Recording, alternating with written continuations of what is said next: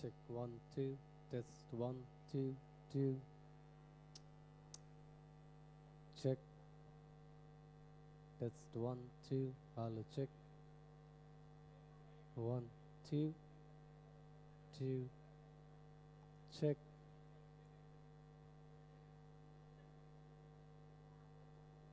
Check 1 2. Hello, check. 1 2.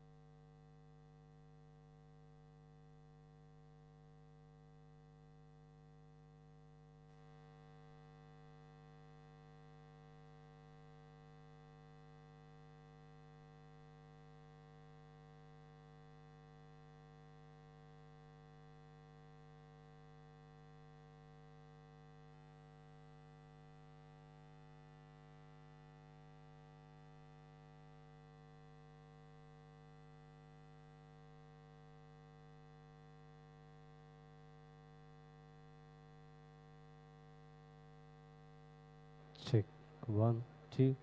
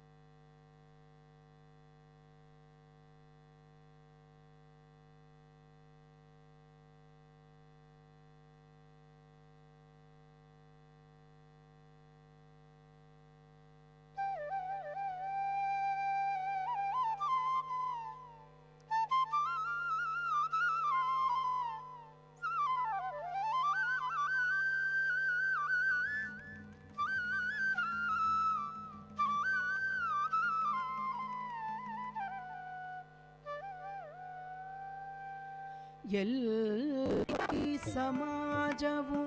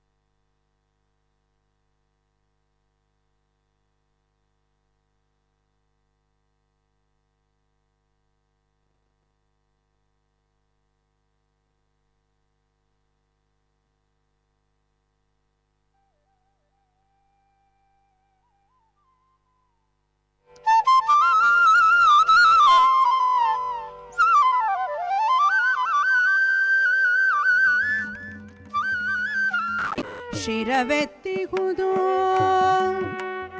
ಎಲ್ಲಿ ಜ್ಞಾನವು ಸುಲಭವೋ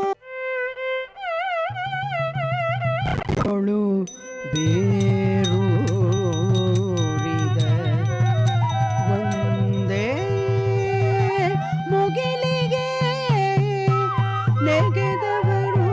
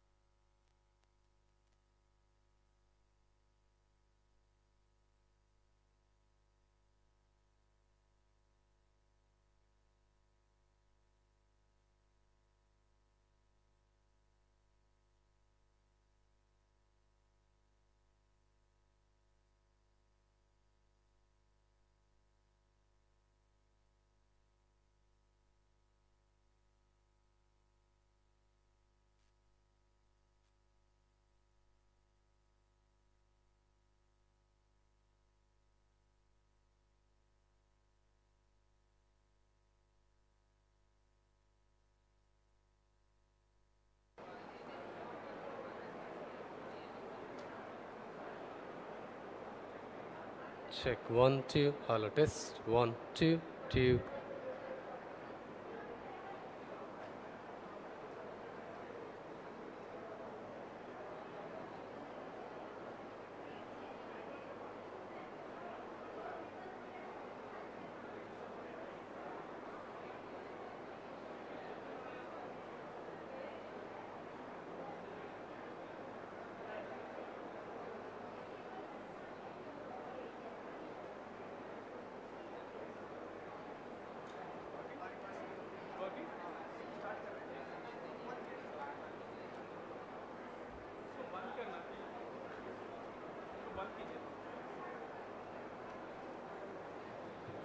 Check, check, hey, hey, check. हाँ.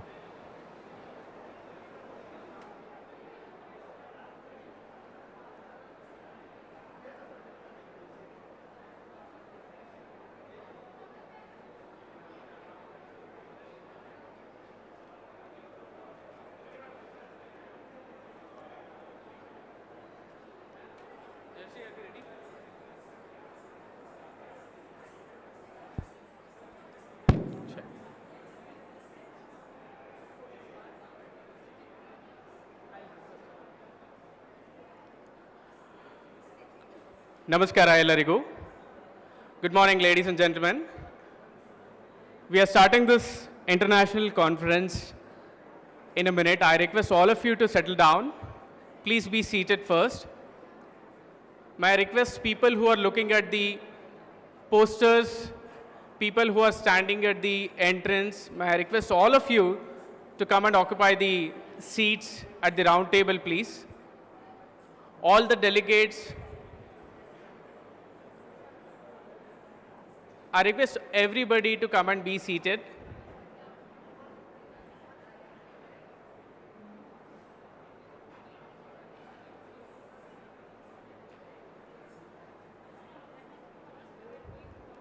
We are starting the program in a minute.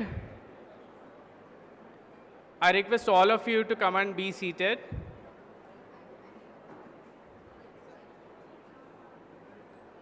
I request the volunteers to request all the delegates to come and be seated. Dr. Rajendra Prasad, I request everybody to come and be seated. Please do request them to come and be seated.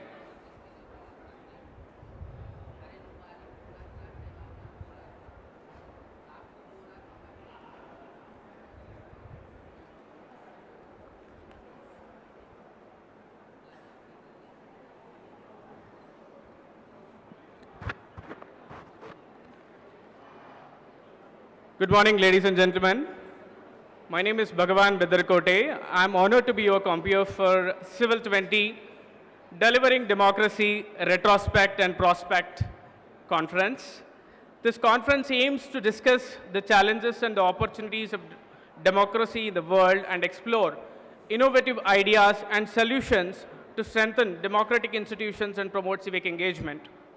The Civil 20 is also called as C20, is a global platform for civil society organizations to engage with the G20, the group of world's largest economies. The C20 represents a diverse range of voices from civil society, including non-governmental organizations, think tanks, academics, institutions, and trade unions.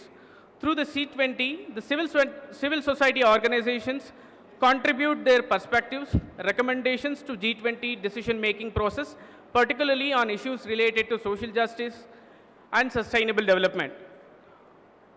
Over the next 2 days, today and tomorrow, we will hear from the diverse range of speakers and panelists who will share their experience, insights, and recommendations on how to strengthen for democratic governance in the 21st century. I would like to extend my gratitude to the organizers of this conference and to all the participants for being here. I hope this conference will be an opportunity for all of us to learn more and exchange each other ideas and work together to promote strengthen democracy, deepen democracy around the world. Thank you.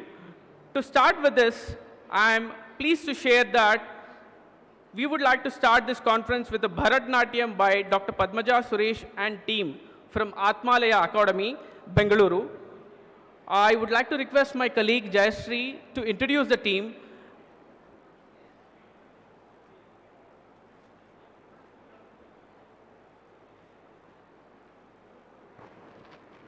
A very warm welcome once again to all of you.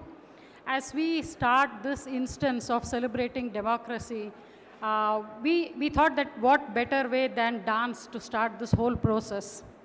Dance is an ancient and celebrated cultural tradition, a mechanism to reinforce our culture, our beliefs, and more importantly, it's an offering and demonstration of love to God. Today with us, we have an accomplished team from Atmalaya, a team with a repute for training in Bharatnatyam, a traditional form of dance in India. Atmalaya conducts dance festivals, brings together noted artists in this field, works on themes that enhance noble values. As a way to contribute to the society, they have a wing dedicated to the lesser privileged students. Heading the team is Karnataka Kalashri Dr. Padmaja Suresh, an acclaimed artist, a researcher, and a writer. She had the privilege of being trained by her own father, Dr. Chakyar Rajan, and Guru K. Kalyana Sundaram. A doctorate in performing arts, Dr. Padmaja has performed in many dance festivals, was honored at the Rashtrapati Bhavan by the then President Dr. Kalam himself. She has led teams which participated at international conferences like the World Sanskrit Conference, the Parliament of Religion, and many such forums. She has represented the Indian Council for Cultural Relationship with concert tours to over 32 nations.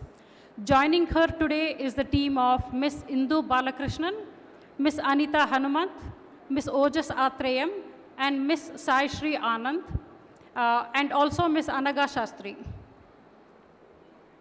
The next slide, please. So as we thought about the theme for the dance itself, I think we zeroed down on a very important theme to the context. They will today perform on the G20 theme Vasudhaiva Kutumbakam, One Earth, One Family, and One Future, which is the main theme of the G20 summit itself. This theme has been a guiding light for Indian families for times unknown. And today, in the context of India holding the G20 presidency, this theme depicts a signature of India's compassion to the world. May I call upon Dr. Padmaja Suresh and team to start the performance.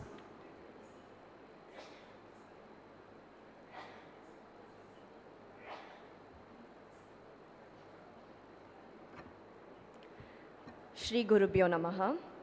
Thank you so much for the introduction. On behalf of Dr. Padmaja Suresh and pupil Mrs. Indu Balakrishnan, Ms. Anita Hanumant, Ms. Ojas Atreyam, Ms. Shreya Srinath, Ms. Arya Bharadwaj, and myself, Anaga Shastri, would like to extend a warm welcome to this august gathering.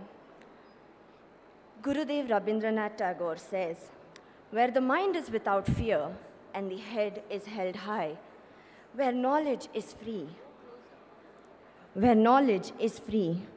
the world has not been broken up into fragments by narrow domestic walls, where words come out from the depth of truth, where tireless striving stretches its arms towards perfection, where the clear stream of reason has not lost its way, into the dreary desert sand of dead habit, where the mind is led forward by thee, into ever-widening thought and action, into that heaven of freedom, my father led my country awake."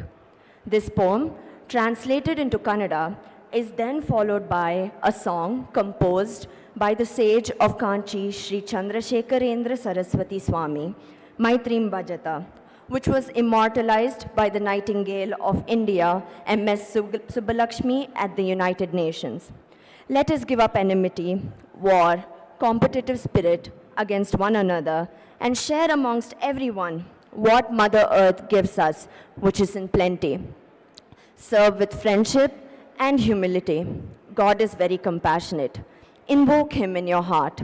Restrain yourself. Donate to the needy with compassion so everyone in this world can be happy and prosperous. Ladies and gentlemen, our first performance presented by Dr. Padmaja Suresh.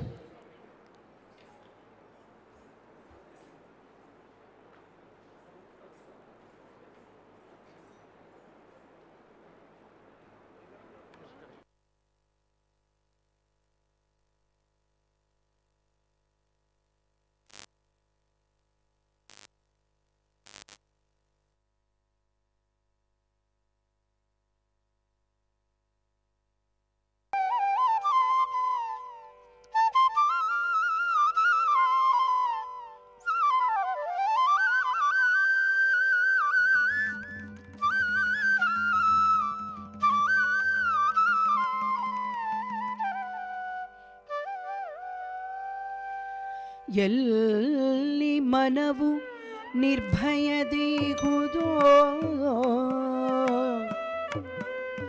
ಶಿರವೆತ್ತಿಹುದೋ ಎಲ್ಲಿ ಜ್ಞಾನವು ಸುಲಭವೋ ಎಲ್ಲಿ ಸಮಾಜವು ಸಂಕುಚಿತ ಕುಟುಂಬದ ಗೂಡಾಗಿ ವಿಭಜಿಸಲಿಲ್ಲವೋ ನಿರ್ಣಯ ಮಾರ್ಗದರ್ಶನದಿಂ ಎಲ್ಲಿ ಮಾನವನು ತನ್ನ ಕಾರ್ಯ ಯೋಜನೆಗಳಲ್ಲಿ ನಿರತದಿಂ ವಿಕಸನ ಪೊಂದಿಗನು ಪರಮಾತ್ಮ ನಿರತವು ಜಾಗೃತದಿ ನಡೆವಂತೆ ಅನುಗ್ರಹಿಸು ಪರಮಾತ್ಮ ಪರಮಾತ್ಮ ಪರಮಾತ್ಮ.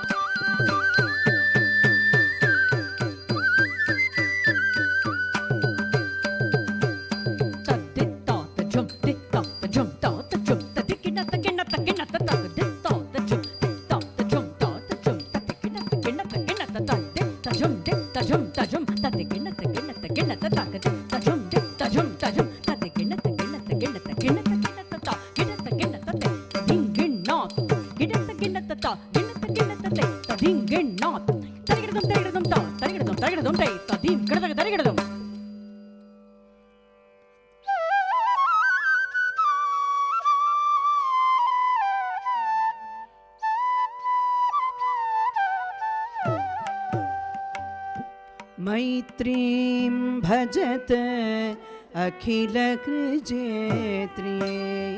मैत्रीं भजत अखिलकृजेत्र्ये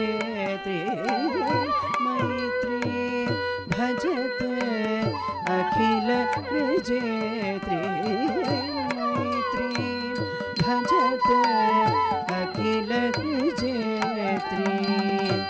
आत्मवदेव परानपि पश्यत आत्मवदेव परानपि पश्यत युद्धं त्यजत स्पर्धा त्यजत युद्धं त्यजत स्पर्धा त्यजत त्यजत परेषु क्रममाक्रमणम् त्यजत परेषु क्रममाक्रमणम् मैत्रीं भजत अखिलकृजेत्र्ये मैत्रीं भजत अखिलकृजेत्र्ये जननी पृथिवी कामदुघास्ते जननी पृथिवी कामदुघास्ते जनको देवक सकल दयालु जनको देवक सकल दयालु दायत दयत्वं जडता दायत दयत्वं जनता श्रेयो भूयात् सकल जना श्रेयो भूयात् सकल जना श्रेयो भूयात् सकल जना श्रेयो भूयात् सकल जना श्रेयो भूयात् सकल जना.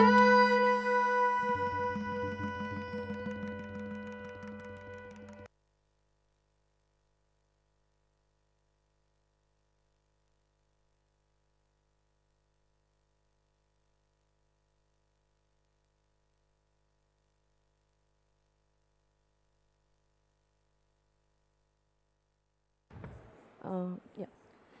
Thank you so much for the warm appreciation. We are part of one celestial tree, with its flowers deep-rooted into the same earth, looking for the joys of spring to open our hearts. The Upanishadic Mahakavyas, like Tattvamasi, proclaim the Rig Vedic truth that we are one in essence, and there is only the Supreme in various forms. The drops of water from the sky join the ocean, and just like that, all sincere salutations would reach the divine.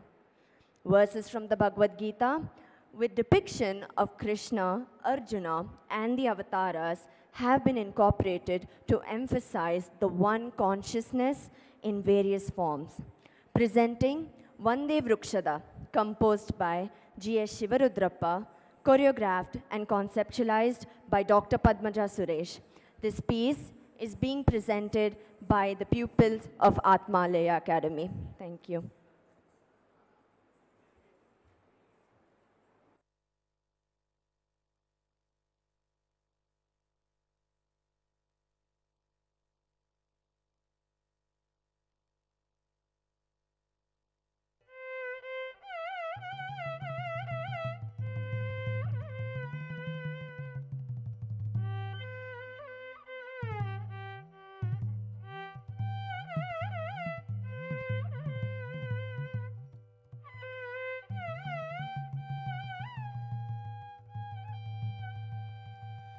ನಾವು ಒಂದೇ ವೃಕ್ಷದ ಕೊಂಬೆಗಳು,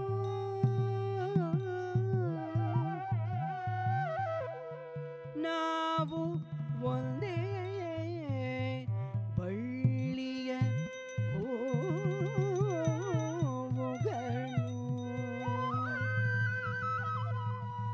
ನೆಲದೋಳು ಬೇರು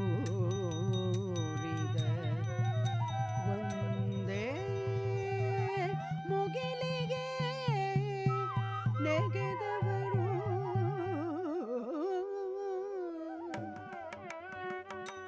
ಒಂದೇ ವಸಂತದ ಸ್ಪರ್ಶಕ್ಕೆ ಝಕ್ಕನೆ ಚಿಗುರುತ ಎದೆಯನು ತೆರೆದವರು.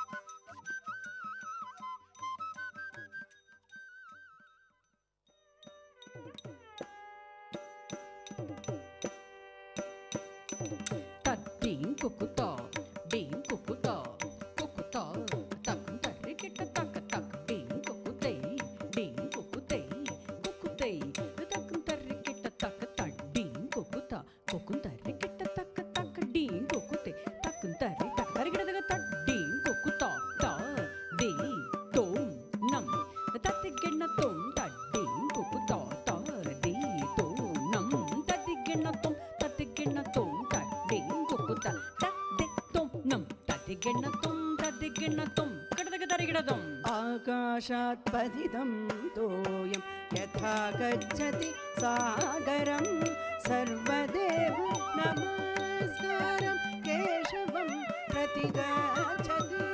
आकाशात् पतितं तोयं यथा गच्छति सागरं, सर्वदेव नमस्कारं केशवं प्रति गच्छति. आकाशात् पतितं तोयं यथा गच्छति सागरं, सर्वदेव नमस्कारं केशवं प्रति गच्छति. केशवं प्रति गच्छति, केशवं प्रति गच्छति.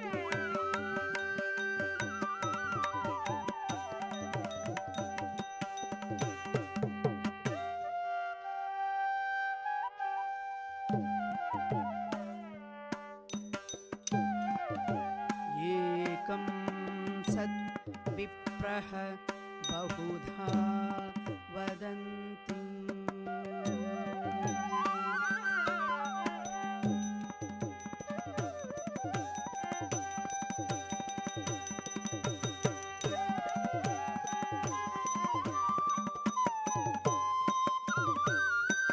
परित्राणाय साधूनां विनाशाय च दुष्कृतां धर्म संस्थापनार्थाय संभवामि युगे युगे धर्म संस्थापनार्थाय संभवामि युगे युगे संभवामि युगे युगे संभवामि युगे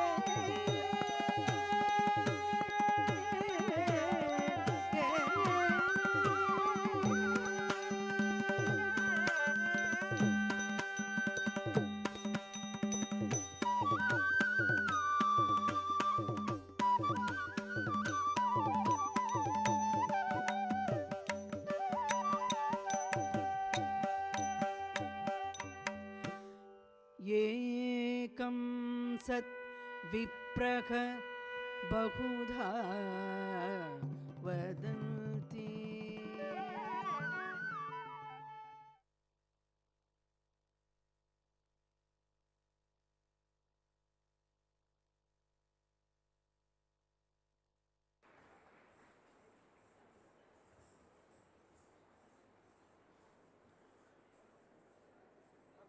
Our heartfelt thank you to the whole Atmalaya team and Srimati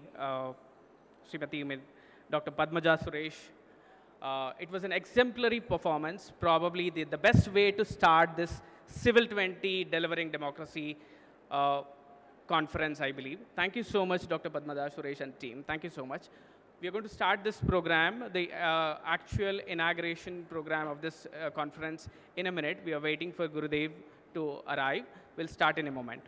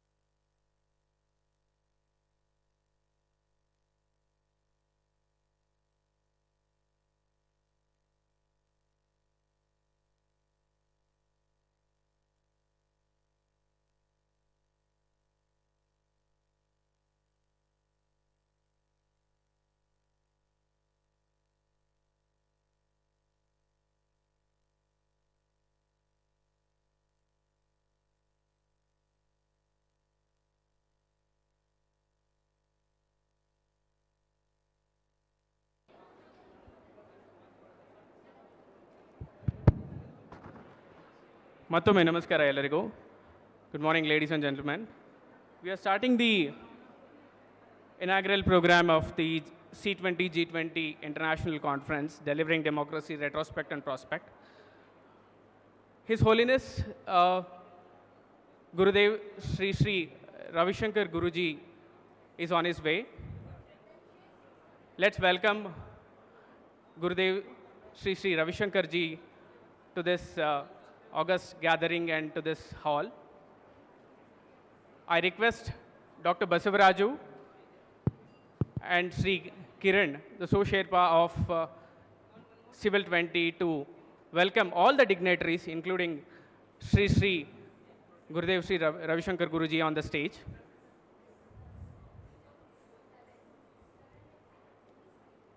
Let's welcome all the dignitaries with a round of applause.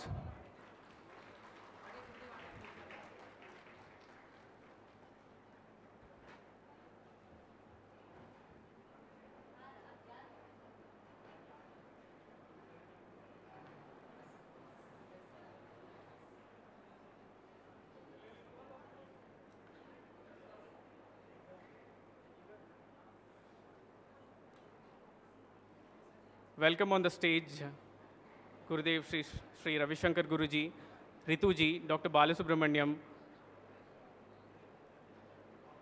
Ushaji, Dr. Basavaraju, and Mr. Kiran. Welcome all the dignitaries on the stage.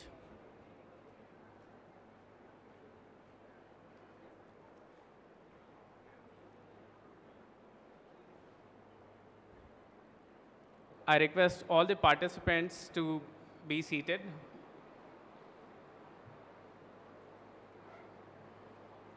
To start with the proceedings of today's C20 G20 International Conference at this wonderful place of art of living, I'm so privileged and thankful to the art of living and Sri Gurudev Sri Ravi Shankar Guruji for hosting this event. We would like to thank with a round of applause on behalf of all of us for giving us an opportunity to host this event here at this campus. To start this event and to welcome all the dignitaries and the guests, I would like to call upon Dr. R. Basavaraju R. Shrestha, National Coordinator for Delivering Democracy Working Group and the Executive Director of GRAM, to welcome and introduce all the dignitaries.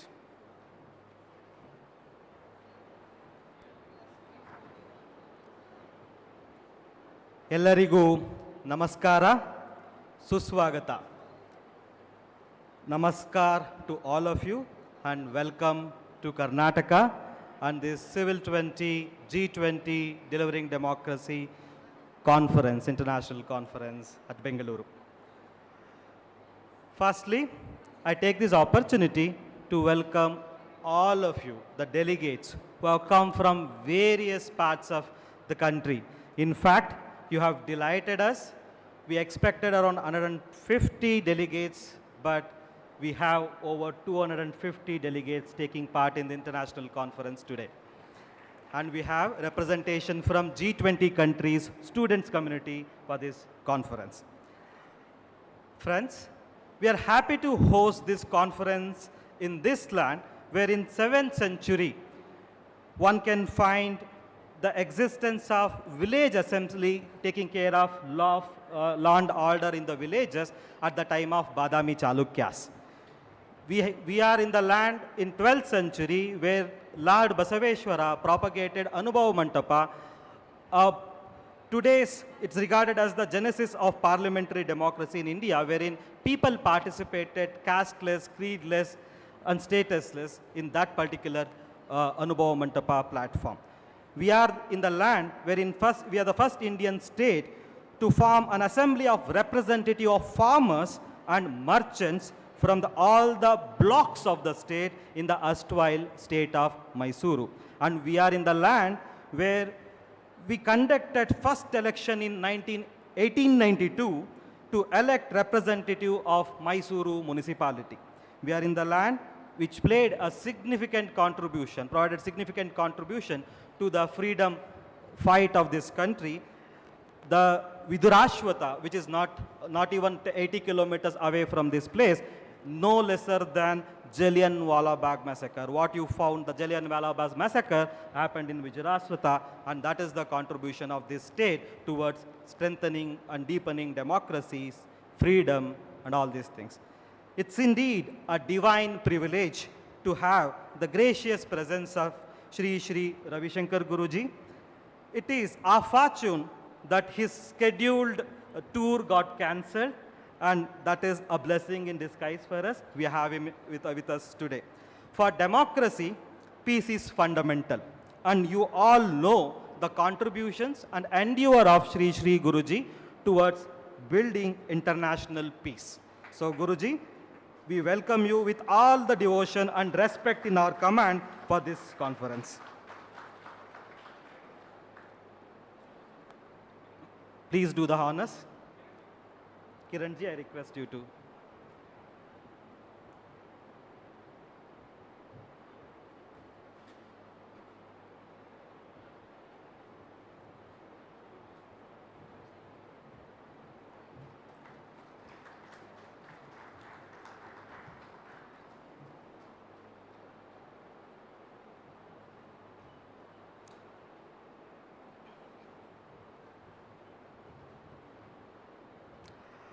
There is a saying, if a woman gets educated, it's like a school is opened in that particular village or community.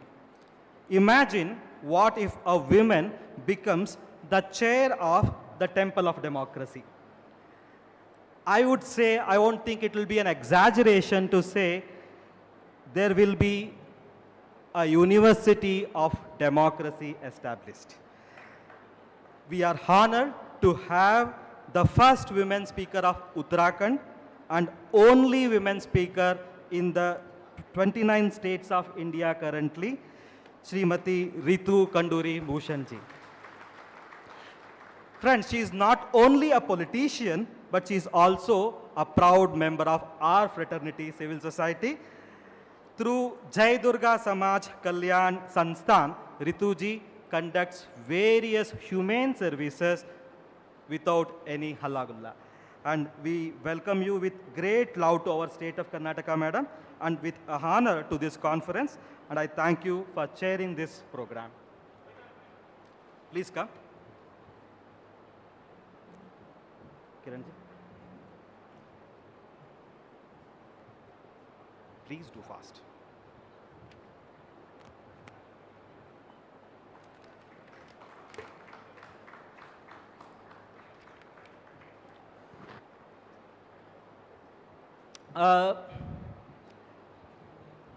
While we are at an excellent phase of, the democracy, the festival of democracy happening in Karnataka, it has also posed various challenges to us. It's unfortunately, we are not having the fortunate of having Dharmendra Pradhanji as well as Shalini Rajneesh, the Additional Chief Secretary of Government of Karnataka, due to the various election issues and model code of conduct is in place. In their absentia, I extend a welcome to them also. It's both easy and as well as complex thing for me to introduce Dr. Balasubramaniam. It's, of course, for the members of the civil society organization, he needs no introduction.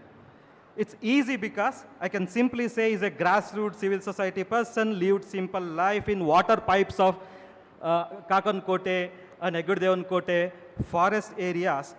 But it's complex because every time I get an opportunity to introduce him, a new avatar is added to his profile. A teacher, an author, an organization builder, an activist, and now a civil servant. Trying to find ways and means to transfer karmacharis of this country to Karma Yogi through Capacity Building Commission of India. And is also delivering a keynote address today, Democratizing Development. I take this opportunity to welcome the founder of GRAM, the member of Capacity Building Commission of India, Dr. R. Balasubramaniam.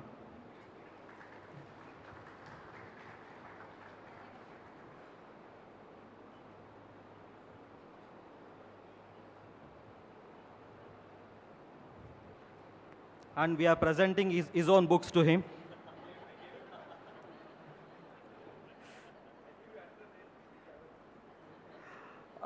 Usha Subramaniam is the Deputy Resident Representative of Ed for Finance and Administration in Ansidal Foundation based in New Delhi, and she operates from New Delhi office.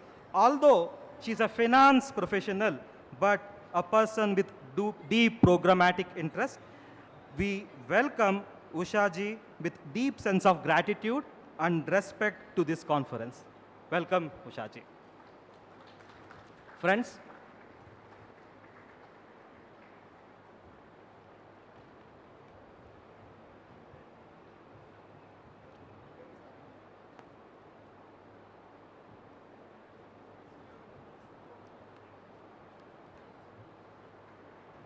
we have a man with a rare blend of rich corporate experience as a strategist, as an entrepreneur, and a deep civil society and grassroots heart and thinking.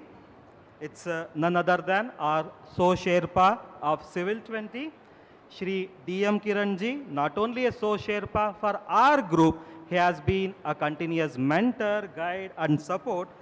I take this opportunity to welcome, to express our deep sense of gratitude, affection, and honor to Shri D.M. Kiranji. Welcome, Kiranji. I request my colleague Bhagwan to do the honors.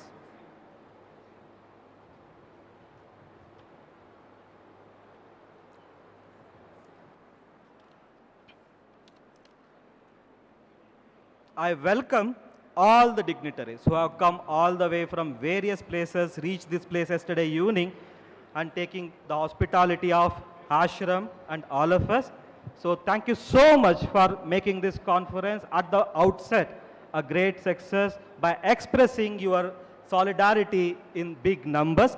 Thank you all civil society friends from India and various other countries. And we also thank the students, because when we started this Delivering Democracy group, the first and foremost thing we thought, youth of this country should be in the focus, and I'll be sharing you the various initiatives we are doing for the youth. But we are happy to share that around 25 youth from various universities of India, be it from Odisha, Delhi, have come here to exhibit their posters. You can see that the posters displayed in this hall would be presenting their posters very proudly and passionately. We welcome all the youngsters, the future of this country, and also we welcome a special welcome to all the students and academia members representing different G20 nations, and welcome also to all the media professionals who have been part of this program, and welcome to my GRAM team, who have tirelessly working from months to make this conference happen, and also all the AOL, Art of Living team, who was continuously working with us shoulder to shoulder to make this conference a success. And friends, as a part of my introductory remarks, I'll keep it very short. I'm indeed enthralled quickly to take you through Delivering Democracy Working Group's engagements and activities. The first thing we did the moment we took over the baton of leading this Delivering Democracy Working Group, how to democratize the thinking of our activities. We came, met with civil society organization. We have onboarded 5 civil society organizations, major civil society organizations as our regional partners, and through them, many other organizations at the grassroots. I want to recognize and mention the support of organizations, CUTS, CYSD, Bala Vikasa, Yuva Vikas Kendra, and IIDL as our proud regional partners, taking our Delivering Democracy to the grassroots. We are doing, to understand our rich heritage and practice of democracy, we have planned Shades of Indian Democracy campaign.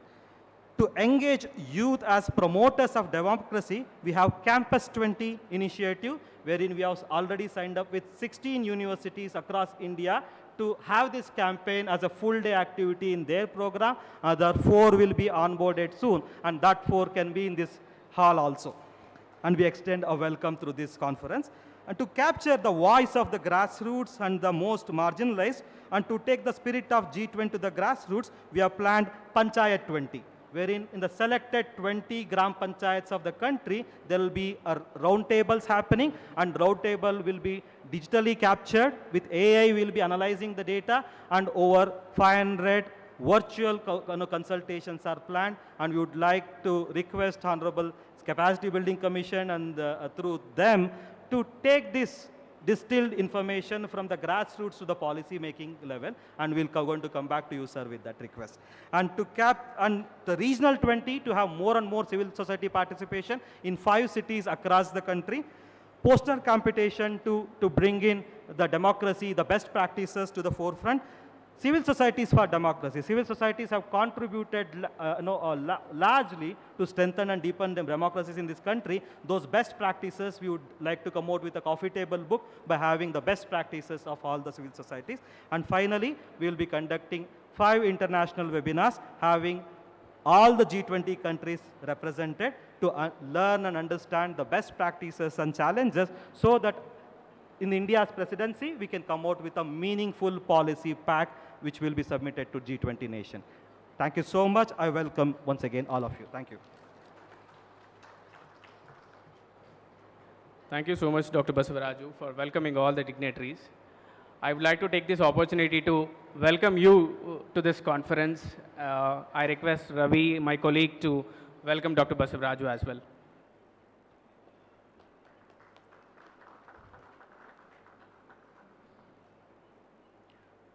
We are at the center stage of the program.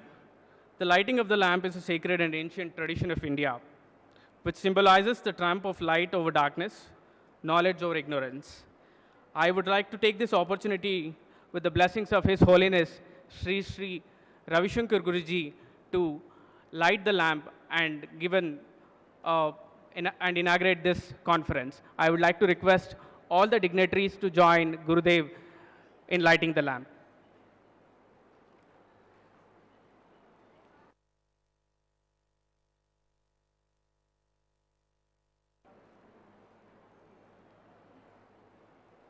Quickly.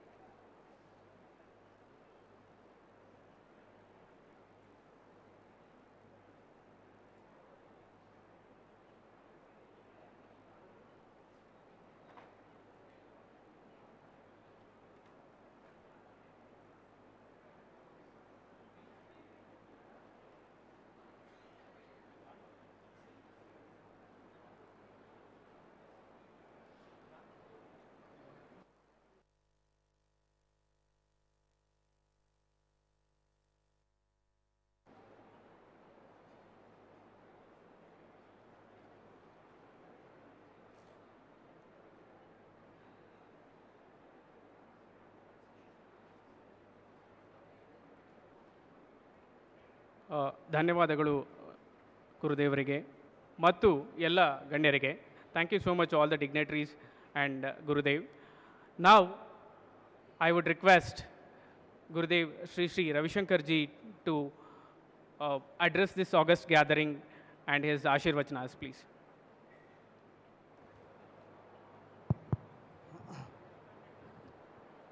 Om Namo Sabhabhyas Sabhapatibhyascha.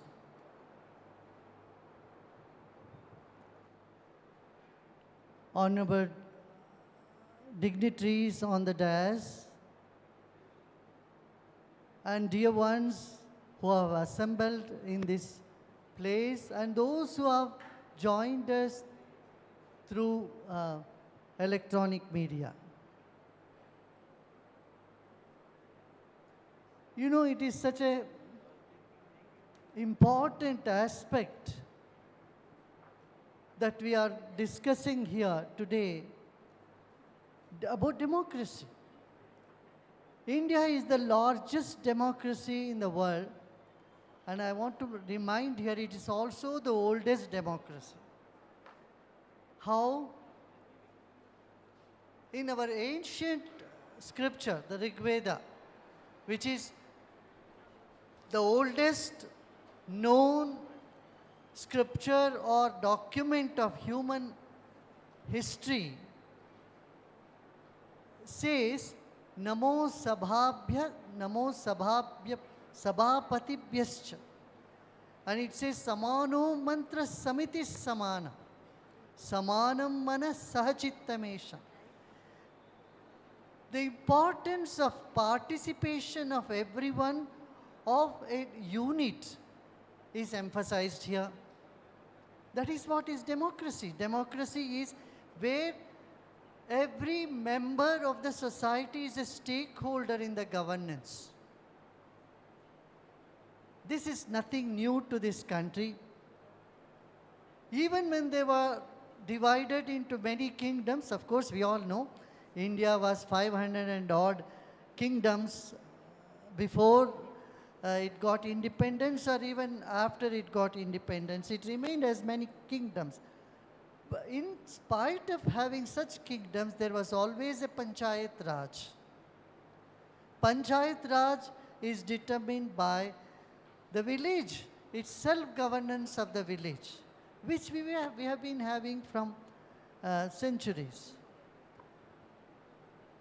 Now, how we can make this democracy very vibrant? That has to happen through education. People need to be made understood their responsibilities and their rights as well. You know, there are many rights activists around the world. Many of them forget to remind people of their responsibility as well. Rights and responsibility, they go together. Where one's rights are concerned, curtailed, one should stand up and speak for it and emphasize and gain back their rights. There's women's rights, children's rights, you know, the downtrodden, they have their rights. At the same time, education in responsibility has to be implemented as well. And I'm so glad to say, in the last few years in this country, that effort has happened. By our Honorable Prime Minister, the first thing he took when he became Prime Minister is to say Clean India campaign. To keep an environment clean is responsibility of every citizen. To take responsibility for clean water, pure air, all these aspects are so vital for a healthy society.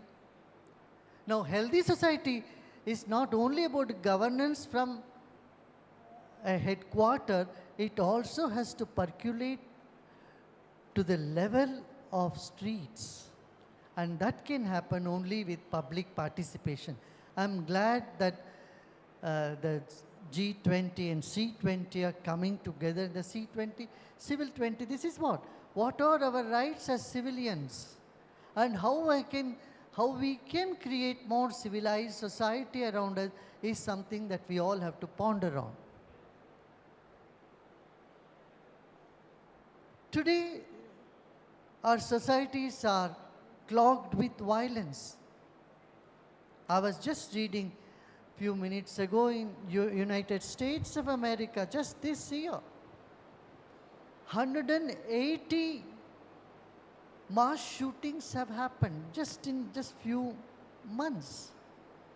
And the year is still to move on. Last year, one of the vibrant democracy, most known democracy of the world, had 600 incidences of mass shooting. We can't afford to have this type of violence in a civilized society. What do you think? Do you all agree with me? Government with a small police force cannot control the population if the violence is spreading in the population unabated. For this, we civil society will have to stand up and take a call. We have to see how our society is stress-free, violence-free, is free from conflicts which could easily be resolved sitting across the table. Our courts are burdened with so many cases. In coming next even 1,000 years, they can all not be solved. If you just keep heaping the court with cases and issues. And so the Panchayat Raj, the democracy, local democracy, what I would call, would always sit, and they would also do the mediation work. A Panchayat is not just ruling or governance, it also works as counseling and inspirational, motivational unit of society, and also it also works as judge, court. So Panchayat Raj does the job of a court, does the job of counselor and inspirational, motivational, and as well as good governance. And these are the things that are the big aspect of a democracy. We all know democracy have 4 pillars. I would say add one more 5 pillars. The first pillar is, of course, the governance. The second pillar is media. And the third is judiciary. Fourth is industry and business. Fifth is civil society. As pillars, they all have to keep their distance. Only then a roof can happen over that. Just imagine if all these pillars in this room come together, there'll be no roof. The democracy is that roof which stands on these 5 pillars. But they all have to coordinate. If there is no coordination between the pillar, no roof can stand. At the same time, if they all come together, then also roof cannot be. So, in democracy, we need a coordinated effort of the faith-based organizations, the media, business and industry, and the government aspect and civil society. But they all have to be independent, and that's so fortunate in this country. We have independence for all this. Our press is so free, our judiciary is very powerful and independent. Our assemblies and our parliament, you could see there is so many differences of opinions are aired freely. Sometimes chairs and mics do fly in the, and it's also entertaining sometimes. Madam Kanduriji is here. I take the liberty to speak to in front of her, but she would know. She has to manage all that as a speaker. How people are free to express their emotions, their ideas, not just ideas, but also their emotions. But the basics of all this is human values. If there is no human values, no attention is given to basic human values, I tell you, no system will work. No, it's neither communism nor capitalism nor theocratism. Nothing will work if humanism is missing. And humanism depends on a stress-free, disease-free society, violence-free society. And this is what something we all have to keep in mind and see that our young people are free from these modern menace. Post-COVID, the suicidal tendencies have skyrocketed. Earlier we used to think people, only those who are very poor, they commit suicide. That is not the case today. Every 42nd, one individual is committing suicide. And the depression rate in the country, in the whole world, has quadrangled now. 4 times the depression rate has gone up. This, no government alone can handle this. Administration are, they cannot handle this. Administration alone cannot handle this. It is a civil society which has to participate. It is a civil society which has to see that, which has to motivate people.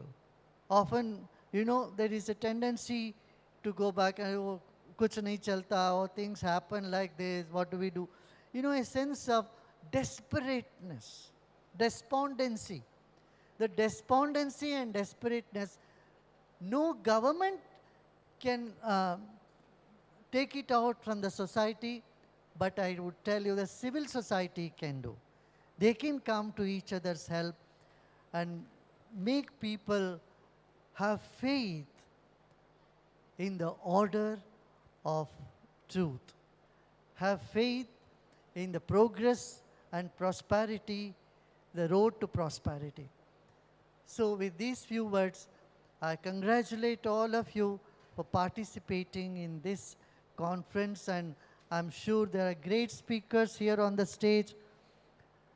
Dr. Balasubramaniam is here, Mrs. Usha Subramaniam, and they're all going to give you more ideas and come up with an action plan from this conference that many NGOs and many other organizations around the globe can implement and work towards creating a better society. In short, I would say we all should dream about a violence-free society, disease-free body, confusion-free mind, inhibition-free intellect, trauma-free memory, and a sorrow-free soul for one and all on this planet. Vasudhaiva Kutumbakam, Om Shanti Shanti Shanti.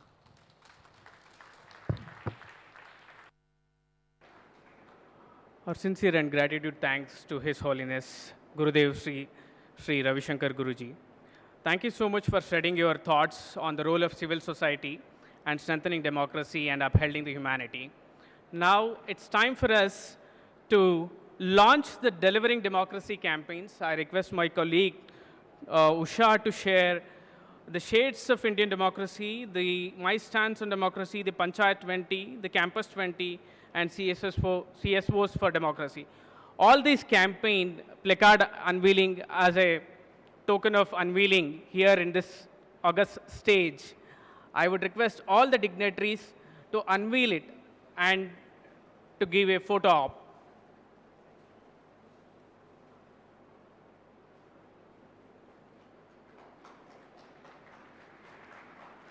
There are several activities which Delivering Democracy Working Group under the G20, C20 is having. These are some of the core group activities which we are running. We request all the civil society organizations to come and take part in this and support us in strengthening the democracy across the G20 nations. Thank you so much, all the dignitaries, for having this unveiled here in this occasion. Now, due to some pressing issues, Gurudev has a limited time. Now I would request His Holiness to felicitate for an exemplary performance of Atmalaya team. I would like to call upon stage Dr. Padmaja Suresh and team on stage to get felicitated by His Holiness Gurudev Sri Ravi Shankar Guruji.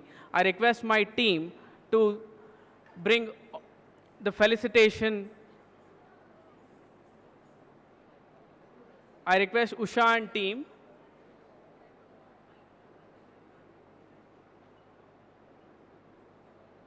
I would also request all the other dignitaries to join in this felicitation.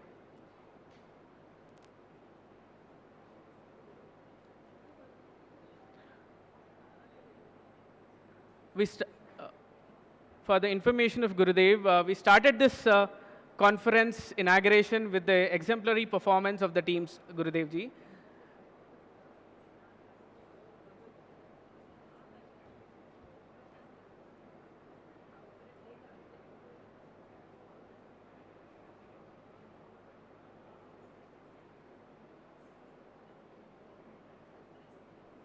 Thank you, Ritu ji. Thank you so much.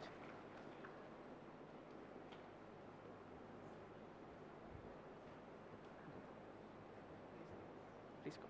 I request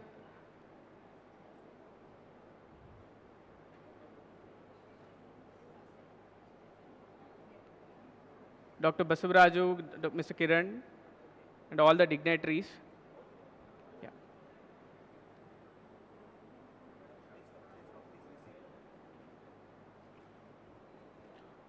Thank you so much. Thank you so much. I would request Gurudev to give us a moment to felicitate you for a moment, sir, please. Thank you. I request Usha and team to quickly come on the dais with all the felicitations, please. I request Dr. Balasubramaniam, Ritu ji and Dr. Basavaraju to join and then felicitate Guruji on this occasion.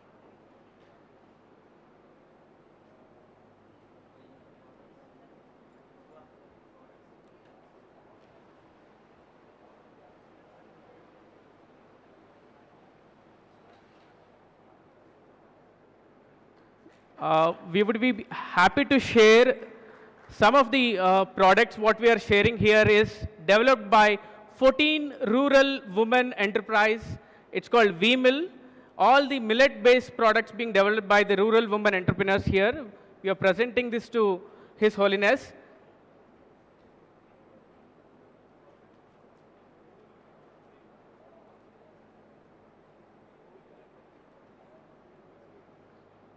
Thank you so much, Ritu ji. Thank you so much.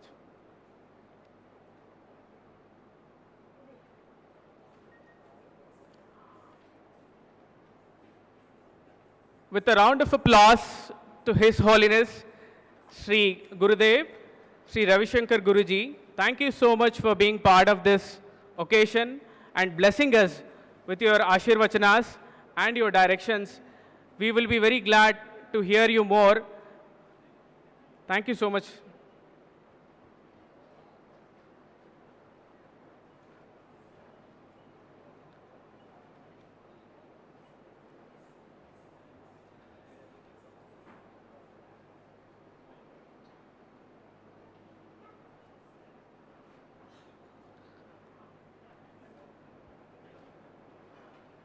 We would continue the proceedings of this conference. It's time for us to hear from a person who has started his journey in the forests of H.D. Devanakote, who has lots of stories to tell about his experience of working with the tribal people of India. I would request Dr. R. Balasubramaniam, Member HR of Capacity Building Commission, to come and make the keynote address to this August gathering.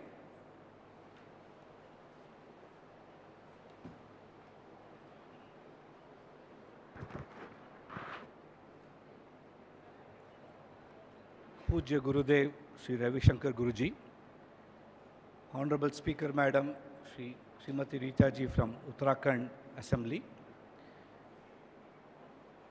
Mrs. Usha Subramaniam ji, colleagues, Dr. Basaraj and Sri Kiran, and all civil society friends here, and we have Honorable Member of Parliament Sujit Kumar ji also here today with us. So it's a pleasure and a privilege to be talking about delivering democracy in such a lovely place. This morning I was getting introduced to all the activities of the AOL Foundation and the different trusts that is being run. in 184 countries, thousands of schools, tens of thousands of people's lives touched. And how else can you do all that without democracy being in action? So I think we are all come together to a place where we can all understand democracy in action in a different way. Talking about democracy to an Indian audience is not an easy job. Typically, we call ourselves the oldest democracy. I would also like to add one more quality to our Indian democracy, and that's what makes it so vibrant and enjoyable. It's also a noisy democracy. There's so much of color and noise that comes across the country. It's very funny when our people protest, people talk about no democracy in India and how paradoxical can someone be? Because the very fact that they're able to protest for months together, expressing their opinion itself is a healthy democracy that India is famous for. So I believe democracy is not just in our parliament, not just in our assemblies, not just in our panchayats. I think democracy, the presence or absence of it, starts from our families itself. And I have a very popular story, like Bhagavan said, all my knowledge and experience and qualification, possibility to be here only comes from the fact that I spent close to 3 decades living with people who I believe could never define democracy, but they lived democracy all their lives, the indigenous communities of India. Though they have traditional chieftainship, the Yajamana is complete. He's a virtual god for his community, his Kula. But an Yajamana could be thrown out by the Kula coming together and reappointing somebody else that they thought is a better Yajamana or a chieftain for the community. So when I went there nearly 35, 40 years ago, I never understood rural India. I grew up in this city of Bangalore. The only democracy we were exposed to in the school was when the school monitor would get elected. In our school, we had an election. And the student, and the funny part of that democracy was the class teacher would tell us who should stand for election. So that's how democracy functioned. You know, we would be told who should stand for the election, and therefore democracy was controlled. And not just in the school. I remember, as an alumni of an Ivy League, I felt that the voice of the global south was missing in that Ivy League. Sujit also is a fellow alumni from the same institution. I thought we should get our voice in. And then I realized, even there the gates are controlled. Only people whom that institution thought was aligned to the democratic values and traditions of that institution could get into the system. So despite calling democracy by the word democracy, it was as far from democracy that somebody could stay.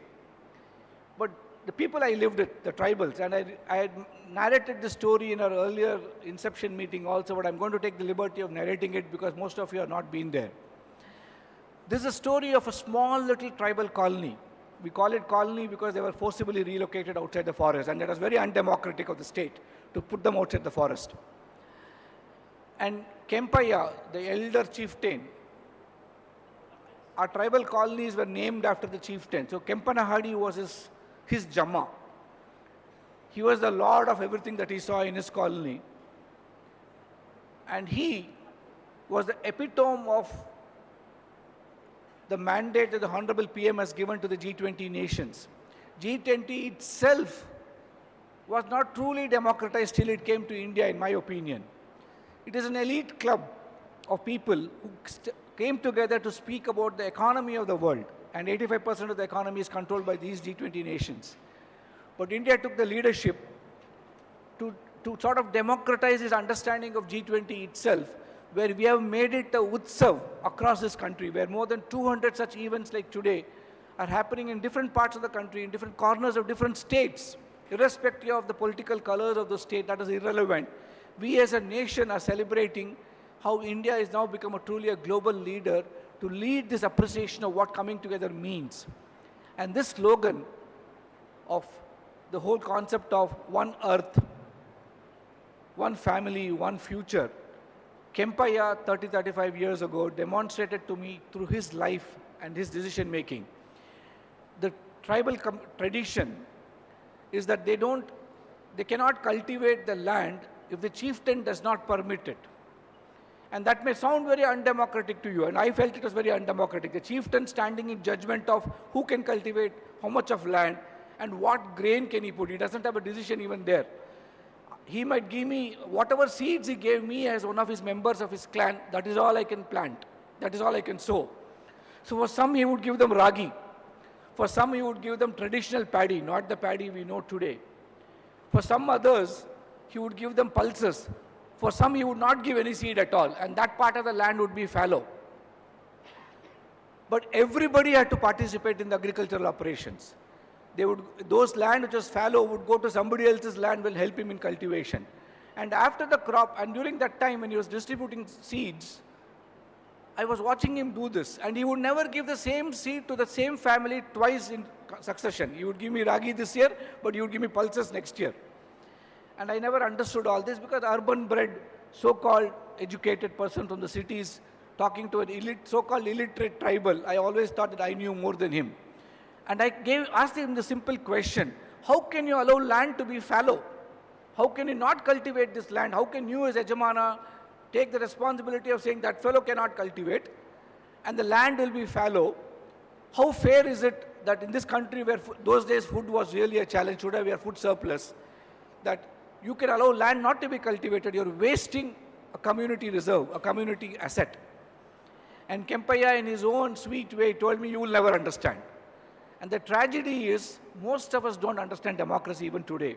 It is people like Kempaiah who remind us that democracy is very different from just going to an election and voting. And Karnataka is going to see the spectacles of, or the sports of elections that's going to happen in the next 1 month here. Kempaiah told me, come after 6 months, you'll understand me better. 6 months later, I went. All the harvest was complete. The central part of the village called the Chavdi, Kempaiah was sitting, holding court, and asking each fellow how much he grew. One person would come and say, I have 10 quintals of, they would not say quintal, 10 bags of ragi. Somebody else would say 4 bags of horse gram. Somebody else would come and say 3 bags of tur dal. And Kempaiah would divide it equitably across the entire village. Irrespective of what land you had, what you grew, he would give everybody a share of the whole village produce. That is possible in democracy in action in a different way. And he wouldn't stop here. He would keep back 5 or 6 bags of ragi, a few little bit of tur dal, everything that they grew, and take it home. And typically, when the leader of the society, and we are all exposed to it in our world today, that if somebody is taking something home, immediately we will suspect him to be corrupt. And we'll say, this fellow is also making money out of society, out of these people. And I was no different. I thought Kempaiah is also corrupt. He's taking half the things to his house. Kempaiah looked at me, and in his own, again, typical indigenous way, he said, I know what you're thinking. I am not corrupt. And that ragi or that extra paddy you take home, he would keep it for the festivities, the jatras, the fairs that community would celebrate throughout the year, where everybody would feast on it. And he would also do one more thing. He told me, if somebody is sick, or somebody, the wage earner of the family dies, or the parents die and there's a child which is orphaned, he would supply food grains to that family from that community stock. It was not for Kempaiah, it was a community reserve that he was creating. Now, we can all sit back and talk of democracy, temples of democracy. That little village in our very remote part of India was a true temple of Indian democracy. So democracy is not something the Westerners have to teach us. We have all been mistaken to believe that democracy came from Greece, democracy came from Aristotelian thought. I can tell you, democracy is part of the Bharatiya DNA, and it is something that we have to come back, pride in that. We have to come back and tell the world, it is part of our thinking, part of our lifestyle. Just remember the way our parents discuss things. Though they may take the final decision, they do allow the children to participate. At least I was very sure that my father, who talked to me, I would never understand most of it. But he still felt it is important. I remember my grandfather, he would call my uncles and my father together to discuss some important family issue. So typically and traditionally, the DNA of Indianism has been democratic thinking, democratic action. For some reason or the other, a new narrative was created where we have to look to the West to teach us all this. I think the time has come for us to reclaim the intellectual leadership of the world itself. For if we do not tell the world this powerful message, it's not a slogan. I think it's the most powerful message mankind can give to the rest of the world. Vasudhaiva Kutumbakam. It is not just people. Vasudhaiva takes care of everything. And this is a message Kempaiah told me.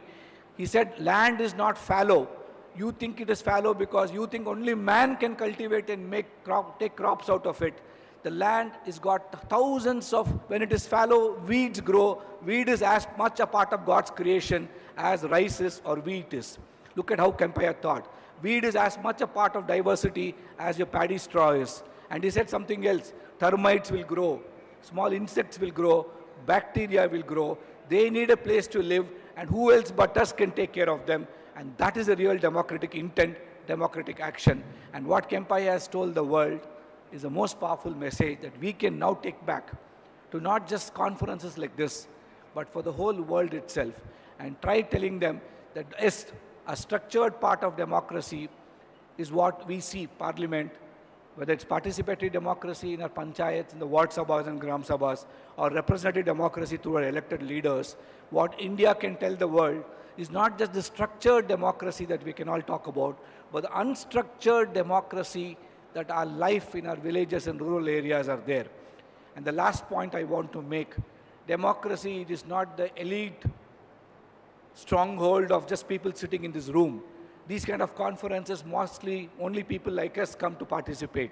Remember, we are civil society. We don't represent all the people that we serve. We serve people, but we don't represent them. Many of us in civil society think we are the voice of the people. I think we need to understand we are not the voice of the people. We only are representatives of the voice of the people. And we can never be the voice of anybody. And that is the real spirit of democracy. Today, we have an extraordinary opportunity that the nation has presented us with.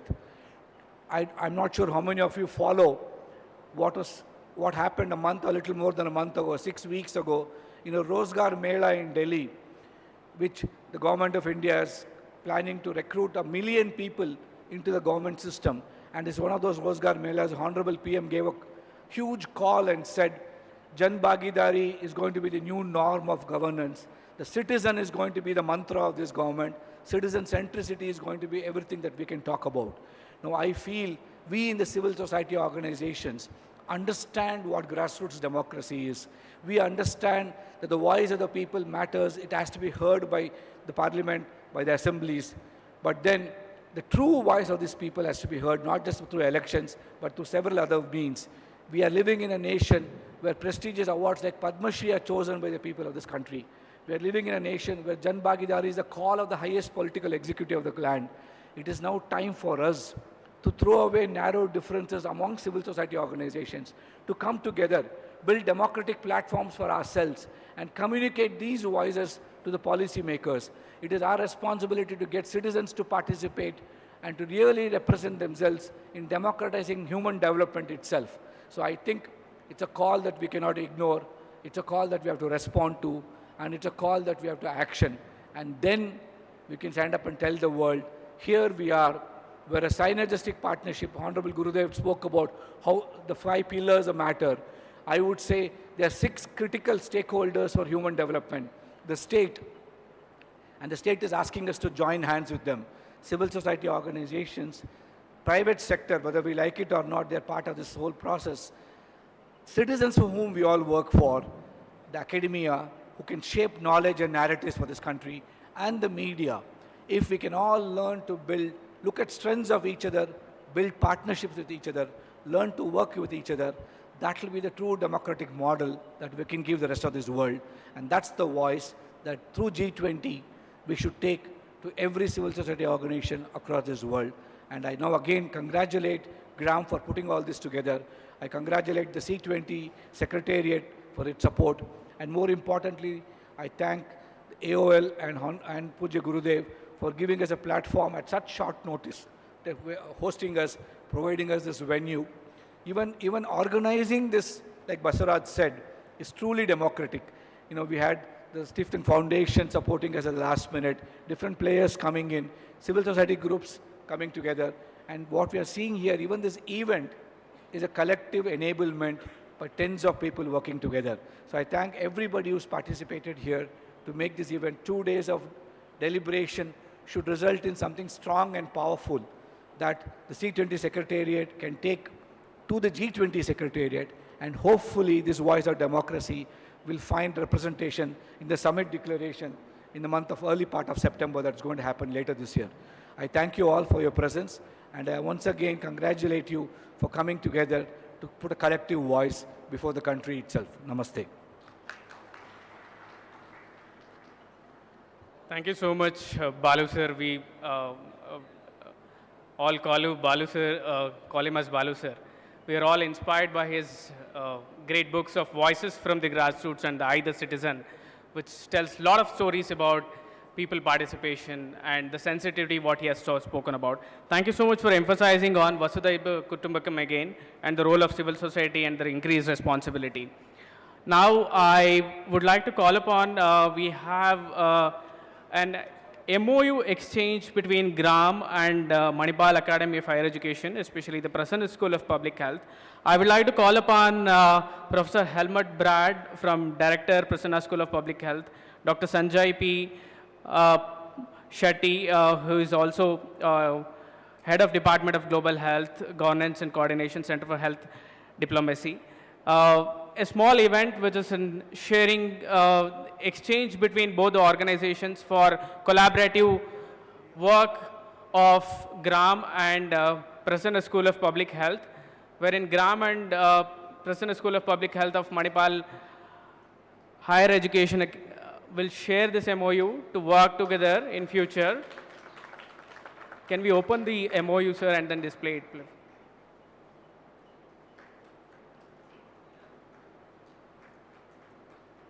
Thank you, Team Manipal, and thank you, Dr. Basavaraju and Dr. Ananya.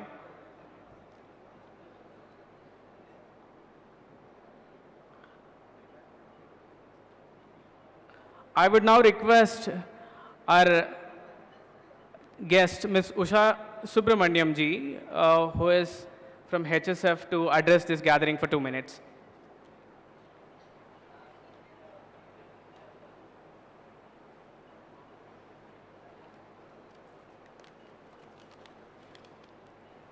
Thank you.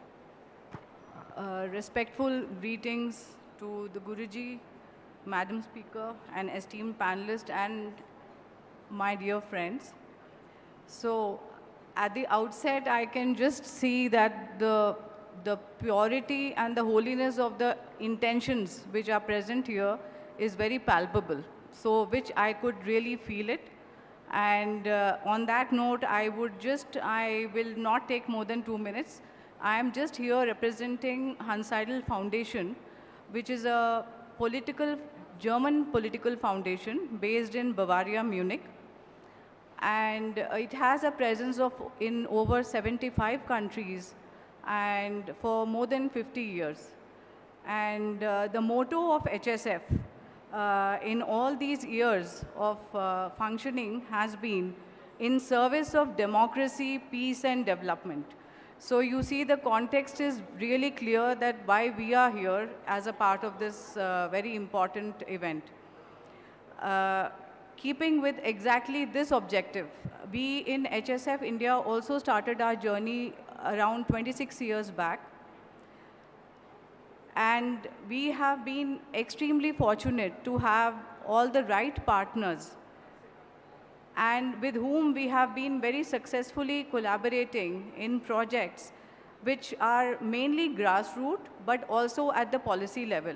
So like strengthening democratic processes in local governance, federal structures, water conservation and environment protection, creation of safe spaces for vulnerable section of the society, and promotion of regional understanding in areas of common interest and challenges. We also have a special commitment to Karnataka, as I had mentioned even before to our colleagues here. There is a MOU between the two states of Karnataka and Bavaria, which has provided a very strong basis for more effective partnerships in the areas of mutual concern. So HSF has always believed that a sustainable growth and development is possible only through capacity building and encouragement of dialogues. Today, it is a privilege for Hans Seidel Foundation to be a part of this very important discussion. As we all are aware, for a functional democracy, it is very important to have a partnership between the government and the governed, giving equal chance for all to question, understand, and follow best examples. Today, we have the experience and expertise of many successful organizations which are gathered under this roof. So we are looking forward to the outcome of the deliberations. And as Dr. Balasubramanian said, I think we must create a statement out of these two conferences and all the events that are being planned. And also I must mention that India has recently been called the Vishwa Guru. I don't know how many of you read this. So I think we need to be proud of what we are doing, and we continue to do it. So wishing this forum all the very best from all of us at Hans Seidel Foundation. Thank you so much. Thank you so much, Ushaji, and for the kind words and also sharing your work with Karnataka especially and across the world. And we would like to thank you for supporting this noble cause of conducting this conference and various activities of the Civil 20 Delivering Democracy Working Group, with special thanks to the Hans Seidel Foundation as well.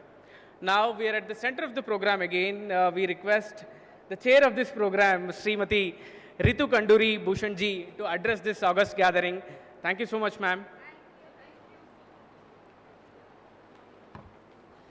I hope you can see me. Slightly short. I hope you can see me. No, I'm comfortable. Thank you so much. Can I have a...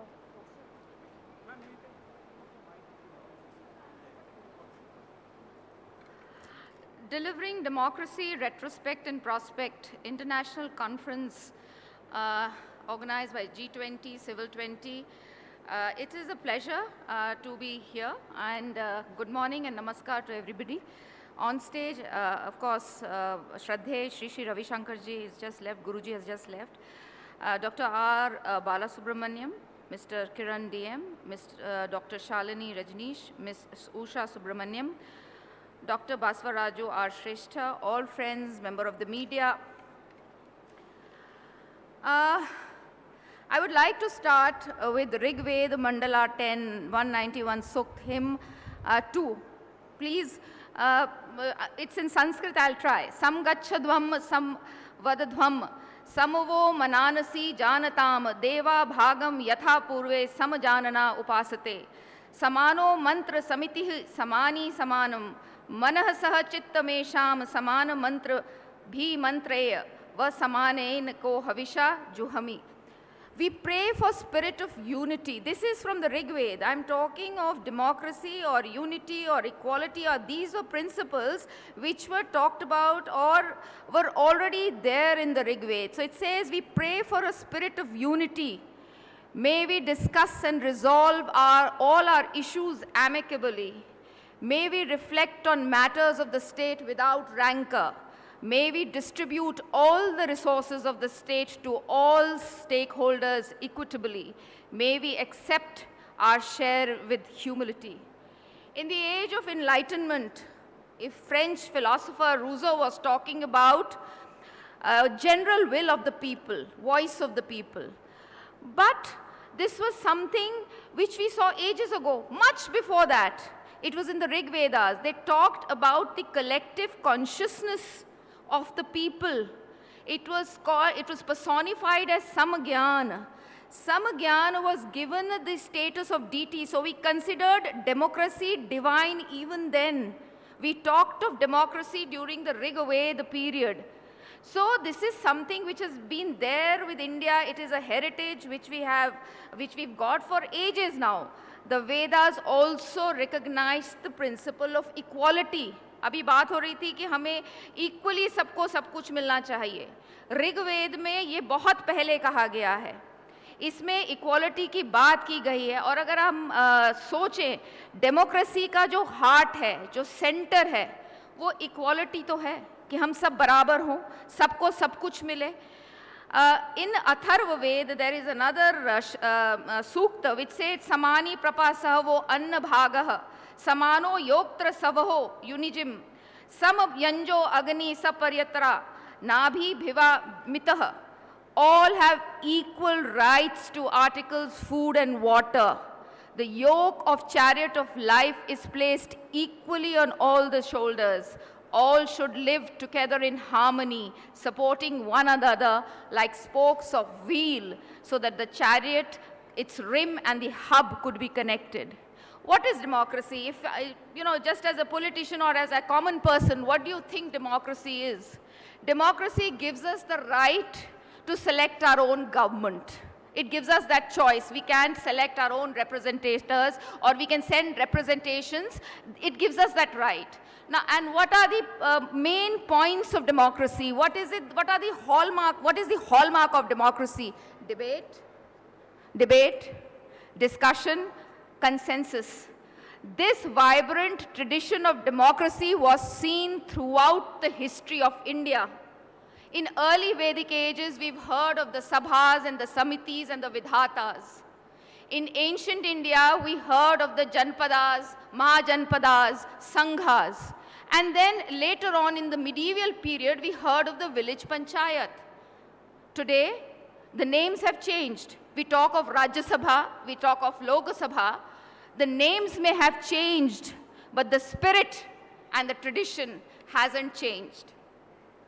After independence, in the 20th century, India consciously decided to take upon a nomenclature, which was, we wanted to be a democratic republic, which was, we wanted multi-party system, which was, we wanted to give adult franchise, universal adult franchise, which was that we would have elections periodically, every 5 years we would have elections. Universal adult franchise in 1947. आज हमको लगता है कि अरे क्या है, vote ही तो है, इलेक्शन ही तो है.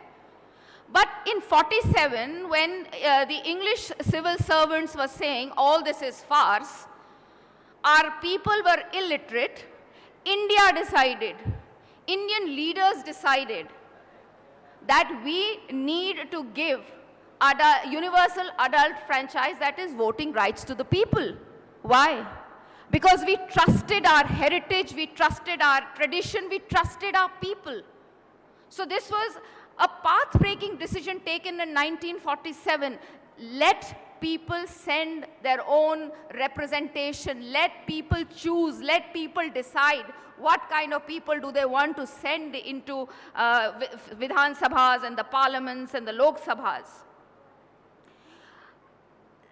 The belief of India in its people, in its tradition, has been well rewarded. Churchill once said, when a little man walks into the little booth, that is the highest tribute to democracy. As Indian citizens, we ask, what is democracy? Why is it different from other kinds of rules? What is there in democracy? If you look at, I can give you many examples. There is a Shyam Saran Negi from Himachal Pradesh, voted for the first time in 1951. And he voted 34 times, died in November of 2022. And he participated in each and every election. That is the power democracy gave him. There is another interesting example of Guru Bharat Das, Darshan Das from Banej in Gir. A booth was constructed just for him. A single man had to vote in Banej in Gir. So a booth was constructed, and the electoral officers who had to conduct the elections went 25 kilometers just for that one man. And when he continued to vote, and when he was asked, he says, it's a sacred act. I have to do it. This is democracy in India. Features of democracy, what is it? How are we connecting with the people of India? After all, we need to connect with people. As Abhi Bola, the keynote said, that we need to connect with the people. We have to see what the civil people want. What is it that the common people want in this country? First thing that has come to us is universal adult franchise. We can vote. It is because of this democracy. It is this democracy that gives us the right to vote. Choose. Choose the kind of people you want. What is it that you want? Secondly, citizens are heard. In today's India, citizens are heard. People are willing to listen to them and then design programs and various other programs that they want to do, planning on programs. There are innumerable programs that are coming up. And how do they come about? After listening to the citizens. Secondly, thirdly, redressal. If you have an issue, if the citizens of this country have a problem, there are courts, there are tribunals, ombudsman. We can go and find redressal for our issues, for our problems. Accountability. Extremely important in a society, accountability. We see that, of course, democracy in its own has its own mechanisms. But yet, India has decided we have certain institutions. There is Parliament, there is Vidhan Sabha, there is CAG, and there are innumerable such institutions which look at the accountability. You will lose, if I talk as a politician, I will lose an election if I am not accountable to my people. If I am not accountable, if I am not honest, if I am corrupt, and if they don't want me to become a legislature again, they will just not give me votes. So these are certain things which come with democracy, which give us rights. Now, if we talk of in the last 5-6 years, mygov.in, what is that? That is another platform where citizens can give their ideas. So basically, as a democracy, what are we trying? We are trying to connect people with the rulers, people who are governing us, so that it is they who are ruling us. It is the people who are ruling us. So it is extremely important. So we have something like mygov.in. Then we have the Prabhari officers. We have a program where Prabhari officers of aspirational districts are asked to go and meet the common person.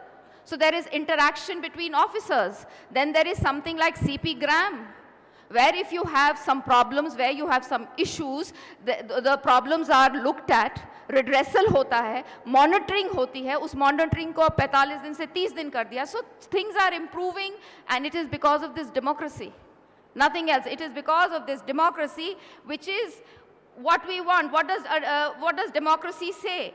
Involvement of the citizen, answerability to them.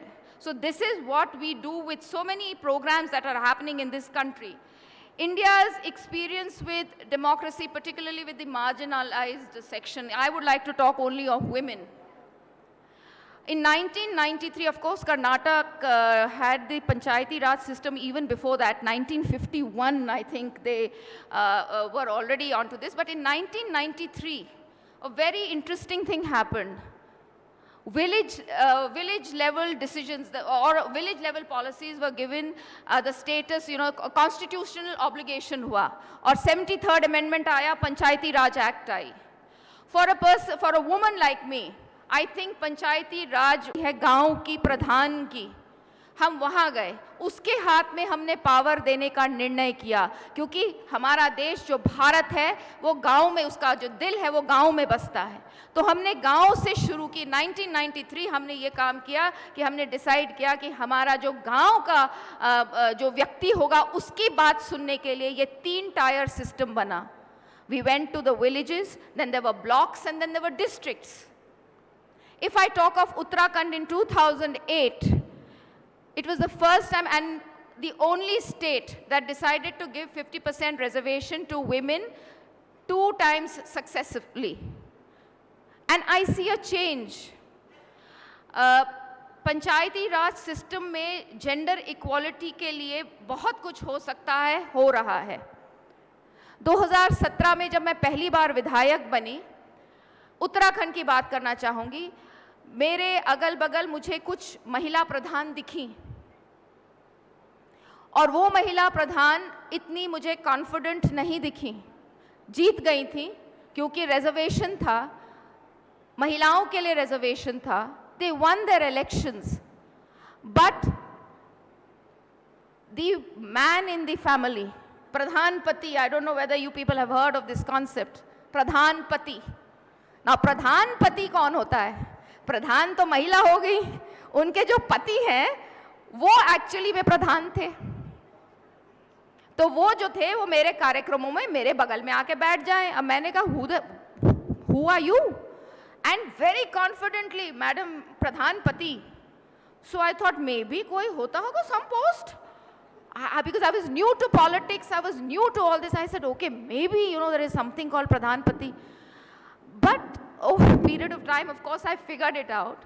And then I made a call. I said, no, Pati will sit in front of me and whoever is the Pradhan will sit next to me. And I told the women, आप कागज निकाल के अपने village की, अपने गांव की समस्या, you come out with those, क्या समस्या आपको बताइए मुझे, हमें पढ़िए। आज भी हमको भी जब भाषण देना होता है या कहीं बोलना होता है, पेट में अभी भी गुड़गुड़ होती है, बटरफ्लाइज होते हैं। So I told women that you need to stand up and start reading. There is nothing wrong in it. And I'm telling you, in 2022, I saw a drastic change. I saw a drastic change where women were coming, participating, talking about the issues of their village. This is what we want. This is what Panchayati Raj wants. This is what democracy wants. Because a woman, when she's selected, when she's elected, she talks about her village. It's in her heart. उसके मन में होता है कि मैं अपने गांव की शिक्षा सुधारूं, अपने गांव का पानी सुधारूं, अपने गांव के हेल्थ को सुधारूं। तो जब वो जीत कर आती है तो वो अपने गांव की बात करती है। Of course, she becomes a role model for other women, no doubt. No doubt, maybe they will be the future MPs and MLAs who have risen from being a Pradhan. There was last time in my assembly in Uttarakhand, there was a lady who was a Pradhan and then went on to become an MLA. So बहुत सारी चीज़ें, इन जो ये systems हैं, जो democratic systems हैं, इनसे जनता को, आम आदमी को फ़ायदा होता है, लेकिन हम उसको कितना अच्छे से इम्प्लीमेंट कर सकते हैं, उनके बारे में कितना नॉलेज है। अभी मैं डॉक्टर साहब से यही बात कर रही थी, बालासुब्रमण्यम जी, कि इन्फॉर्मेशन ही नहीं है। We have no clue, we don't no.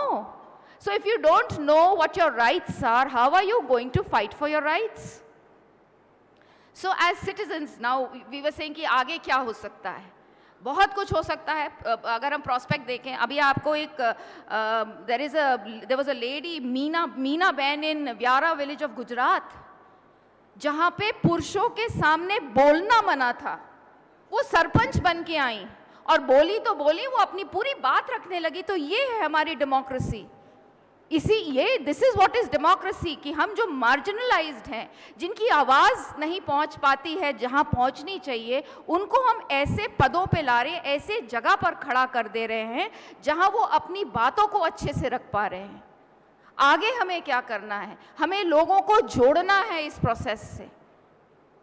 हमें लोगों को, अपने यूथ को एजुकेट करना है, यंग को पॉलिटिक्स में आने के लिए इनकरेज करना है, जो पढ़े हैं, जो लिखे हैं। क्योंकि पढ़ लिख कर स्किल जिसके हाथ में हो, हुनर, और स्किल मैं केवल ये नहीं कह रही हूँ कि उसको बस प्लम्बिंग का स्किल है या डॉक्टरी का स्किल है। स्किल और भी बहुत तरह के skills could be, who is doing very well in maybe economics, who is doing very well in industry. These are also skills. We need to pull in such people, such youngsters, such women, such from marginalized sections, bring them in, encourage them. Parties need to encourage such people to participate in these democratic institutions.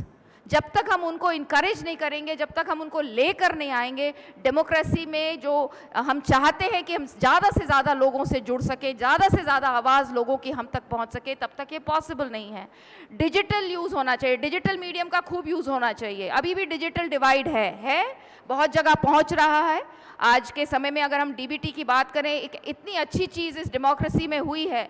DBT में आप पहले देखिए, जब एक व्यक्ति को pension आती थी, 700 रुपये पेंशन आती थी, उस चक्कर काटते काटते ब्लॉक का थक जाता था, ब्लॉक में घूमता था, उसको 50 बार दौड़ लगाता था, पटवारी दौड़ा रहा है, उसको तहसीलदार दौड़वा रहा है।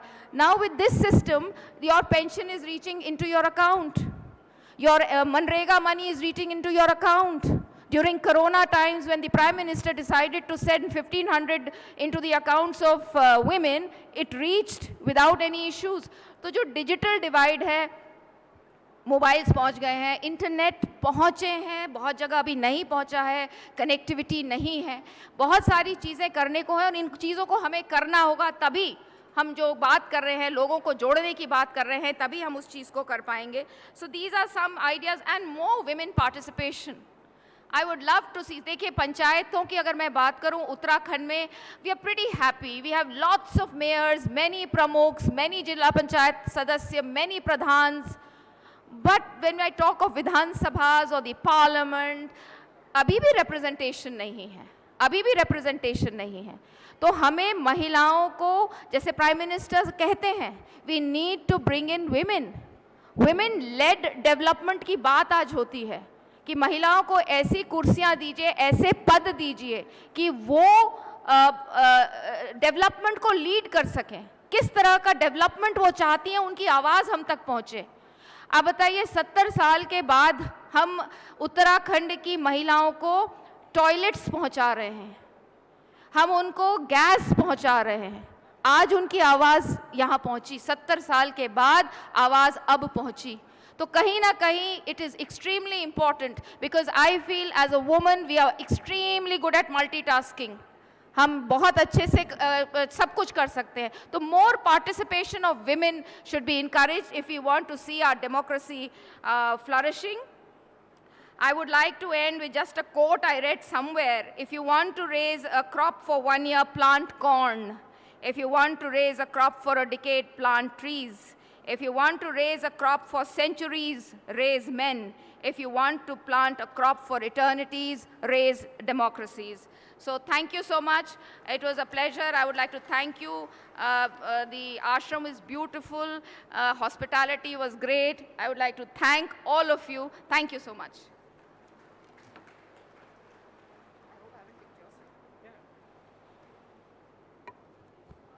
Thank you so much, Rituji. It was wonderful hearing from you about strengthening democracy, inclusive democracy, and women-led democracy. I'm sure the insights of yours, we resonate. All of us who are in this hall will resonate with your thoughts. Thank you so much for chairing this conference inauguration. Now, I would like to call upon Sri Kiran Ji, Mr. DM Kiran, So Sherpa, Civil 20 India, to propose vote of thanks to all the dignitaries.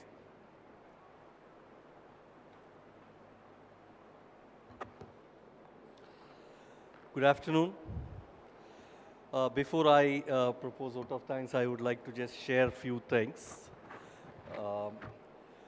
When G20 presidency was taken by India, many of us we only knew that G20 means that there will be some leadership summit, and it's a one-day event which will happen, and that's about it.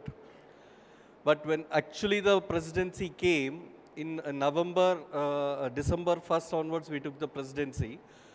November, we started understanding that there are not only one summit, but there are multiple tracks. There are 3 tracks. One is the Sherpa track, the other one is the engagement group track, and then there is a foreign secretary and the finance ministry track. So Civil C20 is one of the official engagement group of G20, and like there are 11 engagement groups, but India has, in addition to these 11, added another 20. So we have 31 engagement groups, and there are a lot of activities happening across India related to G20. So when we and in G20, in C20, the chair for C20 is Mata Amrutanandamayi, and there are 2 core members, Vivekananda Kendra, and Satsang Foundation. These are the two core members for the C20. The secretariat is given to Rambhav Malige Prabodhini, which is acting as a secretariat and coordinating all C20 related activities. There are 14 working groups. Delivering Democracy, Retrospect and Prospective is one such working group. There are 14 working groups dealing on various topics and issues, which some of them are in continuity with the previous C20. Some of it are going to be continued in future because that is what we have started this year. So, yeah. It gives me immense pleasure to thank Srimati Ritu Kandukar Bhushanji, Turiji. When I requested her that she has to be part of this program, she wholeheartedly accepted without any hint of hesitation. And it is very appropriate for us to look at having these kind of speakers for this particular conference, especially when we are talking about democracy. I thank you, madam, for being part of this. I also thank Dr. Balasubramaniam. The first call I made when we were supposed to think about having one of these working groups is to Dr. Balu. And I said Gram should host it. And I took his help to get connected with Dr. Basuraj. And I thank you for accepting to host, to be the national coordinator organization, and also to present today's keynote address for them. Yeah. Yeah. I would request Rituji to be felicitated by Basurajji and Baluji.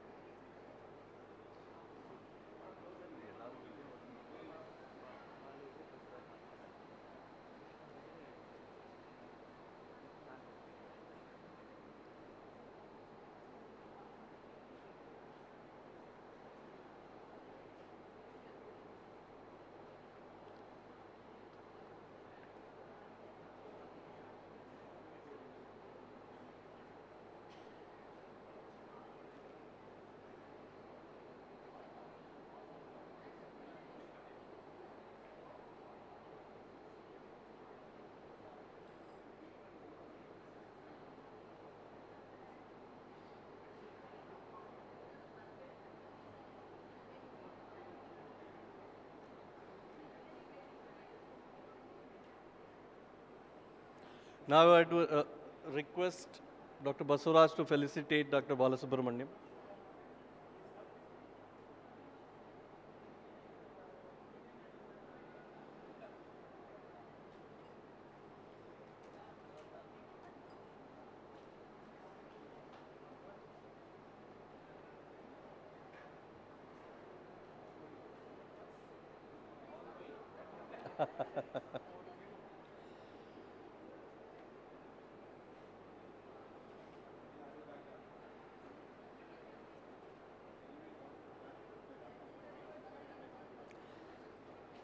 I'd also thank Usha Subramaniam and request Dr. Balu to facilitate her.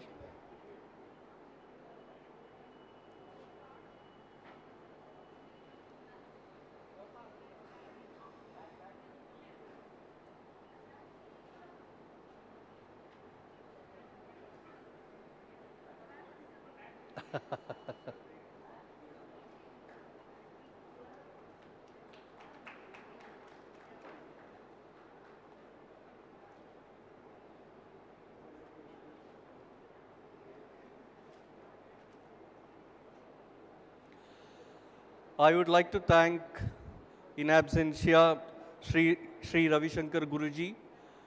I still remember in 2013, he started a campaign on vote for good governance.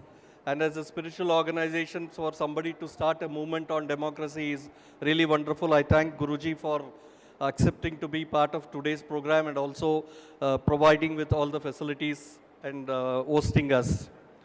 I would also thank Dharmendra Pradhan ji and Shalini Rajneesh. I also thank Dr. Basuraj, who has been kind of leading this whole initiative as a national coordinator and also doing wonderfully well in organizing this entire seminar. I request Bhagwan to felicitate him.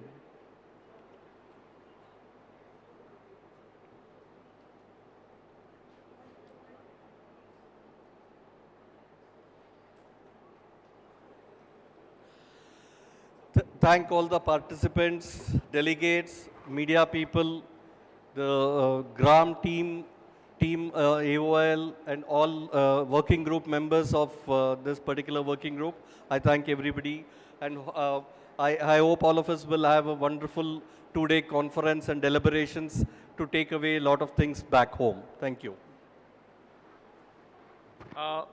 I take this opportunity to thank our Sherpa of Civil 20, Kiran ji, who has been an inspiring support to all of us in all the events. I request Usha to felicitate the Sherpa of Civil 20, Mr. Kiran DM. Thank you, Kiran ji, for supporting us in all the activities.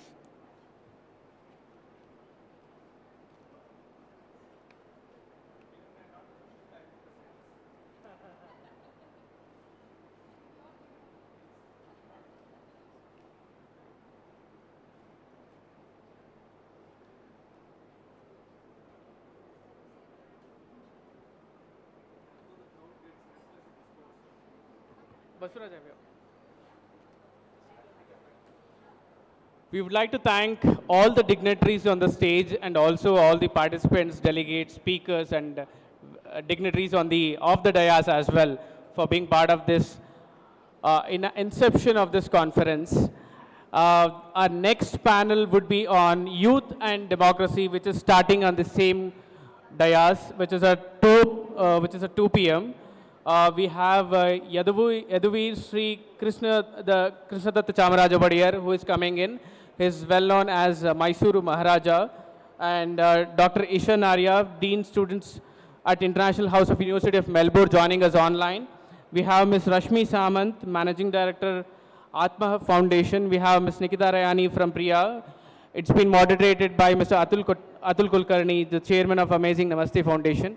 I request all the dignitaries and as well as the delegates to be at the conference hall by 1:55 p.m. Now we will all head for lunch at the first floor of this Annapurna Hall. Thank you so much, everyone. Also wanted to give information to all the delegates. Kindly wear all your delegate tags. Without delegate tags, no entry to respective sections of the AOL. Please ensure that you are wearing your tags. And we have a democracy lighting which is going to happen today evening at 7:30 p.m. at the in front of Vishalakshi Mahal. We also have an opportunity to ask questions to His Holiness Sri Gurudev, Ravi Shankar Guruji. At the reception counter, you will all have the the papers available. You can put in your questions there. Your questions can be answered by His Holiness today evening. Thank you so much. We'll be back on this hall again by 1:55 p.m.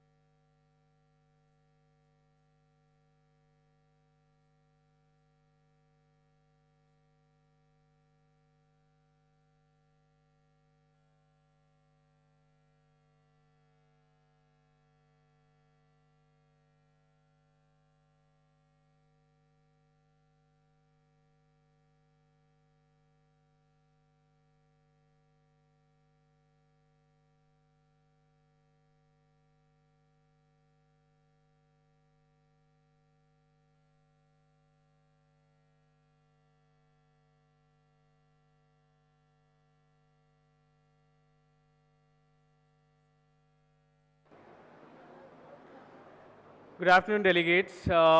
We are about to start the panel number 1, Youth and Democracy. His Majesty Yaduvir Sri Krishnadatta Chamaraja Vadiyar, the Maharaja of Mysore, has just arrived. He is having his lunch. We'll start in about 5 to 10 minutes maximum.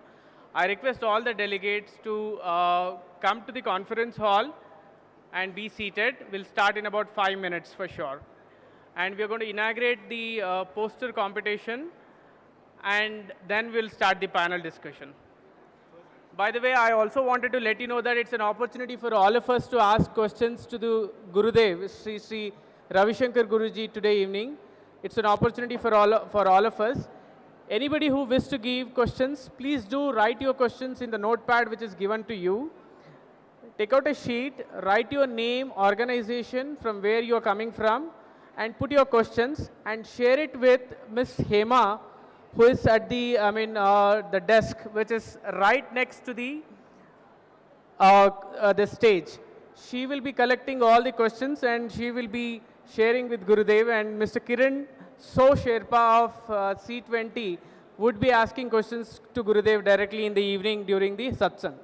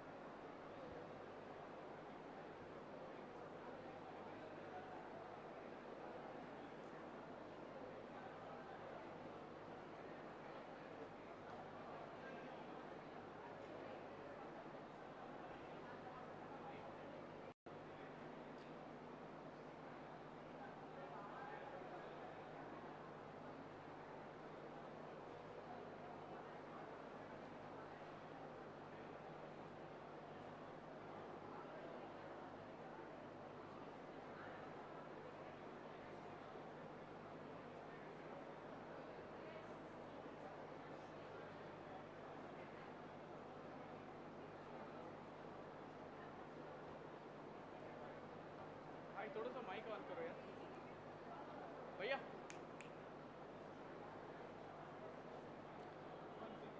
we also wanted to share with you all that this event is aired online on YouTube channel. The links have already been provided, and it can also be, you can also share with your team if required. I request the team also to share this link online, which is posted through an QR code. We'll share with you, all of you. And also, you can also hashtag and then tweet using Delivering Democracy on social media platforms of Gram. And also, you can you can also, put your My Stance on Democracy videos are also getting recorded. You can put forth your thoughts on the democracy and the respective location here at the downstairs.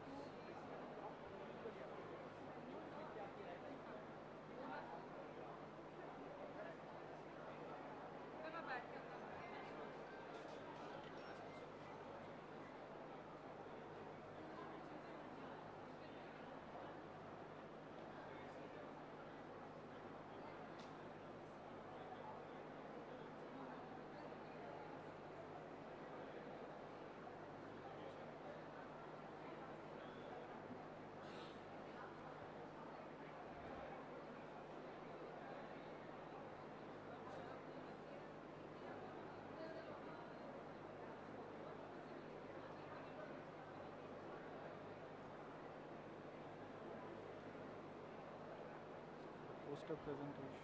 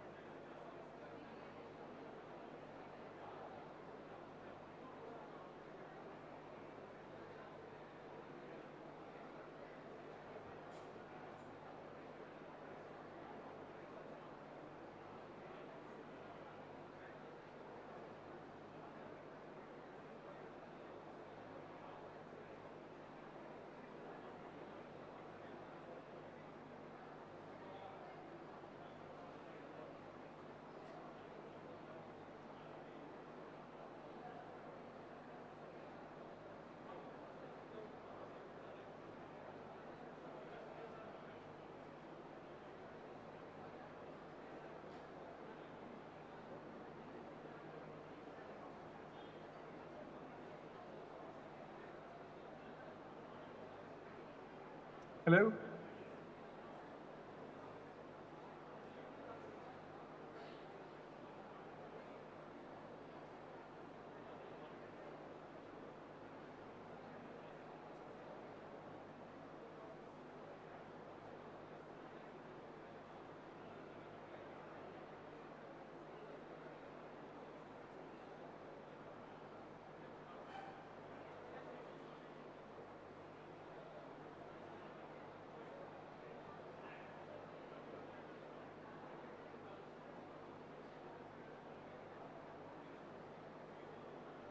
I'm wondering if we are starting soon, if someone is around and can hear me.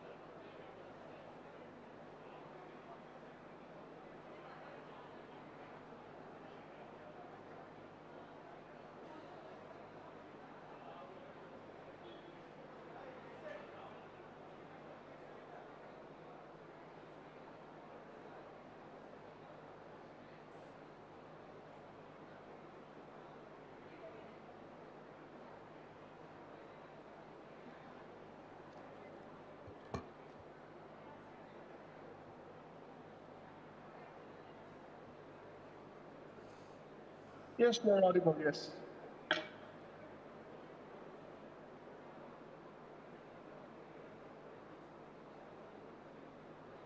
No problem, all good.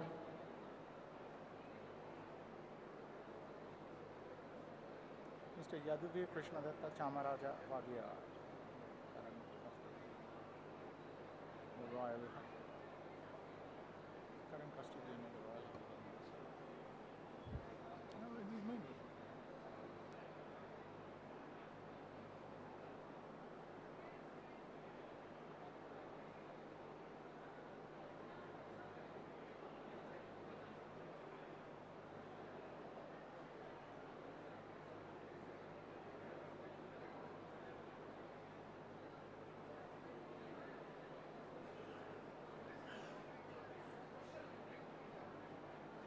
Okay.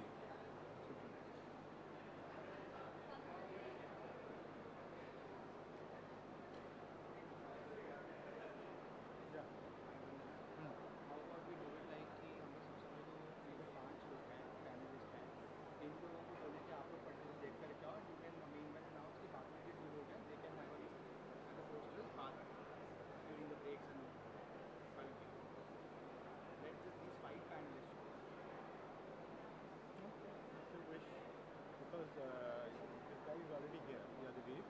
I'll call all of them now, and then we will start.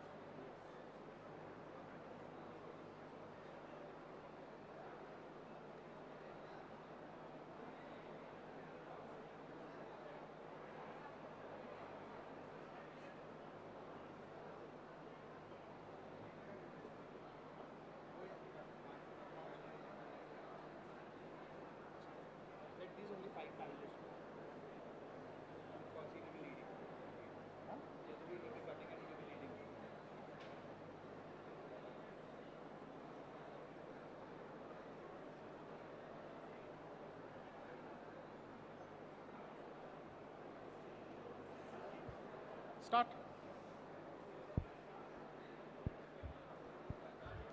Hello, am I audible? Good afternoon, all delegates.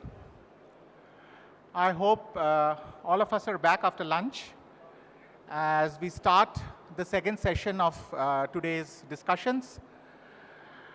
So, in order to start the second session, we start off with the first panel discussion on youth and democracy. My name is Rajiv and I am a Senior Research Fellow from GRAM. For the panel, I would first like to welcome all the 5 panelists for this panel. Mr. Yaduvir Krishnadatta Chamaraja Vadia, sir, please.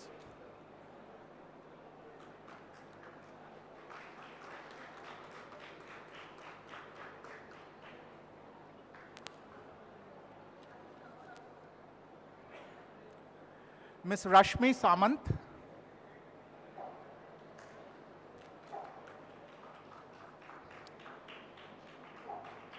Ms. Nikita Rakhiani.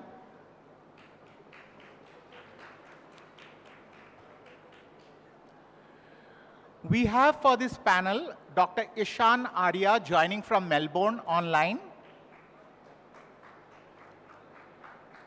And the moderator for this panel, Mr. Atul Kulkarni.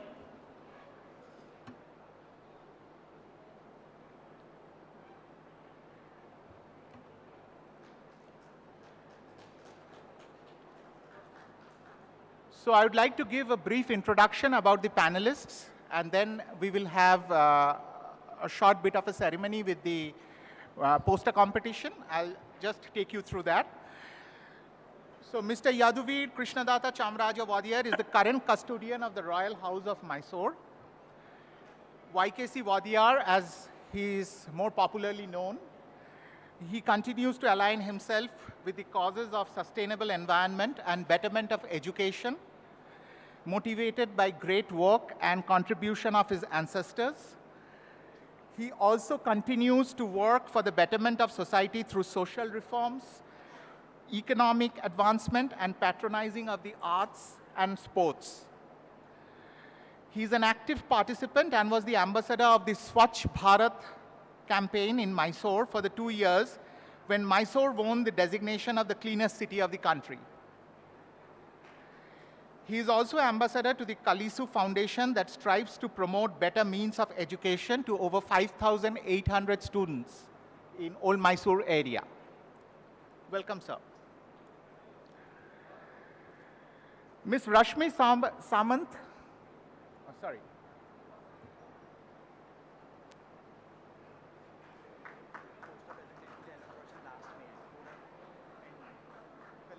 That will be done with Dedina. That's okay?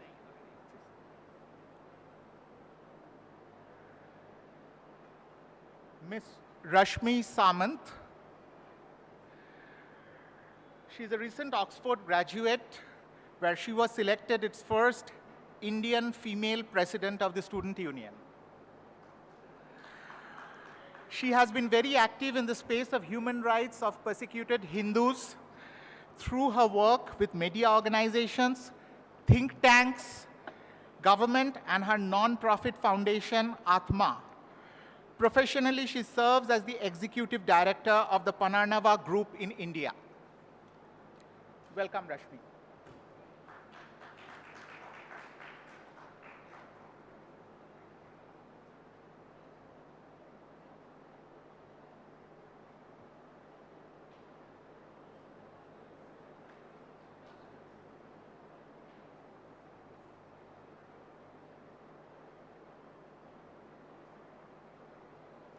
Ms. Nikita Rakhiani.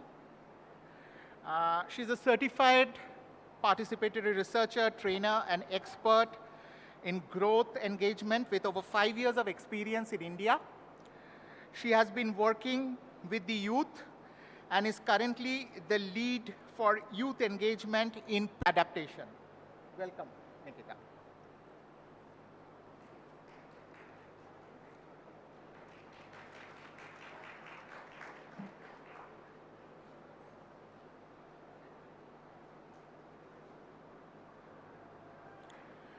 Dr. Ishan Arya, joining us online from Melbourne.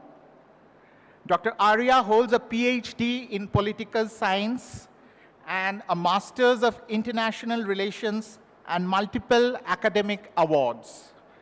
He has been associated in various capacities in Australia, in academic jobs, as well as coaching roles for martial arts. Dr. Arya has won several community awards and appeared in the media for his voluntary work, including developing programs to tackle racism, domestic violence, bystander action, youth at risk, isolated international students, and issues of students with refugee backgrounds. Welcome, Dr. Arya.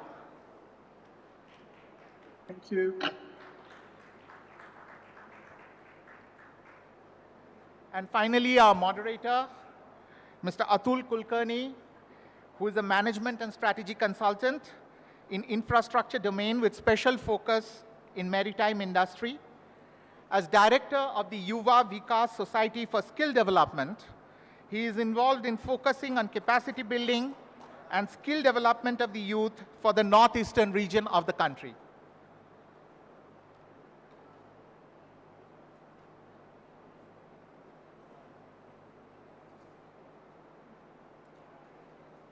Welcome, sir, and I give over the podium to you to start the panel discussion. Thank you.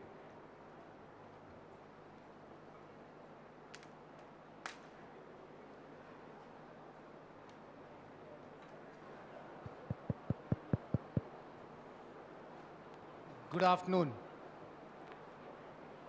It is always a challenge to have a session and moderate that post lunch. And today in ashram, many of us probably tasted the healthier food, okay, unlike the normal food that we have outside. And therefore, some of you must be enjoying that food even now. So it's going to be our challenge, but with the younger panelist and very illustrious panelist here, I'm going to try that.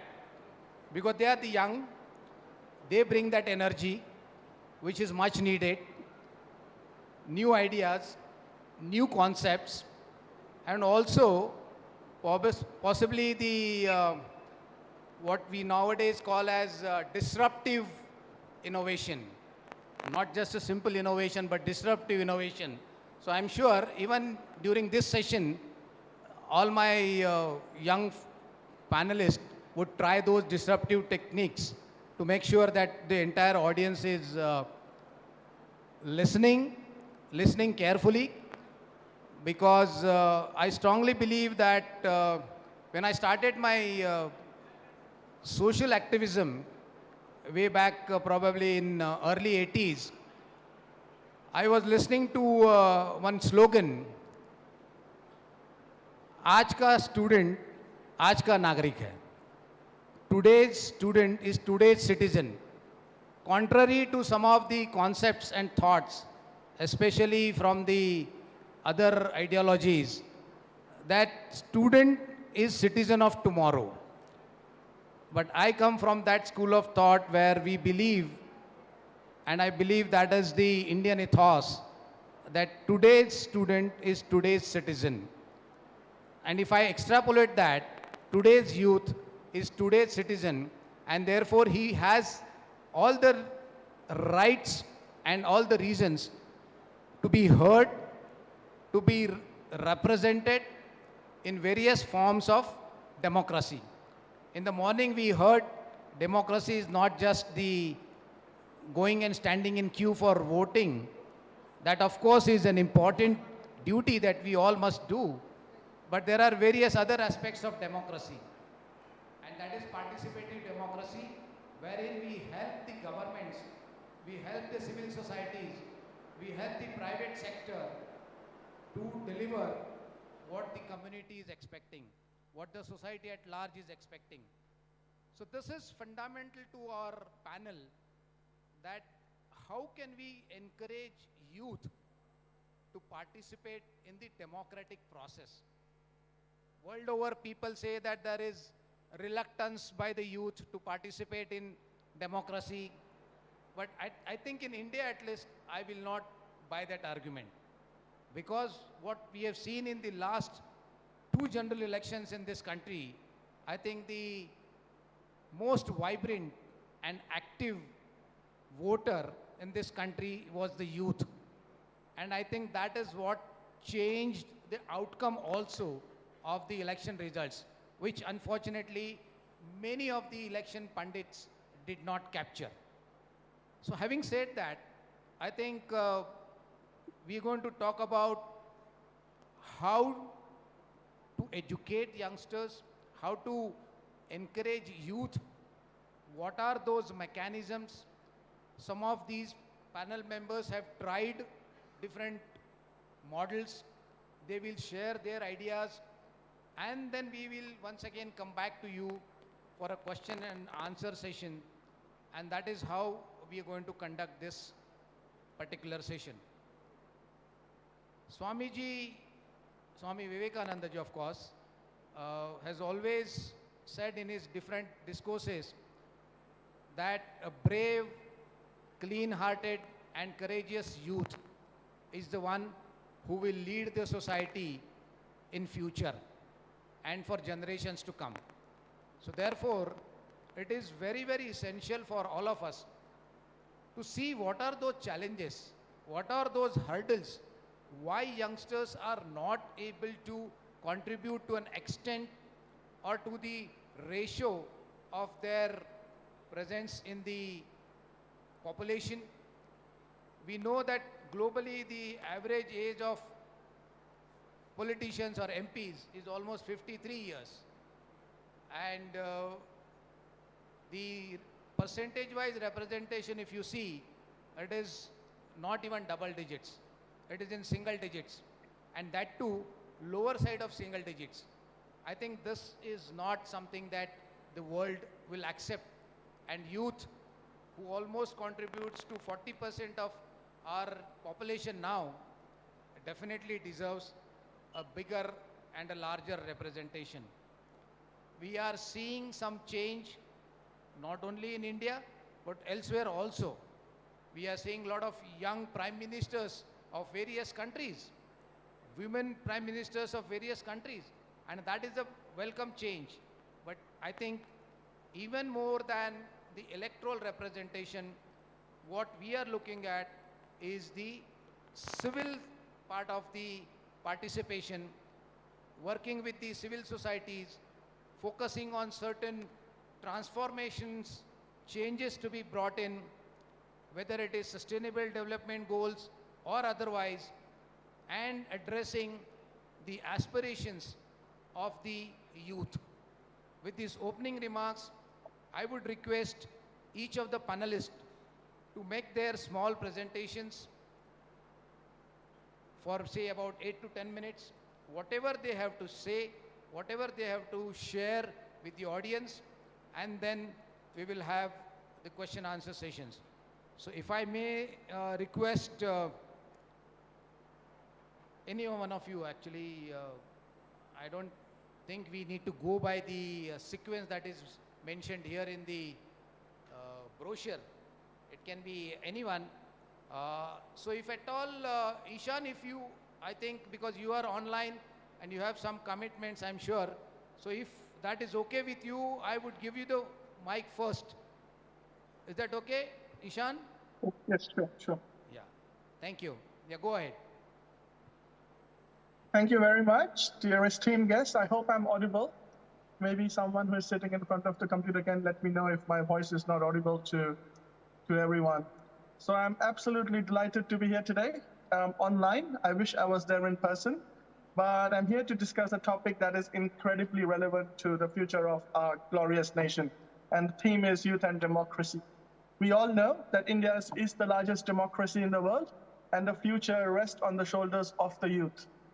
It is critical for all of us, for all the youth to engage, and those of us who are not youth as well, to engage the youth in democratic process and to ensure that the voices of the youth are heard. I think that is extremely important. Initially, I heard changes around the world where we have a lot of young prime ministers. That is so true.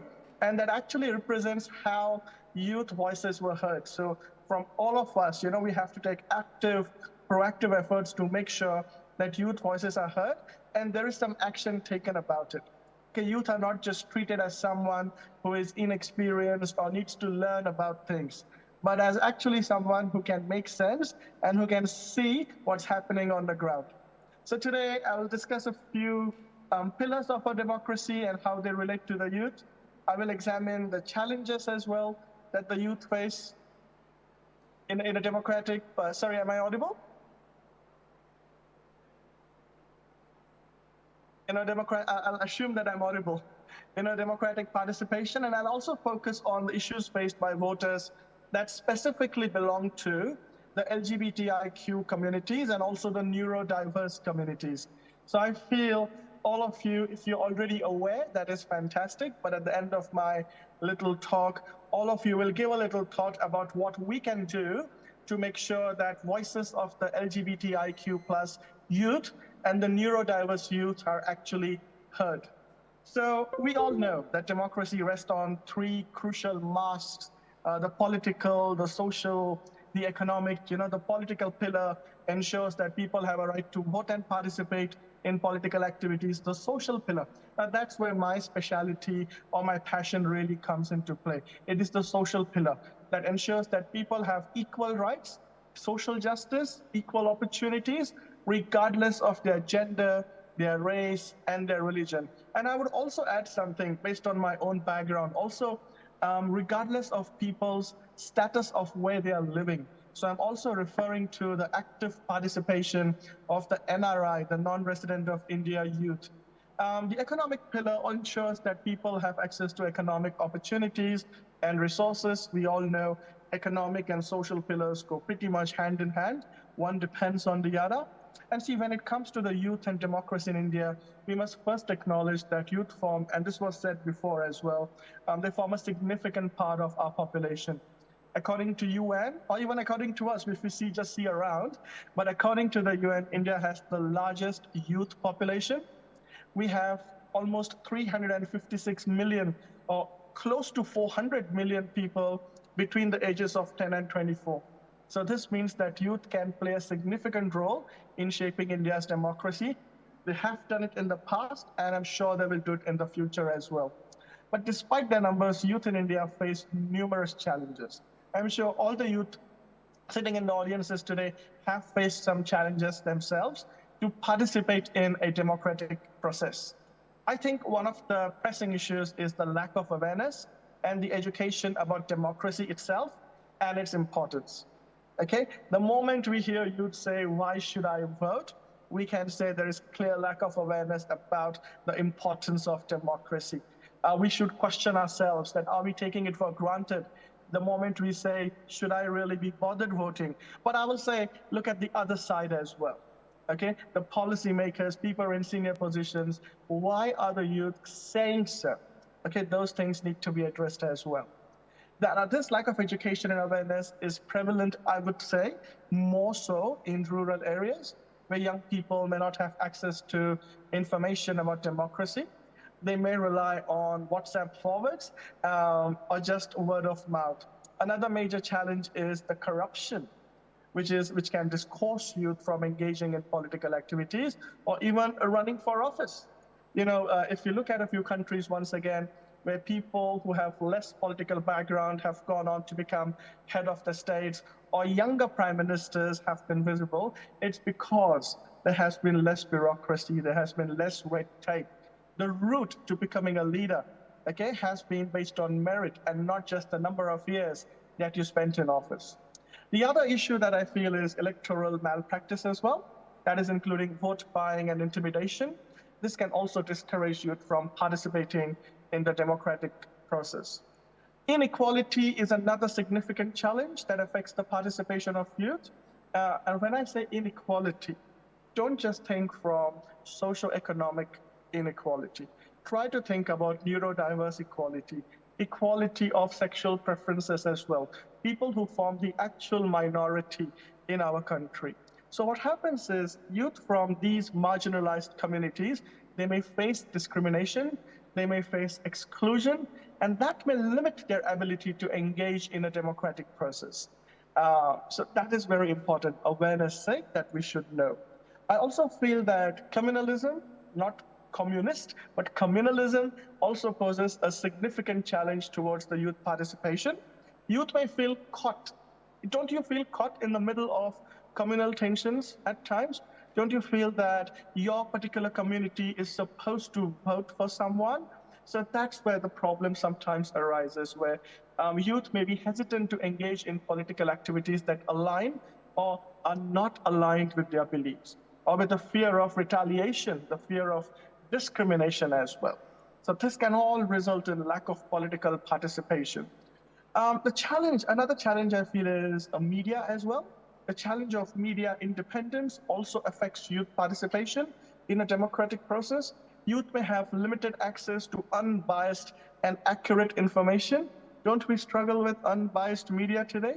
And this is critical for informed decision-making in a democracy. Now, I would suggest something to everyone.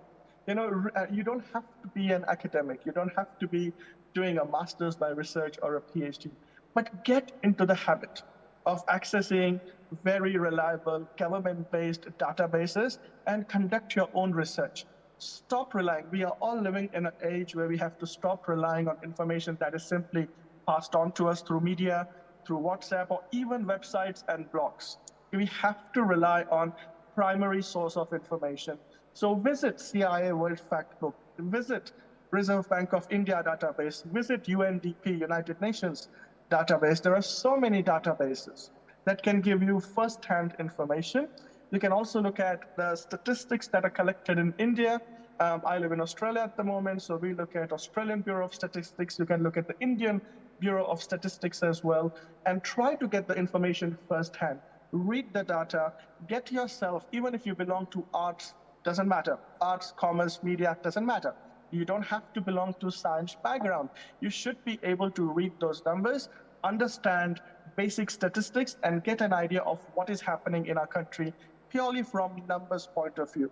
You should be able to quantify that and then make informed decisions. I also feel the erosion of democratic norms and political polarization can limit the youth participation in a democracy. Now, to address these key issues, I think it's critical to promote participation of youth. This requires, I feel, an overall effort from all the stakeholders, and not just from you and me, from the government, the civil society, media, citizens themselves. All of us need to work towards transparency, accountability, and equality in all aspects of the society. So by creating an inclusive and participatory environment, India can ensure that the youth play a meaningful and impactful role in shaping the country's democratic future. I feel the other, and this was again addressed in the introduction, but I think it's the underrepresentation of youth in the political leadership. Correct me if I'm wrong, but the average age of members of parliament in India is around mid-50s, which means the voices of young people are often not heard in the decision-making process. And voices being heard is extremely important. You can all Google later. You can try to find out what is happening in Australia at the moment. I'm not saying it's ideal, but I support it. It's called Voice to the Parliament. Okay, so I'm just giving you something to Google later on for homework, Voice to the Parliament. It will give you an idea how important it is to have someone's voice heard in the Parliament. Now, in Australia, the Voice for Parliament is specifically for indigenous voice, and to have indigenous representation in the parliament because of colonization in Australia. But that gives us a little backdrop of the importance of voice. In our context, in the Indian context, I would say youth. The youth voice shouldn't, disappear in the parliament. Now coming back to my key area, certain groups in India, I feel, face specific unique challenges when it comes to democratic processes more than the other groups. And I'm referring to the LGBTIQ plus communities.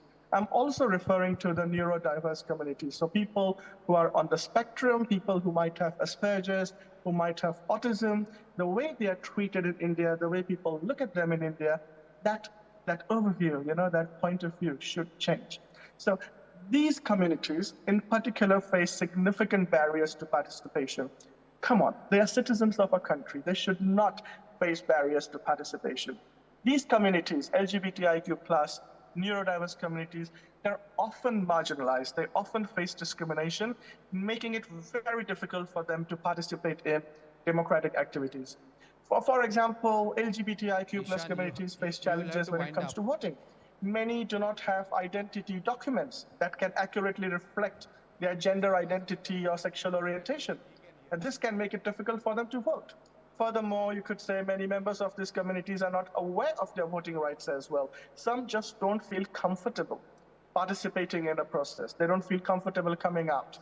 LGBTIQ community in India faces even more compared to many parts of the world, more social justice barriers that can limit their ability to participate fully.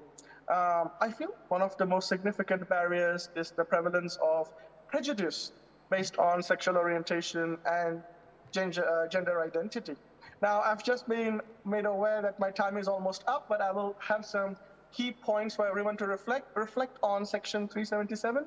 Think how that will affect LGBTIQ participation. When I talk about neurodiverse people, think about the social biases that we have towards them, get some homework done, and try to ask ourselves, how are we limiting their participation? Are we being discriminatory? Is our behavior appearing bullying towards them, and that is stopping them from coming out and participating? So that's a little bit piece of advice from me, a little area that I feel everyone should look into. But I'll answer more questions. I'll participate more in the Q&A. So thank you very much. Thank you, Thank you for having me. Thank you, Ishan. Thank you for your points, mainly focusing on marginalized communities in different forms.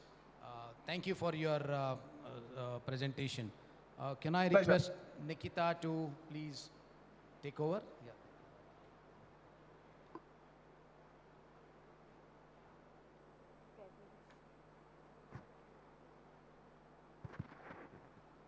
I'll start. Hi, ladies and gentlemen, esteemed members of the C20 and dignitaries. I am deeply honored to have been given the opportunity to speak with you today about a topic that is very close to my heart. Too often when we discuss about matters related to young people, we fail to include the voices and perspectives of them. And as a young person myself, I'm grateful to the organizers for your thoughtful consideration in giving the space to me and other young people to share their thoughts and insights on this important issue. We just heard from Ishan, and we've been hearing this from past 4 or 5 years, that India is a young country with a significant portion of its population under the age of 25. This demographic is one of the most important and powerful in our country, and we believe that by empowering them and engaging them in meaningful ways, we can create a better future for all. Unfortunately, young people are often considered disinterested or apathetic towards civic engagement, and their potential to make meaningful contributions to the society is often overlooked. However, through our initiative, we've seen that simply creating a safe space for young people to discuss and engage with democracy can have a transformative effect. Priya's initiative, aptly called as Youth in Democracy, aims to create safe spaces for conversation where young people can understand what democracy means in their everyday lives and the role they can play as active citizens. Now, how exactly do we engage youth on the topic of democracy? We recognize that democracy is often seen as simply voting in elections, and we've been also hearing this since morning. But we believe that young people have a much larger role to play in creating a vibrant and inclusive democracy. Our approach is to help young people view democracy through an everyday lens, to see democracy as something that they can actively participate in and shape in their local communities. We help young people to understand the values of tolerance, peace, respect, diversity, and their role as active citizens in the society. We encourage them to act, negotiate, speak up, become aware, listen, and respect others in their interactions. We believe that these are the essential values for a healthy democracy, and that it is crucial to impart them to young people to ensure a strong and vibrant democratic future. Now, how exactly are we doing this? Our approach is simple but effective. We use contemporary participatory training tools to connect with young people and help them express themselves in ways that they may not be able to do through traditional channels. For example, irrespective of language, region, or nature of institutions, during our sessions, young people were able to interact freely using art-based mediums like sports, music, dance, and theater. When it comes to youth, we design engagements that are interactive and engaging, where young people can ask questions, participate in various activities, and actively engage with the content. This is not only to reinforce the content being presented, but it also allows them to share their own perspectives and experiences, leading to a richer and more diverse learning experience. The methodology is also empowering. It recognizes the knowledge and agency of the participants. It offers them a safe platform to share their experiences and engage in a meaningful discussion. It validates their experiences and opinions and helps them to feel like active contributors to not just their own learning, but also to the development of their communities. With young people, we also discuss personal yet contemporary issues that they may encounter in today's world. This includes topic of self, that is exploring themselves, who they are, their identity, gender, power, inequality, marginalization, and vulnerability. Through these discussions, we help young people develop critical thinking skills and learn to navigate complex issues in a respectful and constructive way. Another very important aspect that we believe is critical in order to engage with youth is to follow a youth-oriented approach. It is important that youth programs are planned by the youth, facilitated by the youth, and delivered to the youth in a way and manner where they feel free to open up and engage in a dialogue. Young people are more likely to be involved and invested in a project when they are offered ownership and voice in it. This fosters a feeling of empowerment and agency in them and aids in the development of their leadership and decision-making abilities.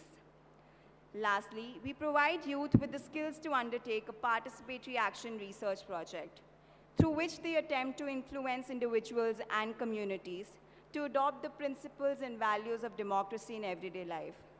It prepares them to identify problems, plan and implement actions using participatory methodologies within colleges, communities, workplaces, and beyond.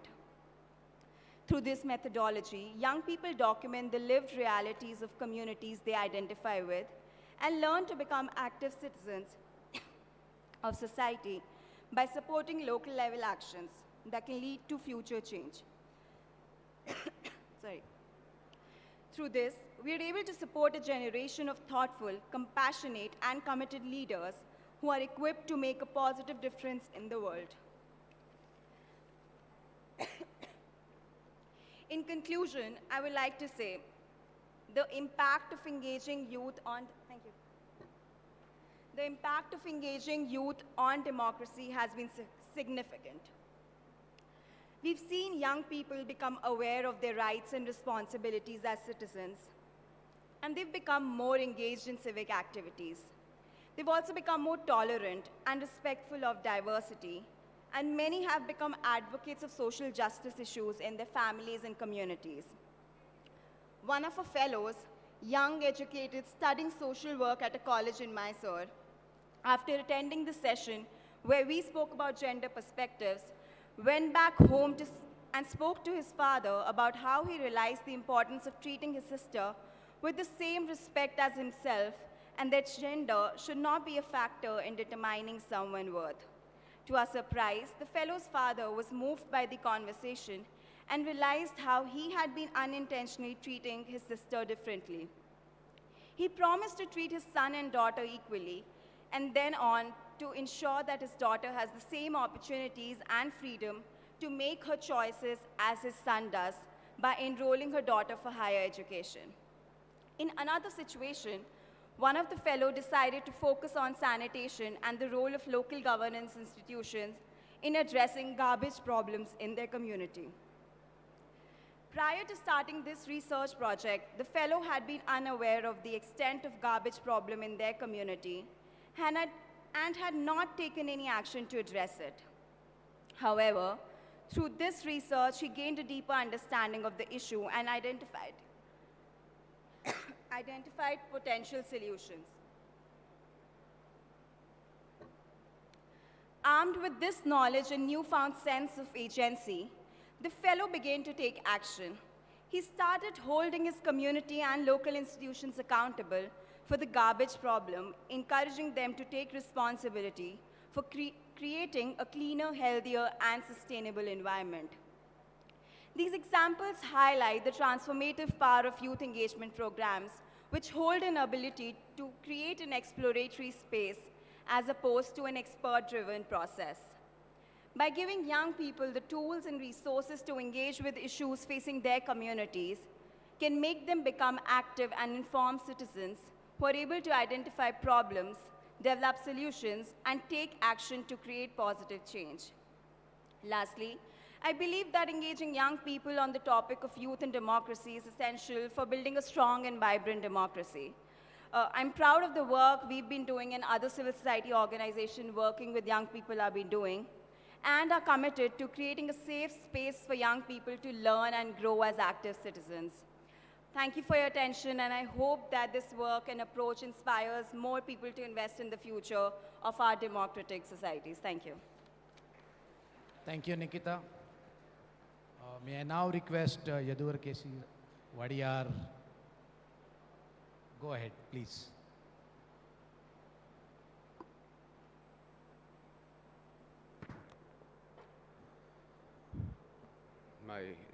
The moderator, esteemed panelists, delegates, ladies and gentlemen.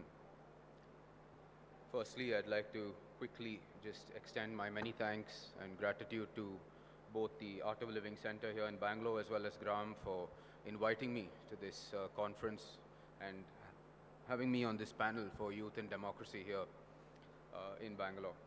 It's truly an honor, and I look forward to all the questions that are coming here. Ladies and gentlemen, I feel like I'll be echoing many of the sentiments my speakers here have today, so I'll try to keep it as short as possible, especially keeping in mind our moderator has said post-lunch we are often as not as attentive as we should be, and needless to say, we do not want to be reminded of a civics class that we all had often so, and not many of us remember not much what happened in those classes. As many of my panelists have said, India is the only sort of young country going into the next 25 years. Under 50% of us are below the age of 25, and under 60% of us are under the age of 35. So the issues that circle around youth and democracy will be singularly have to be solved by India itself. And I think that is wherein our ancient sort of cultural value system will come into place. Many of us will wonder why certainly someone from the background that I come from is doing in a panel that has to do with democracy. And I should indeed say that the idea of independence has only been 75 years old. Prior to that, for millennia, many other families or vamshas or monarchic systems have followed, but it is part of the Indian cultural or other ancient civilizational values that pervade through India that have allowed for democratic setup to come up. So when we talk of our constitution and we talk of the system we have in today, is truly a reflection of what our civilizational values and principles are put on paper. So it is an honor to be here and deliberate amongst all of you, especially amongst the youth that are here today, on the way forward and how to build a cohesive society that takes an active part in democratic setup, alongside looking to facilitate the needs and aspirations of every single person, from the smallest minority to the majority as well, and equal participation and active participation of all will lead to building a greater India and in turn a greater world society itself.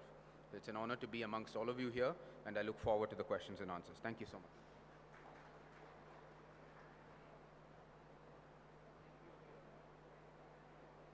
Thank you, Yadavir, for that thoughts. We now move on to the last, not the least, Rashmi Samant. Everyone else knows other things about you. So, good afternoon, Bengaluru. Good afternoon. So I thought to myself, what can be worse than being on an afternoon panel? And then I had my answer, it's being the last speaker on an afternoon panel. So can we all stand up here, quickly? Can you all crumple our fists a little bit to get the blood moving? Yes, and sit down. Thank you very much for bearing with me. So, good afternoon again. Can I have a louder good afternoon? So, Namaskara Bengaluru and good afternoon, delegates and leaders. It's an honor to be here, to be speaking to you all this afternoon, because I truly believe that the power that the G20 represents in terms of its economic heft and in terms of the lobbying power that it has is, it's something that is unmissable, and that what deliberations we have here can go a long way in creating the much needed change in our society. Across the G20 today, we see that the average age of a politician is over 50 years. So it's over 54 years as per the Inter-Parliamentary Union statistics. And it's terrible because these politicians need to live with the consequences of their decisions for less than half of their life. Whereas young people like me and many in the audience here need to live with the consequences of these policies for 80% of our lives. So if an old man makes a policy and goes off, I will have to live with it for 80 years of my life. Say I live for 100 years. So that is terrible. And policy making is happening in this sense. And when we look at crucial issues like climate change, which is definitely going to have serious consequences when, I grow old, the policies which are being currently made are not going to hold, because the key factor of policy making is called enlightened self-interest. So it's a fancy way of saying self-interest. As long as a lawmaker does not have self-interest at the bottom of policy making, he will subconsciously not take decisions to, address these consequences. So if I were to make a policy as a young person, I would take climate change seriously, and I would take a lot more other problems seriously, because I know that I would have to face the consequences of these policies and decisions. Hence, participatory democracy is very imperative for youth of our country. Of not just our country, of the entire G20, because, it's the average age of the G20 that I just quoted. And that is why it is up to, civil societies like us to bring that change. Just before getting here, I tried to look up what is the minimum age to become a parliamentarian in any of these G20 countries, and it's from 18 to 25. So legislative recourse exists for young people to take office. There is provision for young people to fight election and take office. But there is simply no interest. There is simply no movement in that sense. And even if there are people interested, they do not have the apparatus to actually make it to that office. And that is why we see such bleak statistics and policies in today's date and age. That is the key problem. And I think that is where social change is required, in the way that we think, in the way that our youth thinks, in the way that we perceive politics, and in the way that we participate in politics.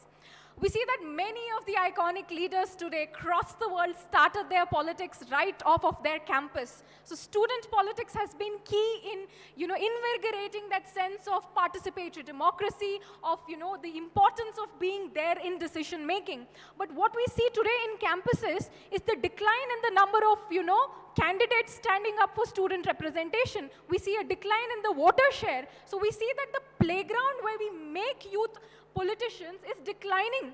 When I stood up to be president, normally it's a very competitive position to be president of the Oxford Union. And you usually have anywhere between 25 to 50 candidates all standing up saying, I want to be the candidate. But during my time, we had only 6 candidates. And before me, it was just 200 votes that got the person into office. And I said, nothing doing. We need to increase voter share. So that's what we did. To do that, what we had to do is we had to reverse the gaze. We had to look into what matters to young people. We take for granted that we know what matters to young people. The young people today, they're trailblazers, they're innovators. In fact, they reinvent so quickly that you would feel your floor, move beneath you at the pace at which they think and perceive things. So that level of reinvention and revolution in thought is required. We started this huge movement of decolonization, and for the first time in Oxford history, we had the highest voter turnout. No surprise. And I became the first Indian president. So that is what happened. And I think that is what is necessary, to bring youth more into the fold, to make them participate more in either voting, in either, actually seeing themselves as representatives. You need to take away that disillusionment and that cynicism that students, that youth in the country today have, that mistrust in organizations, in institutions that they have, because they don't see themselves being represented, their issues being highlighted aptly by the organizations responsible to do so. I truly believe that civil society can actually bridge the gap between the reality and the dream that we have, the dream of having more youth out there, more youth representing our interests, more youth creating those trailblazing changes that we so fervently want to see in society, and that something that we learn today can go a long way in creating that vision, in creating that participatory democracy for youth, in all our vibrant democracies, because I truly believe that youth does have that power to, actually make the ground move. In fact, I got you to stand up. I think that is something, right? Right? Are we back to sleep here? Do you want me to make you stand up again? Can I have an answer? Right? Okay, so on that note, I would like to conclude my thoughts by saying that youth is the future. Youth is the phase of life with the most energy and the most dynamism to bring in change. And I hope that civil societies can bridge that little gap between the reality that we want to see and the reality that we currently see. Thank you very much.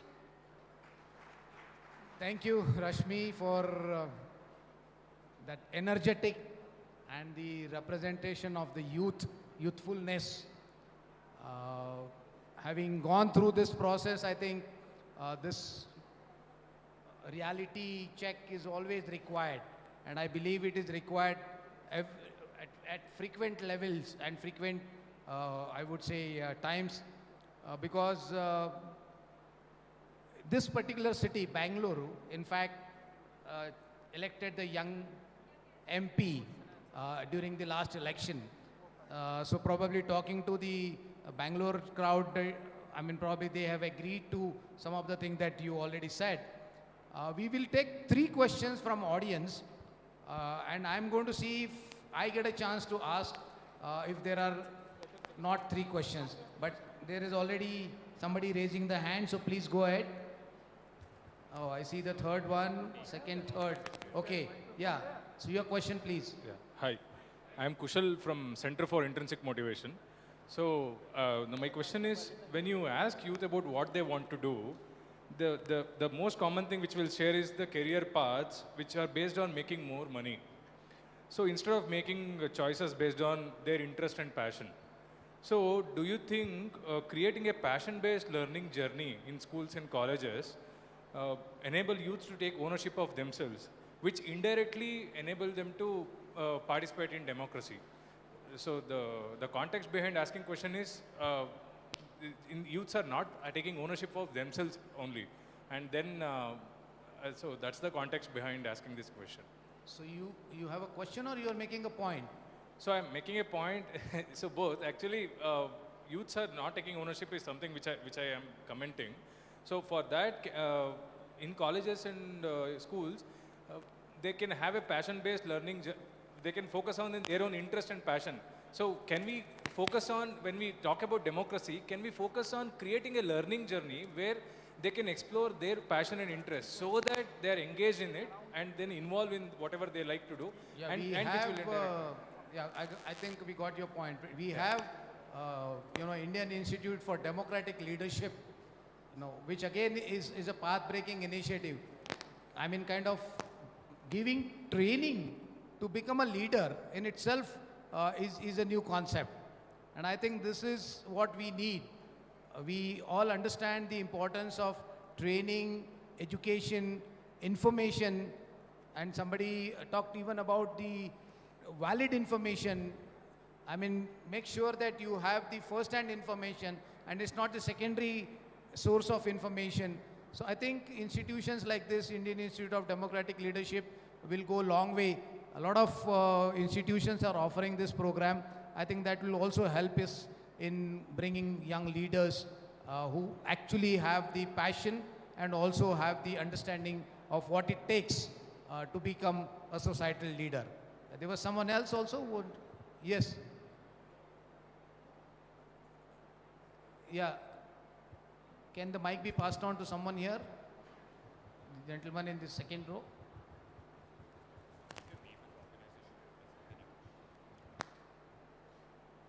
I'm Darshakati from the International Association from the Human Values. My question is to Yaduvirji.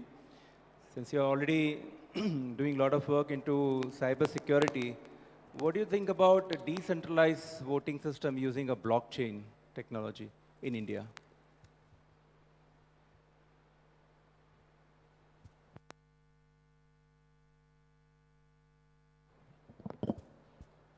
Sorry, the decentralized voting system. Using a blockchain in India. I think when it comes to the process of democracy, especially when it's voting, certainly technology advancements and everything that comes into play has to be utilized. But again, being in the field of cybersecurity and then the digital world just being a parallel of what we have in the real world, I think there has to be as much transparency in that section as there is here. The technology in itself is neutral, but the same evil influences that pervade in our world pervade there as well. So certainly it will answer one of the major questions we have to democracy, which is accessibility, wherein the remotest of locations can have access to being a part of the democratic process.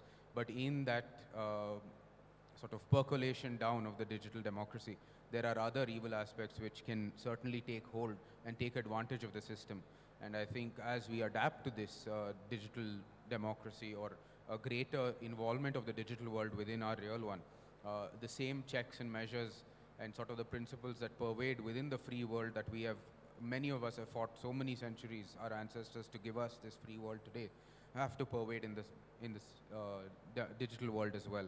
And that has been our cybersecurity initiative, initial motivation as well, because the ideas of democracy in India, what we have prevalent here, should pervade in the digital world as well. And technology should be a tool for the betterment rather than something that's a detractant. So certainly it should be used, but with the valid checks and ticking all the boxes to ensure it is secure. We have the luxury of having a very expert on technology. He's going to speak in the next session, but Vinith, would you like to add something to this? Okay. Vinith, by the way, is expert on technology. So somebody there at the back, yes. I see plenty of hands now. We'll take two last questions. There's one at the back. And then anyone on this side, yes. First one there, and then someone here. Yeah. Please go ahead. One on the left. Please go ahead.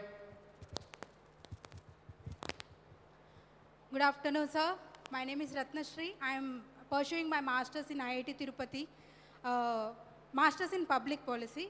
As a policy student, I feel that policy emphasization should be done through the channels of younger generation. So my question is that regarding marginalized youth, so policy introduction in which dimension can create an impact in involving marginalized youth in democracy? Should it be subjective or should it go hand in hand?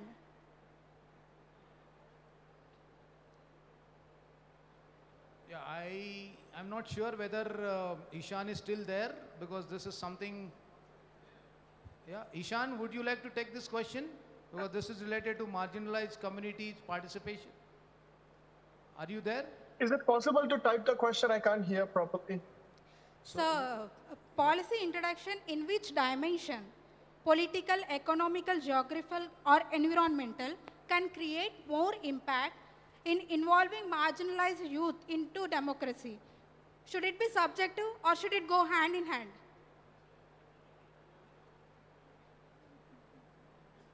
Did you get that, Ishan? Can one of you type the question for me?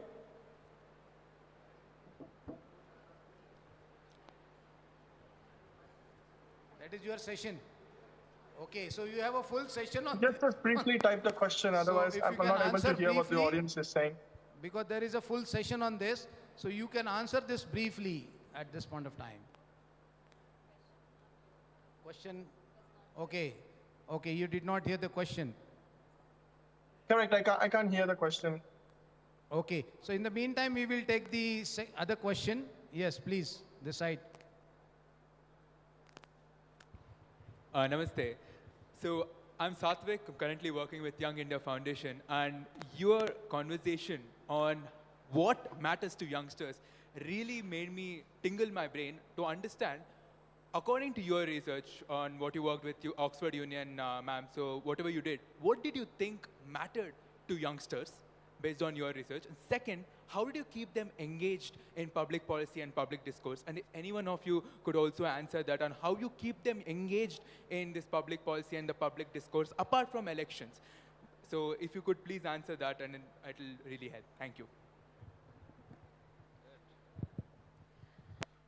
I think for youth see the world with, rose-tinted glasses. So for them, what matters is changing society in an unprecedented manner. That is what, really matters to youth, and this is something I saw largely on campuses.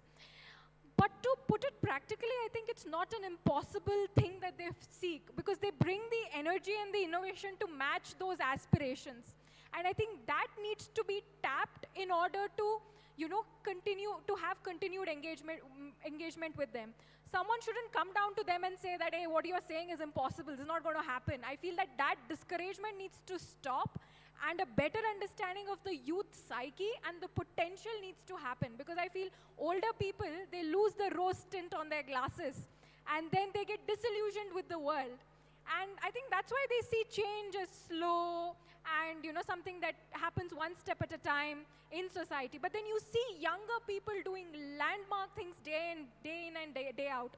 I feel that the older generation needs to understand that and create spaces for them to actually experiment and involve with, you know, that their level of thinking and their sort of, you know, degree of change that they want to see in society, because they do bring in the potential and the firepower to see the change that they want to in the world. Yeah, I think this is the fight that is continuously going on, because the younger generation would want things to happen yesterday, and the seniors would say, oh, hold on. There's something learning that we have, and so please be little patient. So I think this is a continuous process, and as you mentioned, that the civil society will have to play a major role in this to facilitate, you know, the participation, to give that encouragement, to create that entire ecosystem where the youth can actually find himself, you know, enjoying that whole process of participating in democracy. And that is, as I wind up, it's not just the standing in the queue for voting. It is the democracy for changing the whole humanity for the betterment. And that is what is, I think, the democracy. Thank you, organizers, for keeping this session of youth and democracy at the beginning itself, so that whatever we had to say, you have heard. Now let's see how you respond to us, and then the youth will take it forward from there. Thank you very much, all my panelists, for you. Yeah, please. So I think we're here for C20, but I also want to just answer to your question. It is really important for higher education institutions also to create safes for young people. Often when young people go to these spaces, and especially institutions which are at tier 2, tier 3 cities, it's just that they go attend classes and come back. So I think it's really important if we have higher education institutions representative here to understand what kind of other exploratory spaces we can create for young people, just to understand the process. And when they want to contribute, they're stopped, just like Rashmi said.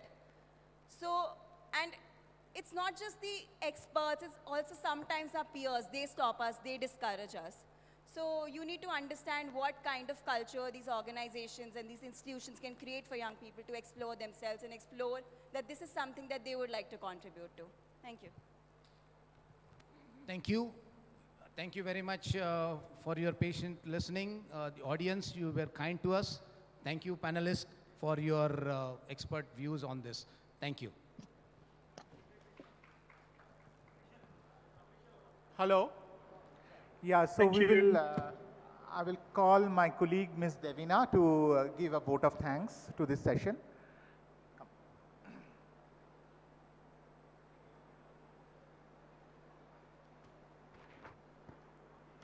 It has been such an honor to be part of this discussion. So on behalf of GRAM, I would like to extend my heartfelt gratitude to our esteemed guest. Now, I would like to call upon Dr. Basvaraj Sir to facilitate Mr. Yaduvi Krishnadatta Chamraj Wadyar.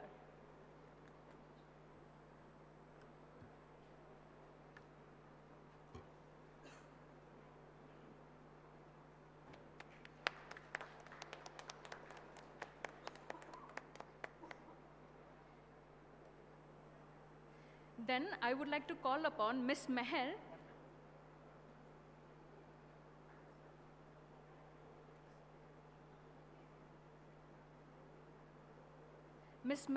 to felicitate Ms. Rashmi Samant.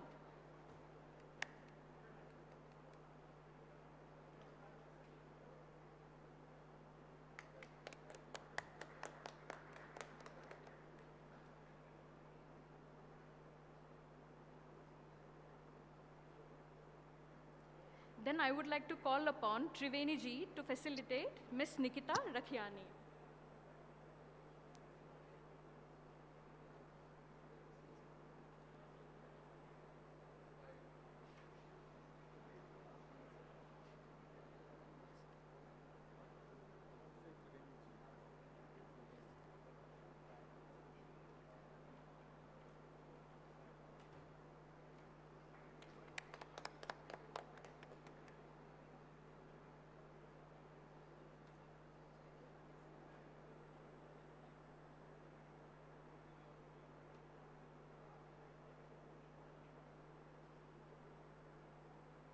And lastly, I would like to call upon Meher again to felicitate our wonderful moderator, Mr. Atul Kulkarni.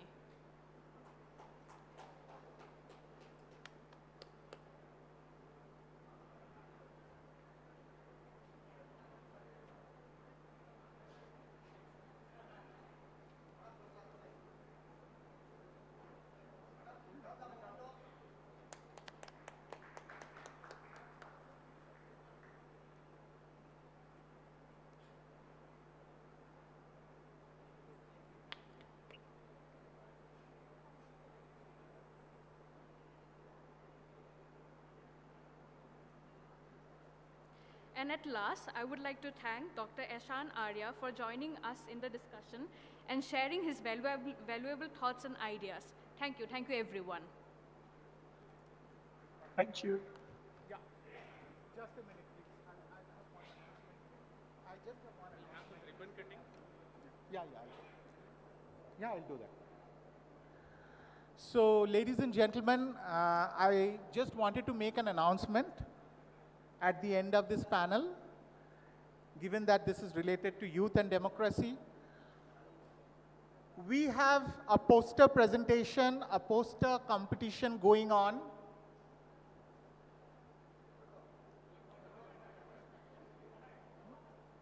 We have a poster competition going on, and I would request Shri Yaduveer to be the chief guest in cutting the ribbon and inaugurating the poster competition.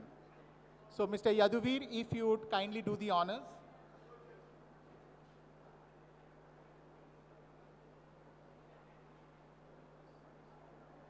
Yeah. All of us can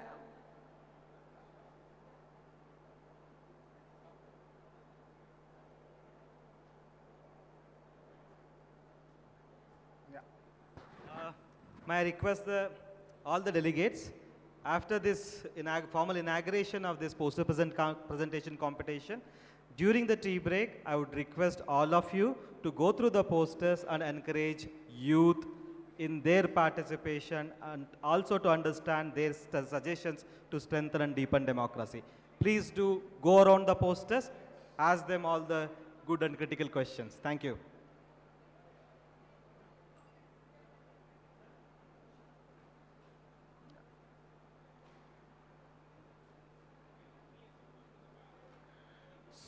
.345, I'll just tell them.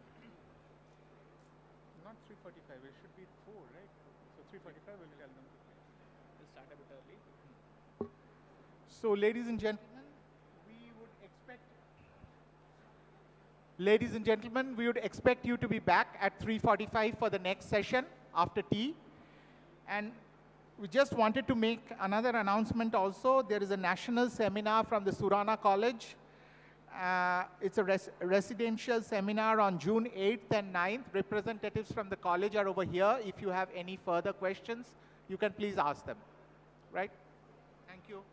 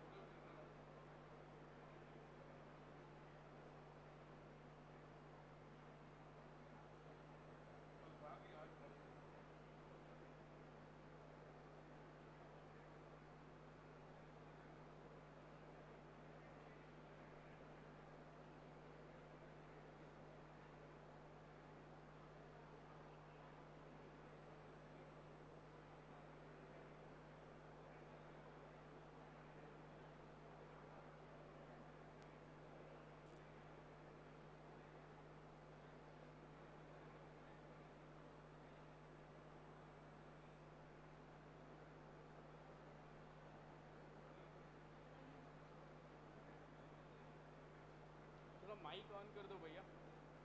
Right? Ida on madappa, mic on madappa.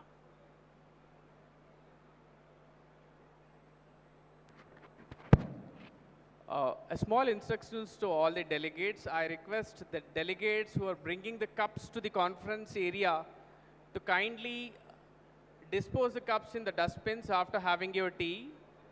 Art of Living Ashram does not have any housekeeping facility. It is only Swayam Civics. So let's help ourselves and let's keep this area clean by ourselves.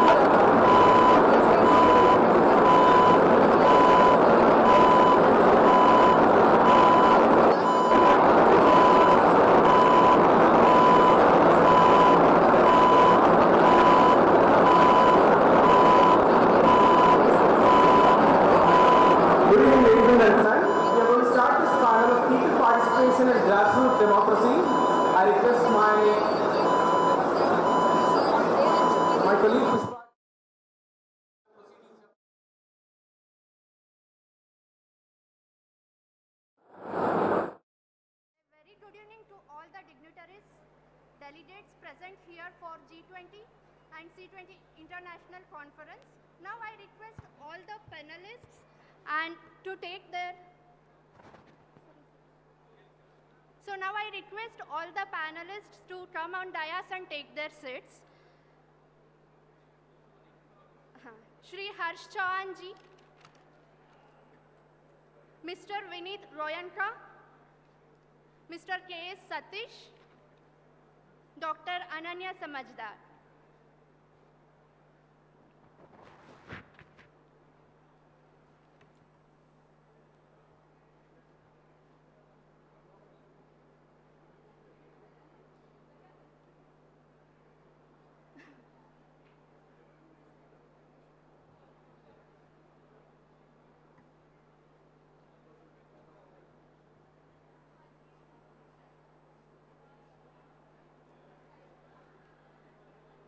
Continuing with the second session of panel discussion and the theme, People Participation and Grassroots Democracy, I would like to introduce and welcome our esteemed panelists of this session. Let me introduce our first speaker, Shri Harsh Chauhan, Chairman, National Commission for Scheduled Tribes, New Delhi, an eminent personality who has dedicated his life to the upliftment of tribal community, and he is the architect of the Shivaganga project in Jabua district with a mission to provide clean drinking water to the Janjati community, and also working with Vanavasi Kalyan Ashram since 1992 as State Secretary and State President, Madhya Pradesh. I warmly welcome you for this panel, sir.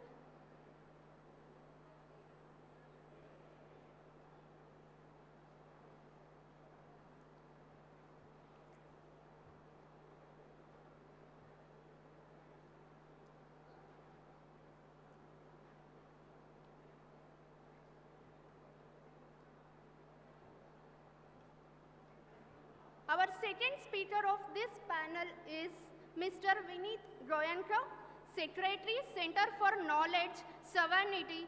He is a well-known personality as a spokesperson, Bharatiya Janata Party, New Delhi, and member of Governing Council, Center for Railway Information Systems, Ministry of Railways, and he also served as former National Co-Convener, Information Technology Cell, Bharatiya Janata Party, and he has also authored 2 books, among one which is a bestseller book titled Enemies Within, which has published in both English and Hindi languages. I warmly welcome you for this panel.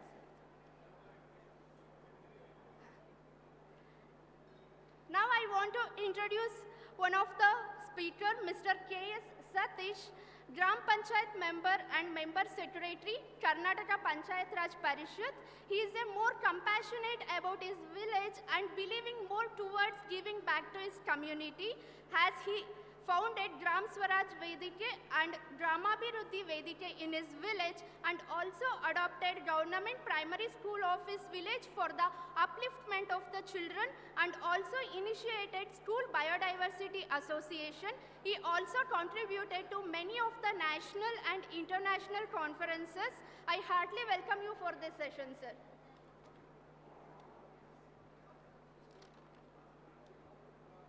Now I want to introduce one more speaker, that is Mr. Pedro Boca. Unfortunately, he is not able to join us due to personal emergencies. So now I am going to introduce our moderator of this panel, Dr. Ananya Samajdar, Deputy Director Research, GRAM. She has led numerous research and evaluation studies of World Health Organization, Ministry of Health and Family Welfare, and Karnataka Evaluation Authority, mainly in the areas of public health, education, and skill development. And she also conducted numerous training sessions on diverse topics such as public policy, social work exchange, and CSR, etc. And now finally, heartily welcome everyone for this second session of panel discussion, and I request Dr. Ananya Samajdar to take over this session and let us participate and make this session successful. Thank you one and all. Thank you so much, Ms. Pushpa.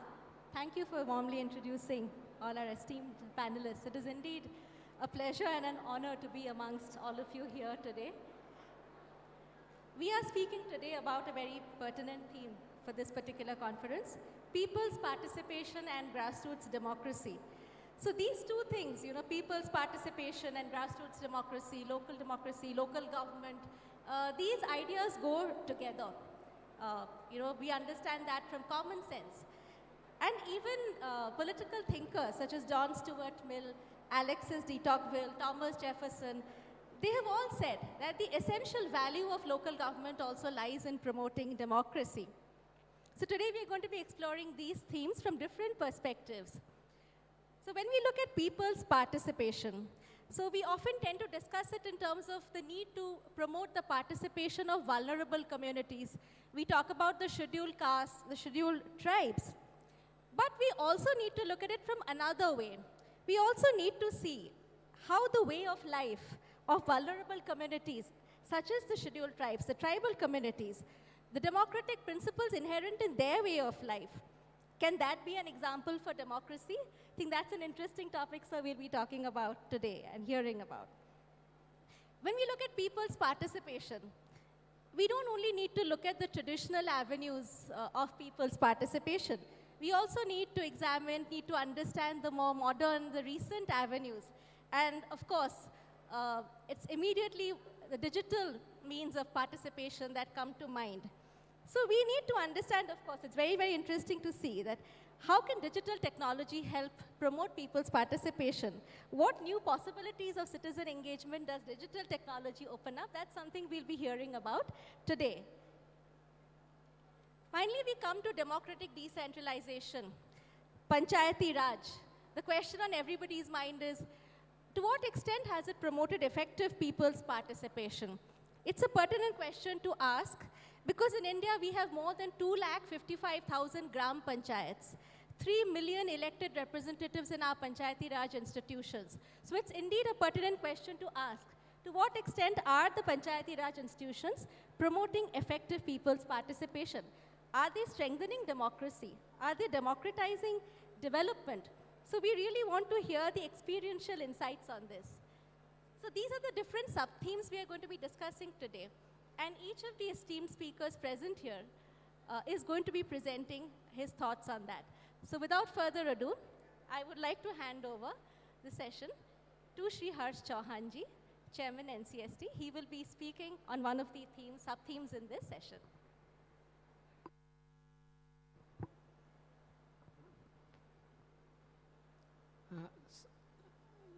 मंच पर उपस्थित अनन्या जी, सतीश जी, विनीत जी और इस महत्वपूर्ण चर्चा के लिए उपस्थित सभी डेमोक्रेसी में पार्टिसिपेट करने वाले और साथ में उसके बारे में सोचने वाले ऐसे सभी को मैं प्रणाम करता हूं। और मैं आयोजकों को इस बात के लिए भी धन्यवाद करता हूं कि उन्होंने जो ट्राइबल पर्सपेक्टिव है उसको भी इस डिस्कशन में शामिल किया, क्योंकि हम जो जनजाति के लोग हैं, ट्राइबल लोग हैं, उनकी एक साइलेंट क्राई होती है कि हमारी वॉइस को सुना ही नहीं जाता और ये वो महसूस भी करते हैं।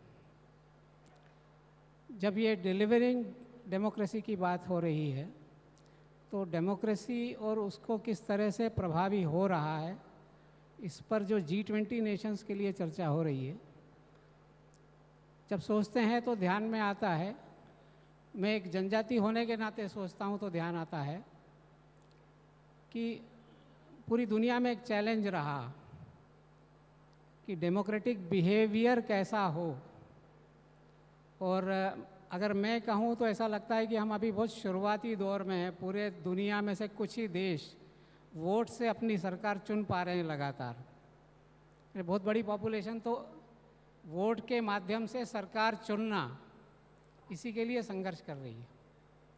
लेकिन डेमोक्रेसी केवल इतना नहीं है और धीरे धीरे ऐसा होता जा रहा है कि अभी भी मैं जब ये प्रदर्शनी देख रहा था तो धीरे धीरे हम सब में ये बात आ रही है कि डेमोक्रेसी का मतलब वोट। तो ये यहाँ तक सीमित नहीं है ऐसा मुझे लगता है, वो तो एक शुरुआत है। हमारी लाइफ में लोकतंत्र कम होने लगा इसलिए वोट की राजनीति की ज़रूरत पड़ी है। तो जब मैं अपने देश के बारे में सोचता हूँ, विशेष रूप से ट्राइबल कम्युनिटीज़ के बारे में सोचता हूँ, तो लोकतंत्र का मतलब राज्य सरकार बनाना ये एक हिस्सा है कि लोगों की सहमति से राज्य बनना, पर लोगों की सहमति से न्याय होना ये भी डेमोक्रेसी है।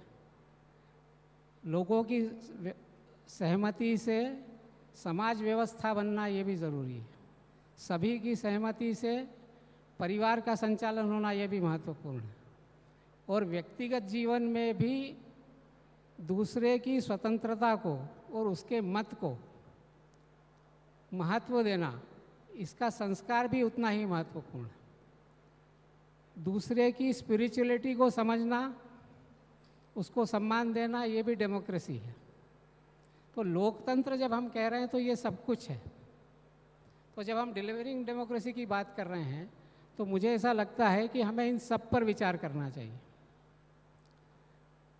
ये बात तो निश्चित है, जैसा मैंने पहले कहा कि एक चैलेंज तो यही है कि केवल राज्य सरकार बनना, स्टेट बनना, यही सबकी सहमति से हो, उसी से हम जूझ रहे हैं। अभी हम तो नहीं जूझ रहे, भारत तो ने तो सिद्ध किया है, भारत के संविधान ने सिद्ध किया है कि तमाम डाइवर्सिटी के बावजूद भी हम वोट से चुनी हुई सरकार, ये हम लगातार जब से हमारा संविधान बना, हमारा देश आज़ाद हुआ, हम कर रहे हैं। ये हम बहुत गर्व के साथ कह सकते हैं। इस डेमोक्रेसी के अंदर सबके इंक्लूजन की व्यवस्था हो, इसके बारे में भी हमारे देश में जो व्यवस्थाएं हैं वो दुनिया में कहीं नहीं है। जो रिजर्वेशंस दिए गए, जो मान्यताएं दी गई, सबको एक ही वोट दिया गया, किसी को उससे बाहर नहीं किया गया, ये सब बातें हमारी भारत की ऐसी है जो हमें दुनिया को गर्व से कहनी चाहिए। कई बार हम अपने अंदर उलझ के हमारे इस महत्व को भूल जाते हैं। हम जब दुनिया की प्लेटफॉर्म पे जाते हैं तो इतनी बात ही दुनिया के लिए बहुत महत्वपूर्ण है, तो इसको भी समझने की ज़रूरत पड़ती है। और दूसरा जो आगे की मैंने बात कही, और इसलिए मैं जो जनजाति समाज से हम लोग क्या ले सकते हैं इसमें, उसके बारे में सोचें। और अगर सही में डेमोक्रेसी डिलीवर होना है तो मेरा ऐसा मत है कि जनजाति समाज का जो जीवन पद्धति है, जो जीवन मूल्य हैं, उसको समझकर उसके सीखने के बाद भी हम ये सब कर सकते हैं। समय का अभाव है, इसलिए मैं संकेतों में कुछ कुछ बातें कहूँगा कि जैसे सरकार, तो जनजाति समुदायों में सामान्य रूप से सरकार कोई एक व्यवस्था नहीं है। जब वहाँ का जो, जिसको हम बोलते हैं ना कि सरकार क्यों होती है, प्रजापालन के लिए होती है। तो प्रजापालन कैसे होता है? अभी हमें ऐसा लगने लगा कि प्रजापालन होना है तो एक सरकार चुनना चाहिए और उससे काम होना चाहिए। जनजाति समाज में ऐसी परंपरा नहीं रही। जनजाति समाज में अगर जिस क्षेत्र से मैं आता हूँ, वो लेता हूँ, नाम अलग अलग हो सकते हैं, पर गांव में एक तड़वी होता है। तो वो जो तड़वी होता है उसके पास पावर कुछ नहीं होता, लेकिन वो गांव की सहमति पे मुहर लगाता है। तो अगर कोई विवाद होता है, कुछ समस्या होती है, कहीं कोई आपस में होता है, तो वो तड़वी उसके बारे में निर्णय करता है। वैसे ही परिवार और जो छोटा समुदाय होता है, बड़ा एक्सटेंडेड परिवार, उसमें बहुत सारे निर्णय हो जाते हैं। और सबसे पूछना ये हमारे जनजाति समाज की स्वाभाविक स्वभाव है। यहाँ तक कि पेड़ों से पूछना, नदी से पूछना, पहाड़ से पूछना, कुछ भी हम कर रहे हैं तो हमें सबसे पूछना है। ये बहुत स्वाभाविक रूप से होता है। तो अब जब मैं अभी वर्तमान व्यवस्थाओं की तरफ देखता हूँ जो हम करने की कोशिश कर रहे हैं, मुझे लगता है कि उसमें बहुत सी चीज़ें इनकॉर्पोरेट होने की ज़रूरत है। उदाहरण, हर चीज़ का एक एक उदाहरण हो सकता है, पर मैं केवल न्याय के बारे में कहूँगा कि न्याय व्यवस्था, हमने तो हमारा संविधान भी बना है, शासन है, अलग अलग देशों में न्याय व्यवस्थाएं हैं जिसमें लोग वहाँ पे अपनी कंप्लेंट लेकर जाते हैं और सामान्यतः न्यायालय सजा देते हैं। जनजाति समाज में सजा देने को सॉल्यूशन नहीं माना जाता। सजा इज़ नॉट ए सॉल्यूशन। जनजाति समाज में हमारे यहाँ भिड़ा होता है, तो भिड़ा का मतलब क्या होता है कि वही जिसका मैंने उल्लेख किया, गांव का जो मुखिया या तड़वी होता है वो रहता है और दोनों जो दल जिनमें समस्या है वो अलग अलग जगह बैठते हैं। बीच में एक व्यक्ति होता है जो उनकी बात सुन के आता है, फिर इनसे बोलता है, उनकी बात सुन के आता है, उनसे बोलता है, और सब मिल के कुछ सहमति पर आते हैं। सहमति होने के बाद में उस तड़वी के नेतृत्व में उसका सॉल्यूशन सब लोग मान लेते हैं, और जो माना हुआ सॉल्यूशन है उसको दोनों पार्टी भी मानती है और दोनों मिलकर वैसा ही व्यवहार करते हैं। तो भिड़े का समारोह दोस्ती से होता है, दोनों को एक दूसरे से गले मिला के होता है। अभी जब हम देखते हैं गांव में कि अगर कोई झगड़ा हुआ, पुलिस में कंप्लेंट हुई और उसके बाद में पुलिस ने उसको सज़ा दे दी, तो उनकी दुश्मनी आगे तक हो गई, सॉल्यूशन तो फिर भी नहीं हुआ। एक उदाहरण के लिए जो कह सकूँ तो मेरे सामने ही एक विषय आया था कि कुछ एक परिवार के 13-14 साल के युवा मोटरसाइकिल पे जा रहे थे, थोड़ी सी शराब भी उन्होंने पी हुई थी, और एक्सीडेंट हो गया और एक बुजुर्ग मारा गया। वो जो एक्सीडेंट हुआ उसमें वो लड़के भी बहुत घायल हो गए थे। मुझे मालूम पड़ा कि लड़के घायल हो गए तो मुझे चिंता हुई। दूसरी चिंता मुझे हुई कि अब चूंकि वो एक्सीडेंट हुआ, वो बूढ़ा व्यक्ति मर गया, तो अब इनका तो जीवन खराब हो जाएगा, क्योंकि पुलिस कंप्लेंट, जेल, ये सब होगा। 4 महीने बाद उसका सॉल्यूशन हो गया। उन्होंने कहा कि नहीं हमारा हो गया सॉल्यूशन। मैंने कैसे हो गया? बोले नहीं, हम गांव में बैठे, हम लोगों ने तय किया, लड़कों से गलती हो गई, ये पूरे गांव ने मान लिया। जो लड़के के परिवार के लोग थे, पिताजी, उन्होंने ज़मीन का एक बहुत हिस्सा उस परिवार को दिया जिसके वो बुजुर्ग मार गए। गाँव के सब लोगों ने स्वीकार किया और वो परिवार में फिर से सहमति हो गई। आज उनके पारिवारिक संबंध बने हुए हैं। तो इसको कहते हैं सॉल्यूशन। तो डेमोक्रेटिक तरीके से किया गया न्याय। वैसे ही अभी थोड़ी देर पहले ही बात हो रही थी स्पिरिचुअलिटी पे, तो जनजाति समाज में पूजा करने के बारे में किसी प्रकार की वर्जनाएं नहीं है। तो जो जिसको पूजा करेगा वो उसको मान्यता देगा, उसकी बात भी सुनेगा।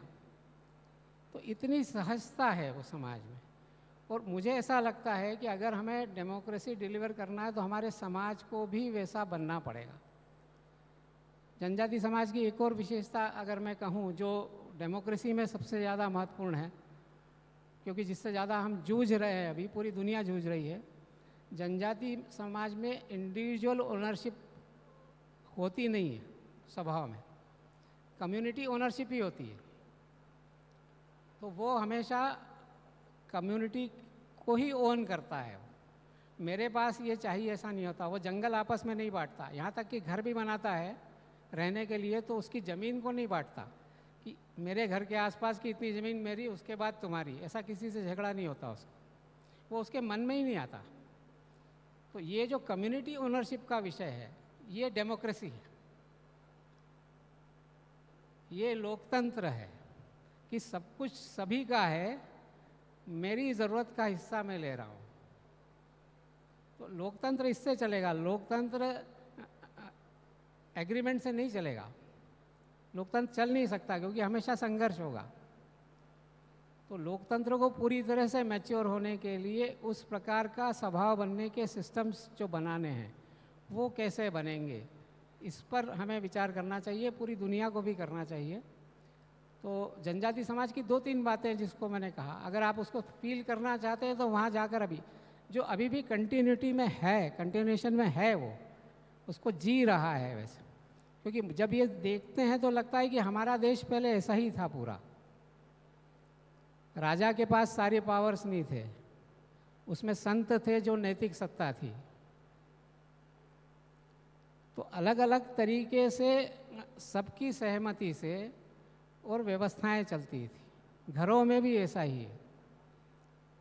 यहाँ तक कि अगर ठीक से उदाहरण देखना है तो दूसरे व्यक्ति का महत्व अगर समझना है तो जनजाति क्षेत्र में जो स्त्री पुरुष का संबंध है उसको क्लीनली ऑब्जर्व करें आप। जनजाति समाज में स्त्री पुरुष में एक दूसरे के साथ भेद नहीं है। ये उसके लोकतांत्रिक व्यवहार का लक्षण है। अगर आप स्त्री पुरुष में भेद कर रहे हैं, इसका मतलब आपका स्वभाव लोकतांत्रिक नहीं है।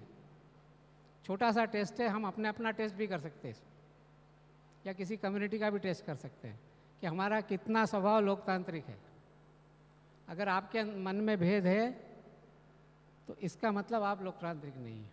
तो जब हम डेमोक्रेसी की बात कर रहे हैं तो 2-3 मैं निवेदन करना चाहता हूं कि केवल वोट से बनी हुई सरकार ना सोचे, केवल राज्य व्यवस्था ना सोचे, उसमें न्याय व्यवस्था भी सोचे, उसमें सामाजिक मूल्य और सामाजिक व्यवस्थाओं का निर्माण वो भी सोचे, उसमें व्यक्तिगत जीवन मूल्य, व्यक्तिगत मर्यादाएं, इसके बारे में भी, और विशेष महत्वपूर्ण जिसकी ट्रेनिंग सबसे ज़्यादा होती है, हर व्यक्ति को होती है, वो है कुटुंब, परिवार में डेमोक्रेसी। और ये जनजाति क्षेत्र में दिखती है, आप देख सकते हैं। वहाँ पे बच्चा, लड़की हो या लड़का हो, पिताजी या माताजी, वो आपस में खुलकर बात करते हैं। कोई भी किसी पर निर्णय नहीं थोपता। बच्चा स्कूल नहीं जाना चाहता तो पेरेंट्स नहीं बोलते कि स्कूल जाओ। हमें बुरा लगता है कि स्कूल नहीं जा रहा है तो ये इसका क्या होगा, पेरेंट्स इसको भेजते क्यों नहीं। पर ये वो स्वभाव है, ये स्वभाव बहुत महत्वपूर्ण है। यही डेमोक्रेसी है, ऐसा मुझे लगता है। हम जब यहाँ विचार कर रहे हैं तो मैं आप सभी से निवेदन करूँगा कि इन चारों श्रेणियों पर डेमोक्रेसी कैसे डिलीवर हो सकती है, इसका विचार करके सभी देशों के सामने रखें। मुझे यहाँ बुलाया, उसके लिए आप सभी को बहुत बहुत धन्यवाद। प्रणाम।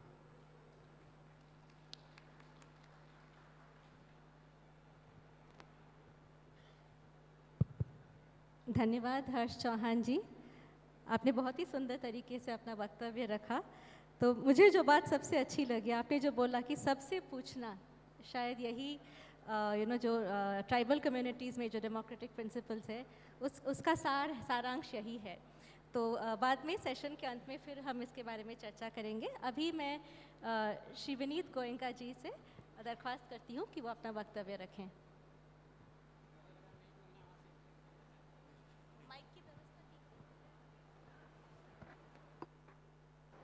आप सभी को नमस्कार। गुरुदेव, किरण जी, अतुल जी, हर्ष जी, सतीश जी, अनन्या मैडम और सभी ने मुझे मौका दिया, उसके लिए मैं पहले ही धन्यवाद करता हूं। वासुदेव कुटुंबकम की जब कल्पना की होगी तब एक फैमिली के बारे में सोचा गया, लेकिन एक बात मुझे उस जमाने की याद आती है, वो है समानो मंत्रा समिति समानी, everybody will be equal.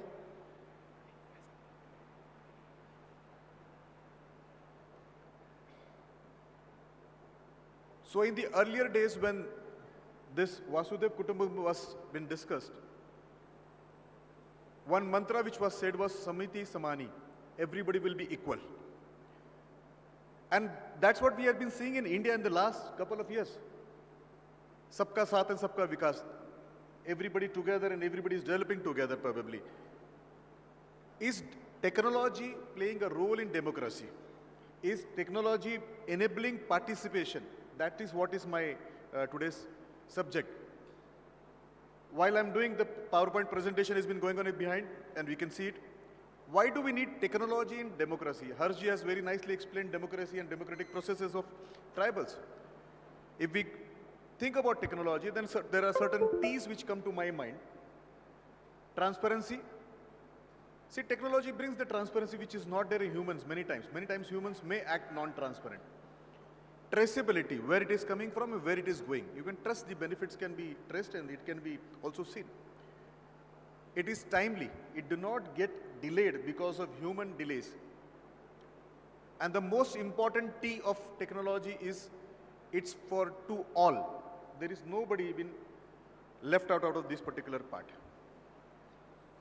I also see this as to be technology making that great democracy, sir. When I say great, let me spell out that great. The G stands for goods, the goods of the democracy.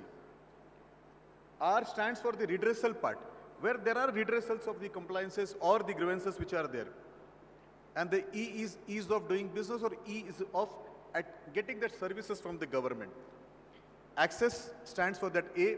And finally, The T once again is to all, everybody included, is that greatness of the democracy. And how does this digitally, it gets empowered? If you see governments or the democracy, it is from the cradle to cremation, janam se mrityu tak, from birth till the death. You have to consider about that particular part. Indian democracy especially, the elected democracy is citizen-centric. And when we talk about citizen-centric, all the services which the government provides, all the policies which the government makes, is been done with the citizens in their mind. He's been kept as the... Is there one more C in these cradles of the democracy? And that cradle is confidentiality. Does the government maintain your confidentiality? Does it exposes you? It is about caring and communication also. While I was thinking about this particular conference, one thing which came to my mind was, why Digital India? In the slide which you see after this, it's very simple. There are 6 points in it. The first part is empowerment of citizens. Rightly said by Harshi, where the child is empowered whether he wants to go to the school or not. But here I take it a little larger. Here the empowerment is where he participates and also airs his feelings. Helps in deciding the policies, helps in deciding the procedures to become a knowledge citizen. Also, it brings certain things which everybody in my party at least, and my Prime Minister talks about, is Antyodaya. Antyodaya is a very simple concept of thinking about the last man in the queue, the most deprived, most behind. And what we see in the next slide, which if you see, is essentially only 3 parts of the digital democracy: digital access, digital inclusion, and digital empowerment. And what does it mean by digital access? When the thought of digital empowerment came in, it was essential to create an infrastructure so that everybody can access the democracy and the benefits of the democracy, participate in democracy. India thought about that, and one of the essentials was internet. So the speed of internet was to be given so that the services, G2C services, can be accessed by regular citizens. The spread of internet. Now you cannot sit in Bangalore, access the internet and say democracy is digitalized. So the digital democracy can only travel to the villages or the far-flung areas if there is a spread of internet. Thirdly, the cost of internet. If the cost is high, you cannot expect the marginalized community to access it. We also had 4th challenge in this country. People with less education, less literacy. So we have to make them literate, whether they are formally educated or not, but IT enabled. 5th challenge had to be overcome was multilingual society of India. We have many native languages. So English cannot be only part of communication in the digital democracy which was thought upon. So native languages, the original languages of the provinces were considered. Services have to be real time. You cannot apply on internet and wait for the services. The second part, if my colleague can change the slide and come to the next slide, please. Yeah. If you see in the center, it is digital inclusion, the second part.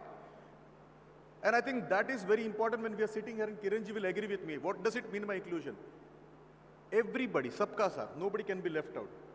Whether it is Sarla, Salma, Sylvia, Sherin or Sukhwinder, nobody will be asked what is your name, what is your religion, what is your caste, what is your creed, what is your gender, what is your ability, physical ability, what is your class, which province do you come from.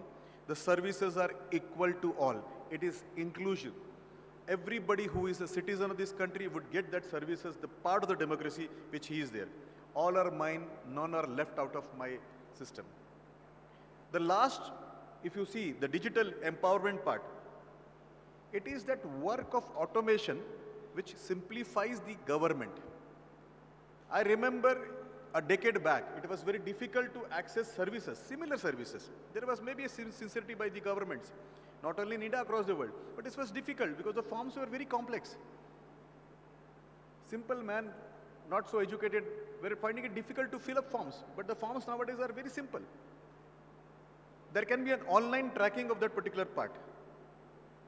Can I go and access FAQs, repositories of questions, repositories of databases are there? So the governmental services, G2C services are there. And how many services are there will come out of that. The number of services which are already been digitized. Can I keep my documents? Can I access my papers digitally? Answer is yes. So there was a need of business process simplification of forms were done, online things were made, repositories were made, workflow automation was done, which was the biggest challenge and the complaint of citizens, at least in India, where none were aware where is the file. And we used to hear one dialogue, file aage badhi nahi hai. Now with this digital India, at least in India, we have overcome this particular problem and you don't find that answer, that sentence, file aage badhi nahi hai. Now it has been automatically moving ahead, it can be transferred, it can be traced also. One part which my earlier speaker spoke in the earlier session where Atul Kulkarni ji was heading it, is government or the governance or the larger word democracy top down, one way? Answer is no. It is two way. While the government makes the policy and the rules and the acts, it is the citizen who keeps demanding. He also has grievances which are to be handled. He also has requests. Now it can be a request, it can be a demand, it can be a grievance. But there has to be two-way communication. Digital inclusion, digital empowerment of the democracy gives you that right, that power of doing two-way communication. If you go to the next slide, there are certain things which I will quickly go through as time is less. The slide which is next to this, please. And it talks about simple things, 6 simple things out of the many things which have been done. JAM, which I will be speaking about, Common Service Centers, DigiLocker, Unified Payment Interface, mygov.in, and the other services. Each of them I can speak for hours, which are all good. But as you are at August gathering, you are all learned people. I'm sure you all know much about this. But I would certainly like to speak about the first one, JAM, and then I will speak about the mygov. Now what is JAM? We come from a population which is more than 140 crore people. Around 80 crore people still survive on the grains which are being provided by the government at subsidized rate or free of cost. When you have such a large diaspora, there are people who can understand my language, which is not only English, Hindi, Marathi, but also can understand. They cannot understand this particular language. They may be speaking various languages. Now, how do you bring them together? So, Aadhaar, a 12-digit magic was created. Every Indian will have one single unique number. The benefit was that everybody was traced and the duplicacy, the ghost numbers were removed. In the earlier governments, I do not want to point out anything to anybody, but I think earlier government faced one big challenge of ghost beneficiaries, where somebody was deliberately trying to encroach upon the benefits of other citizens. That was removed. One man, one Aadhaar number. Number 2, H.K. Khan committee reports talks about challenges with access to bank. That was been there for decades. With the Jan Dhan account, zero balance account, this was overcome. Whether it is access because of distance, if it is access because of time, the banks were made available to everybody and everybody, to the marginal people also. Those who cannot afford the cost, zero balance accounts. Now this was, I think, a big achievement of the current establishment. If you believe in numbers, then in 2022 December, I don't have numbers, latest numbers, but 4 months back, almost around 48 crore people were covered under Jan Dhan Yojana. And you know, what will be the best thing, Dr. Ananya, to know the number of women who were covered under this. Out of this 48 crores, 26.54 crores were women. Women coming from tribal area, women coming from rural area. And the last part, mobile, which has talked about, the internet services. Now, if a benefit is been passed on by the central government, it reaches the actual beneficiary without any hindrance. There are more than 400 services which come under common services. You apply, you get it. 400 services of government been digitized. And you know how many CSCs are there? My understanding is there are more than 5.25 lakh service centers which are available across the country. And the best part about this is, out of this, more than 4,10,000 are in rural areas, areas where otherwise people laughed on us. They said, "Wahan internet nahi chalta, phone nahi chalta." Bull2 chalta hai. I asked somebody, what is Bull2? And he said, Bluetooth. So there was a challenge of internet, probably they have reached there. UPI provides the cashless, and everybody would agree with me, cash is a form of disease, which even if you want to avoid, inculcates the issues of transparency in the system when there is a cash. We had heard earlier leaders talking about 100 rupees are going and less are reaching to the beneficiaries. But here, the exact amount goes to the beneficiary. It is shameful to quote, but yet I have been forced to quote one particular part. When cash benefits are being passed on by hand from the officers to the marginalized community, we have often seen leakages and also sometimes challenges which a female or a woman can face. Direct benefit transfers is one of the miracles of this particular part. I would like to address to the last part because there is a less time, is the MyGov and .in and the social media part. When I was going through my college days and Atulji was my Sangatana Mantri as a Vidyarthi Parishad student, I used to always feel, can't we participate or tell our problems to the government? Will the government really listen? I had heard in Ramayana and Mahabharata where you can go bang that gong and put your grievances to the king. It was possible. And thankfully, when I was appointed as governing council member of the CRIs in Ministry of Railways, we could implement grievances redressal through social media. You would have seen in the last 6 years, you tweet us, you send a tweet that there is a problem in the railway and we try to solve it there and there itself. We have bifurcated the problems into 3 parts, A, B, C. The small C parts which can be done on the track itself while the train is in motion, small things. Some bulb not working, the plot not been doing, or some things. It can be solved there in itself. The B type of problems where it requires intervention at the stations, major stations. And there are challenges which fall under the category of A types, which requires budgetary or planning behind it. So at least the B and the C has been solved automatically. What does a citizen want? A citizen or a customer or a client or a passenger wants redressals to his grievances. And I think probably that part providing through the mygov.in, whether it is through social media, enables the citizen. And that's what we call as enabling participation digital way. There are thousands of examples which I can continue to give you. It should have been a 4-hour session, I think, Ananyaji.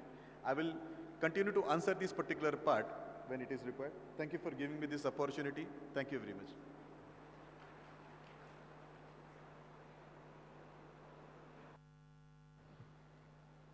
That was really an interesting brief, but I thought it was very, very concise, very informative talk by Shri Vineet Goenka ji. It was about 2 themes. I think one is about how digital technology itself can strengthen democracy, citizens' participation. And the other aspect is that how can digital technology itself be made more inclusive to overcome the digital barrier. So these were themes Sir touched on with some very interesting examples. I would now like to move on to our last speaker in today's panel, Shri Satish ji. I think we are going to hear some interesting insights from his experience in Panchayati Raj.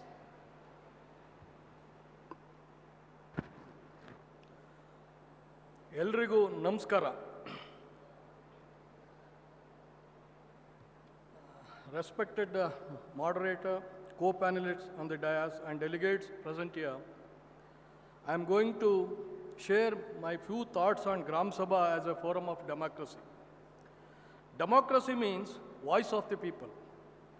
India has a long heritage of democracy, as it is printed in the conference brochure. In India, democracy is ingrained in traditions, ethos, and culture. The Sabha and Samiti participated in democratic decision-making throughout the Vedic era. Republican nations like Vaishali and Vajji, where the duties of the head of the state were constrained, and choices were decided through a democratic process, grew prosperous in ancient India. Post-independence India adopted representative democracy with a universal adult franchise. And since then, Indian democracy has flourished and deepened. India also gave constitutional validity to grassroots level democracy, and today it has more than 1 million elected representatives in its rural government. that is panchayat system. Despite the multifarious challenges, Indian democracy continues to strengthen while successfully addressing the issues of governance and development. India is the most successful and biggest democracy of the world.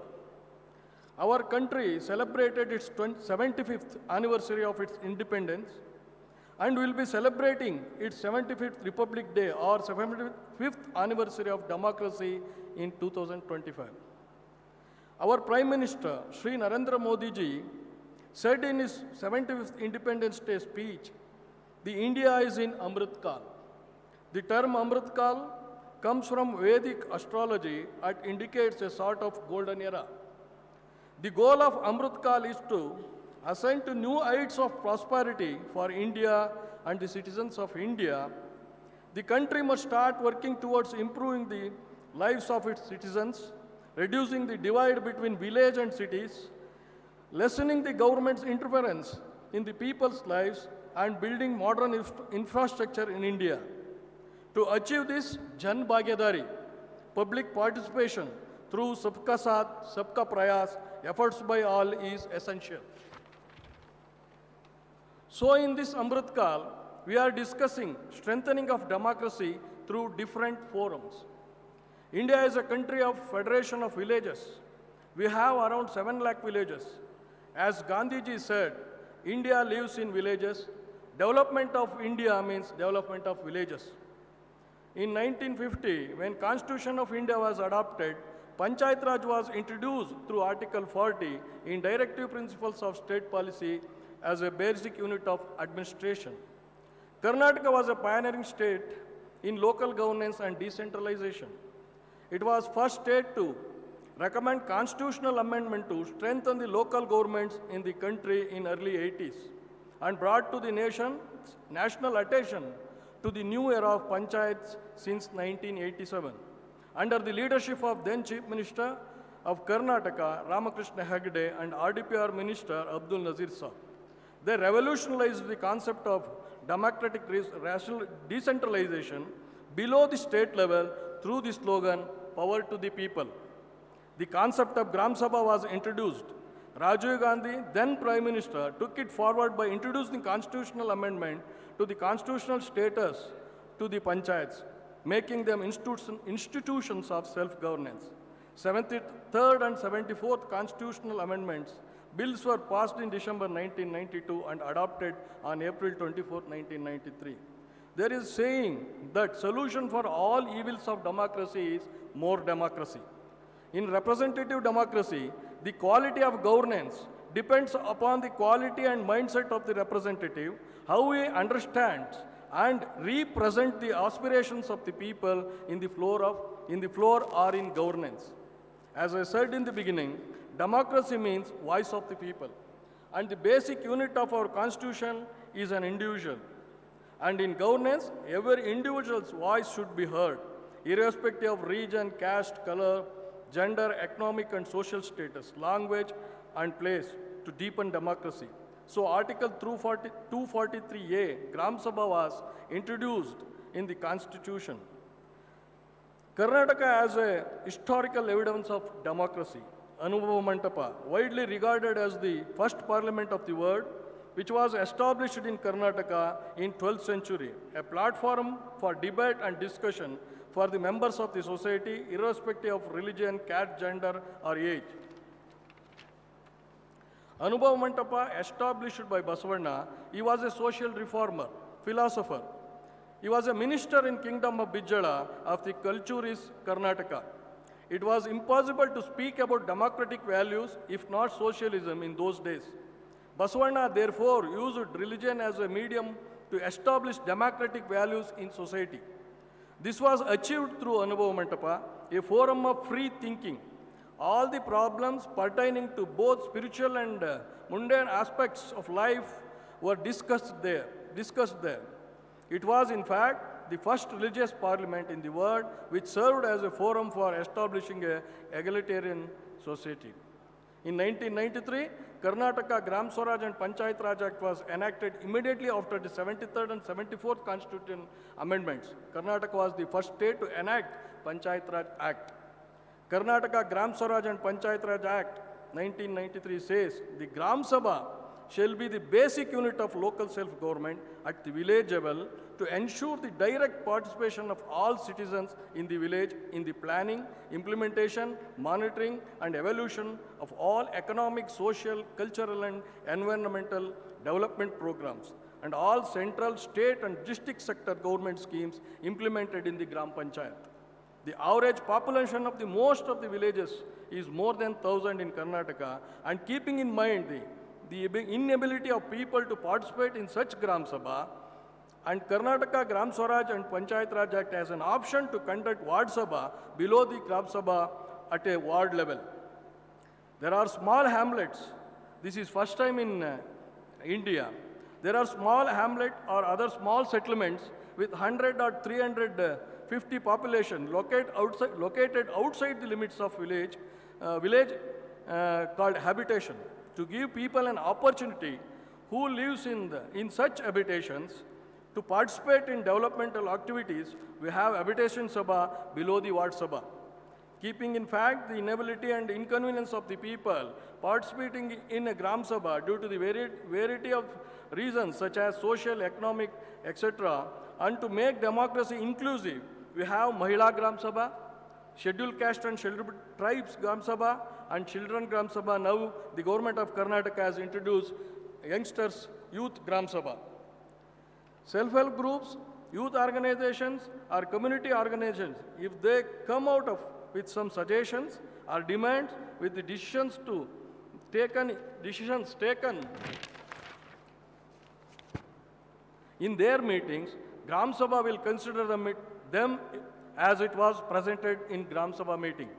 Gram Sabha is not only an assembly of citizens, it is an institution to identify and select the most eligible persons from the Panchayat area under beneficiary-oriented schemes on the basis of criteria fixed by the Gram Panchayat, Taluka Panchayat, Jilla Panchayat or government, and prepare a list of beneficiaries in order of priority as per the priority ranking method after considering the needs, recommendations and suggestions of the habitation sabhas, ward sabhas, and then send the same to the Gram Panchayat for inclusion in its development plan in the order of priority sent by the habitation sabhas and ward sabhas.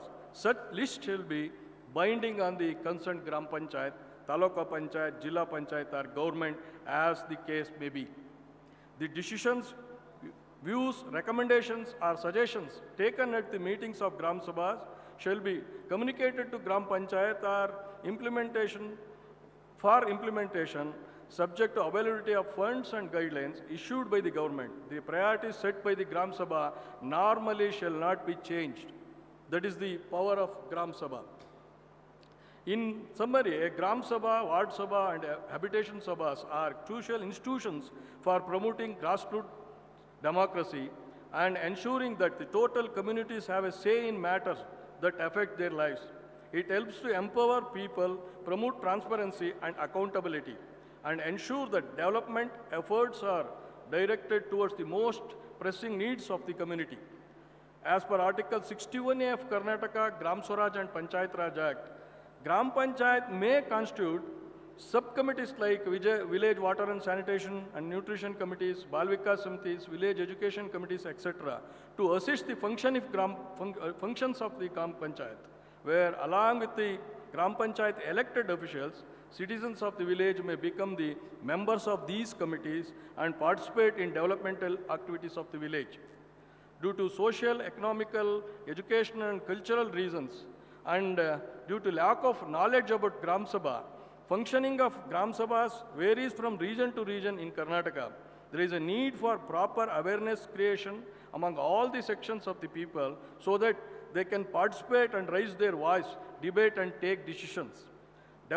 Department of Rural Development and Panchayat Raj, Government of Karnataka is making sincere effort in promoting democratic values through vibrant Gram Sabha and other Sabhas, by giving trainings and guidance to elected officials and officers to conduct Gram Sabhas. Karnataka Panchayat Parishad, where I am the General Secretary, it's a parent body of all three types of Panchayat Raj institutions of Karnataka. headed by Minister of RDPR and Sri C. Narayan Swamy, champion of Panchayat Raj as a working president. It is working for strengthening of Panchayat Raj institutions since 1962. Karnataka Panchayat Raj Parishad is now working on a project to strengthen Gram Sabha by empowering Gram Sabha members, that is citizens. In Hindi, there is a saying, छोटी छोटी बातों से पूर्णता आती है, लेकिन पूर्णता छोटी बात नहीं है. That means completion is achieved from doing small things at a time, but completion is not a small thing.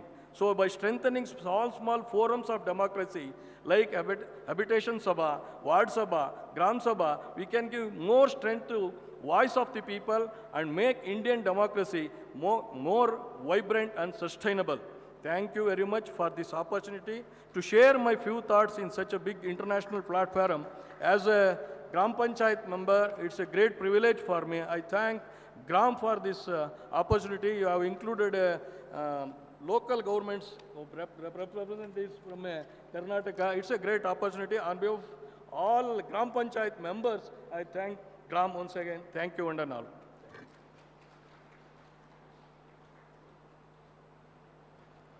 Very interesting variety of themes we have touched on and heard. Some fascinating insights. So from Harsh Chauhan ji, we heard about the inherent democratic principles. He talked about the respect for freedom of others, consensus. These were the important harmony-based systems of justice. Important principles of democracy, holistic conception of democracy, which he talked about. It's not just a system of government. It involves individual, family, the social aspects, everything. So this was what we heard from Mananiya Harsh Chauhan ji. Then I think we had a very interesting presentation from Vineet Goenka ji. He talked about, I think there were some things to remember. You talked about the acronym GREAT, and it brought out the goods and redressal and ease of services and access. So I think it's easier for us to remember what are the essential tenets of digital democracy. So he spoke at length about the initiatives of Digital India and how it is facilitating ease of citizens and easy access to services. And I think we also had a very interesting talk from Satish ji. So he brought out the unique features of Panchayati Raj in Karnataka. Karnataka is an innovator in the late 80s, and how Karnataka became an example in Panchayati Raj for the rest of the country. So I think what we took away importantly from his presentation is the sabhas which happen at the lower levels, at the grassroots, the habitation sabha, the ward sabha, which should be facilitators of people's participation. But he rightly brought out that there is variation in participation in Gram Sabha. It's not that participation in every location is uniform. So you brought out the need for orientation. So possibly, maybe it refers to orientation by civil society organizations, by NGOs. I guess that is what you would have implied. So I think time being short, this is when we should be opening up the floor to questions. But before that, I'd just like to add a line or two that Gram as an organization, I think, is also playing its own role in making a contribution in strengthening people's participation and grassroots democracy. So some of our initiatives are pretty noteworthy. In the state of Jharkhand, we are strengthening the Jan Arogya Samitis. So through these structures, through facilitating the strengthening of the Jan Arogya Samitis, we are helping to promote better people's participation, health governance. So representatives of the community are coming forward not only to monitor their health services, but also to help manage the health facility, the health and wellness center, to lead community level health promotion activities. So it's really much beyond just monitoring or community acting as a watchdog. Similarly, in the state of Karnataka, Gram has also helped to empower the STMCs, the School Development and Monitoring Committees. Again, it's going beyond just monitoring. These committees are playing a role in school development and school improvement. So having shared these thoughts from my side, I think now it's time to open up the floor to questions. Yes, over to the audience. Yes, I think we'll start with this gentleman here. Can we have somebody to please share the mic?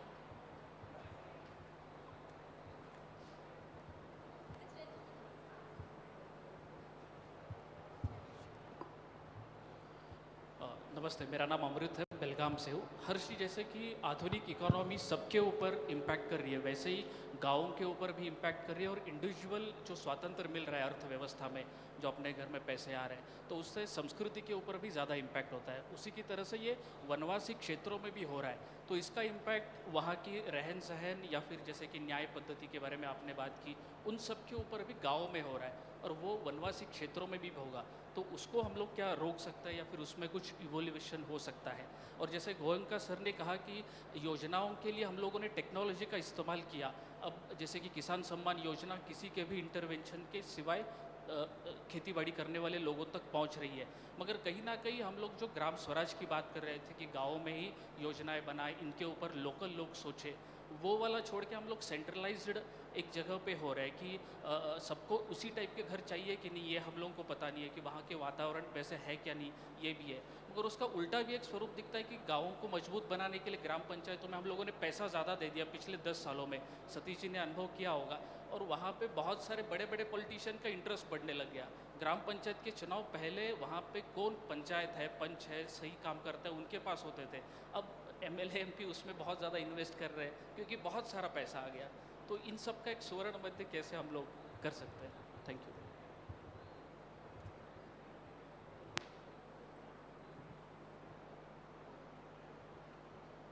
ये जितनी बातें आपने कही वो उसका हल लोकतंत्र में ही है। तो समस्या ये हो गई है कि हमें लोकतंत्र की आदत नहीं है, तो हम सब कुछ हम ही सोचना चाहते हैं।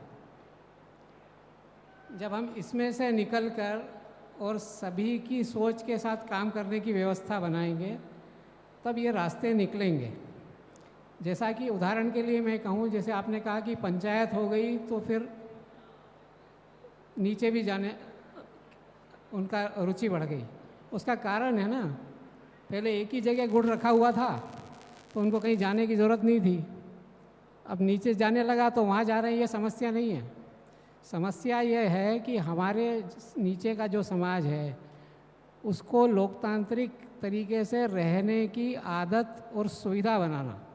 पंचायत उसमें एक स्टेप थी और वो कोई गलत नहीं है। अगर ऐसा हो भी रहा है तो उससे कोई बहुत बड़ा नुकसान नहीं हो रहा। उसमें से जब पंचायत के लोग एम्पावर होके समझदार हो जाएंगे, गांव का व्यक्ति समझदार हो जाएगा। और इसीलिए ट्राइबल एरिया में जो पैसा आया है जिसमें ग्राम सभा का एम्पावरमेंट हुआ है, क्योंकि लोकतंत्र तभी सही चलेगा जब ज़्यादातर डिसीजंस डायरेक्ट डेमोक्रेसी से होंगे। अभी हम लोग व्यवस्था केवल राज्य चुनकर और नीचे तक सब सोचने के लिए छोड़ा है।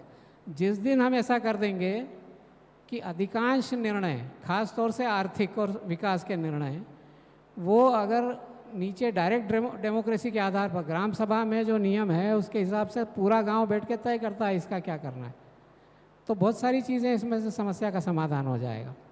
तो भारत तो उस दिशा में चल पड़ा है। क्योंकि हम अभी G20 के प्लेटफॉर्म पे हैं तो ज़्यादा इसको सोचना पड़ेगा कि भारत के संविधान ने, नीतियों ने तो उस दिशा में जाने की शुरुआत की है। हम जो लोग हैं उसको तैयार होना पड़ेगा। अभी हम अपने पावर छोड़ना नहीं चाहते हैं। पावर केवल फाइनेंशियल नहीं है, पावर हमारे बुद्धि का भी है। ये सब हम जब छोड़ना शुरू करेंगे तो वास्तविक डेमोक्रेसी आएगी।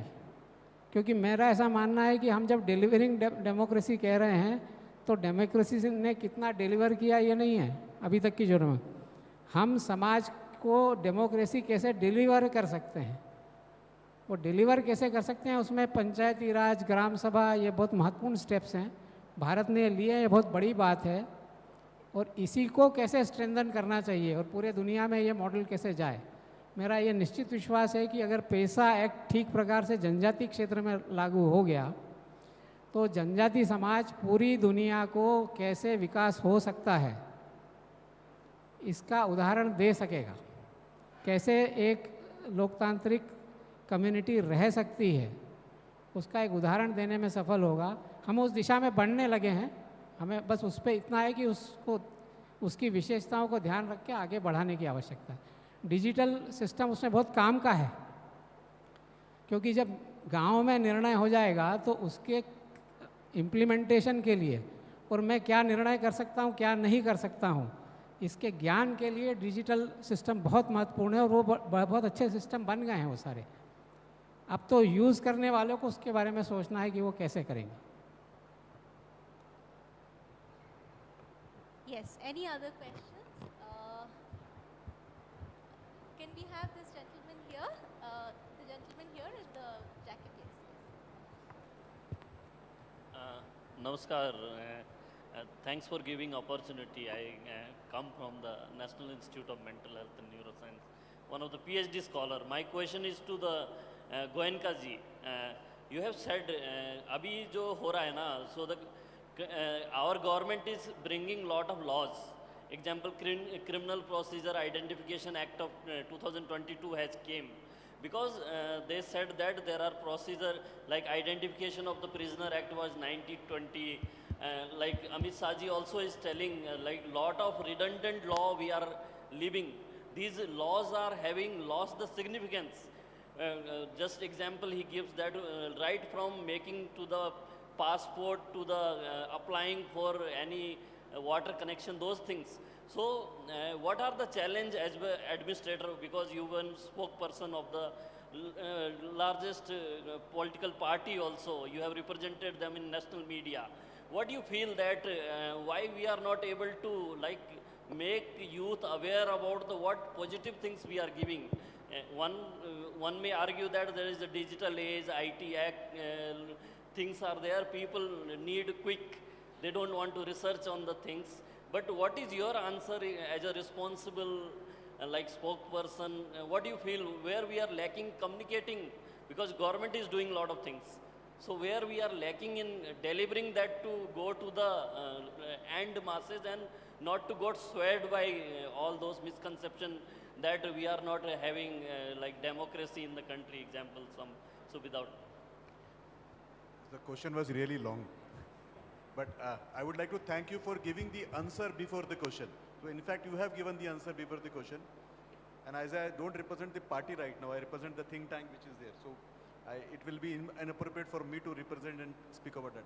But just as out of curiosity, to deliver the governance, as rightly said by my senior colleague, there is something called as will. It's will of the human, the leadership's will. And I think we see that will right now, that the will is there. Technology only adds to that will. If there is no will, then the technology will not persist. So there is a will inside the government which they are delivering.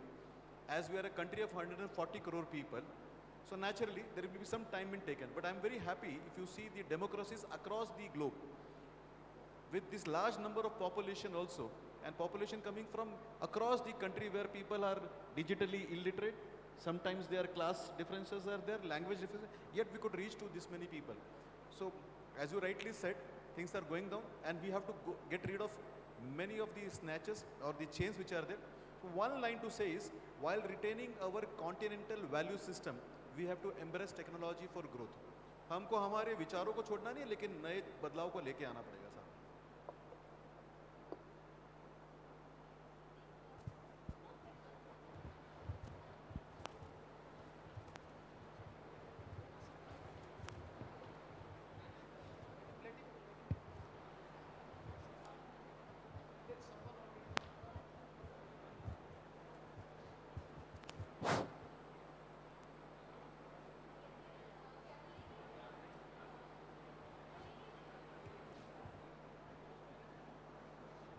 Hello.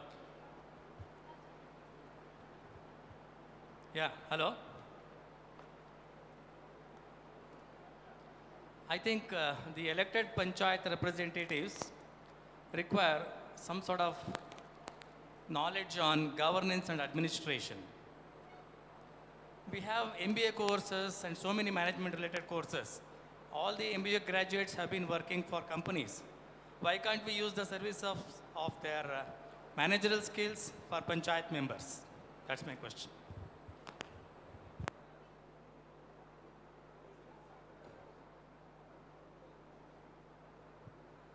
Yes, as an elected member, I think it's good. If knowledge from diverse field, that field experience, as a management CEOs, there are so many companies, there are private sector, there are so many type of new management policies are coming, there are management techniques. If If government can give all those knowledge to elected members, then we will also work as CEOs and managers. We can bring change in the system. Very good suggestion. I think it's not a question, it is a suggestion. Education really enables, but wisdom is not essentially the property of education. Wisdom also comes from various things, I think.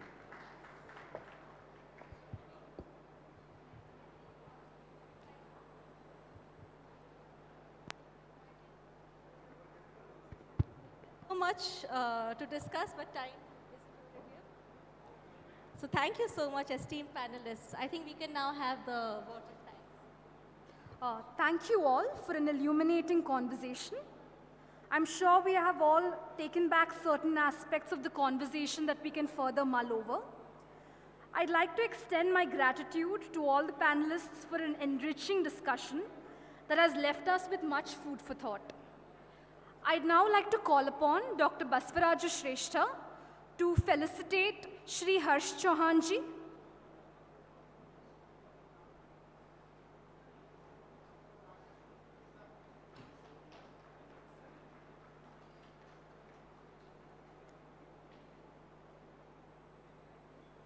Thank you, sir.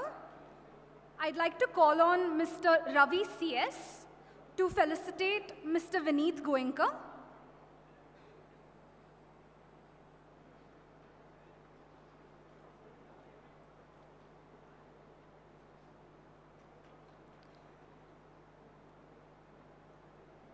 Thank you, sir. I'd now like to call upon Dr. Rajendra Prasad from Gram to felicitate Mr. K.S. Satish.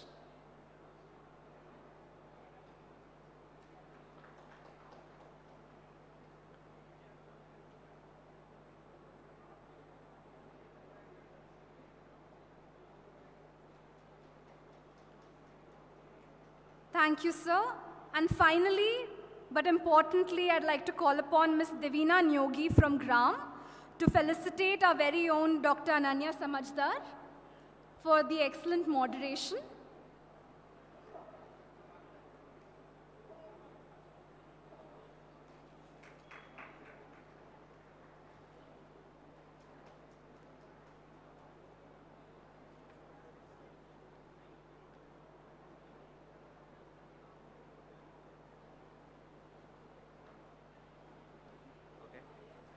Okay. Good evening, all the delegates. There are a couple of key information I wanted to share with you. Firstly, our sincerest thanks to you for an active participation and engaged participation throughout the discussion. And tomorrow will be much more exciting. Before going to the tomorrow session, I wanted to share about the 3D program. I think you would have observed that in the schedule. It's a delegate democracy dialogue. The 3D roundtables we'll be having. So we'll be having that roundtables in the same hall. Our intention is every delegate who is coming here is a resource person. They need to voice out their opinion, suggestion, thoughts related to various issues concerning democracy.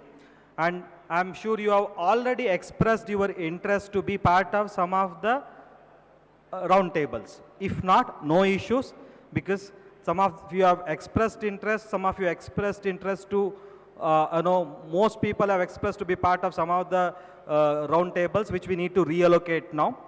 The simplest way we will be going ahead, after this session, see, 15 minutes from now, we'll start the roundtable sessions.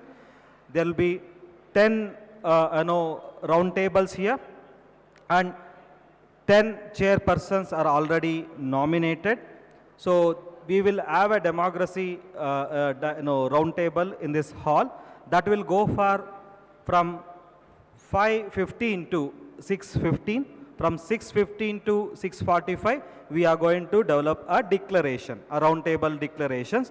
Tomorrow, between 2 p.m. to 3 p.m., the respective chair of the roundtable will get a slot, will be called here on the dais to present their group's democracy declaration. That is their deliberation, the highlights of deliberations. Hope I am with you. Am I with you? Okay.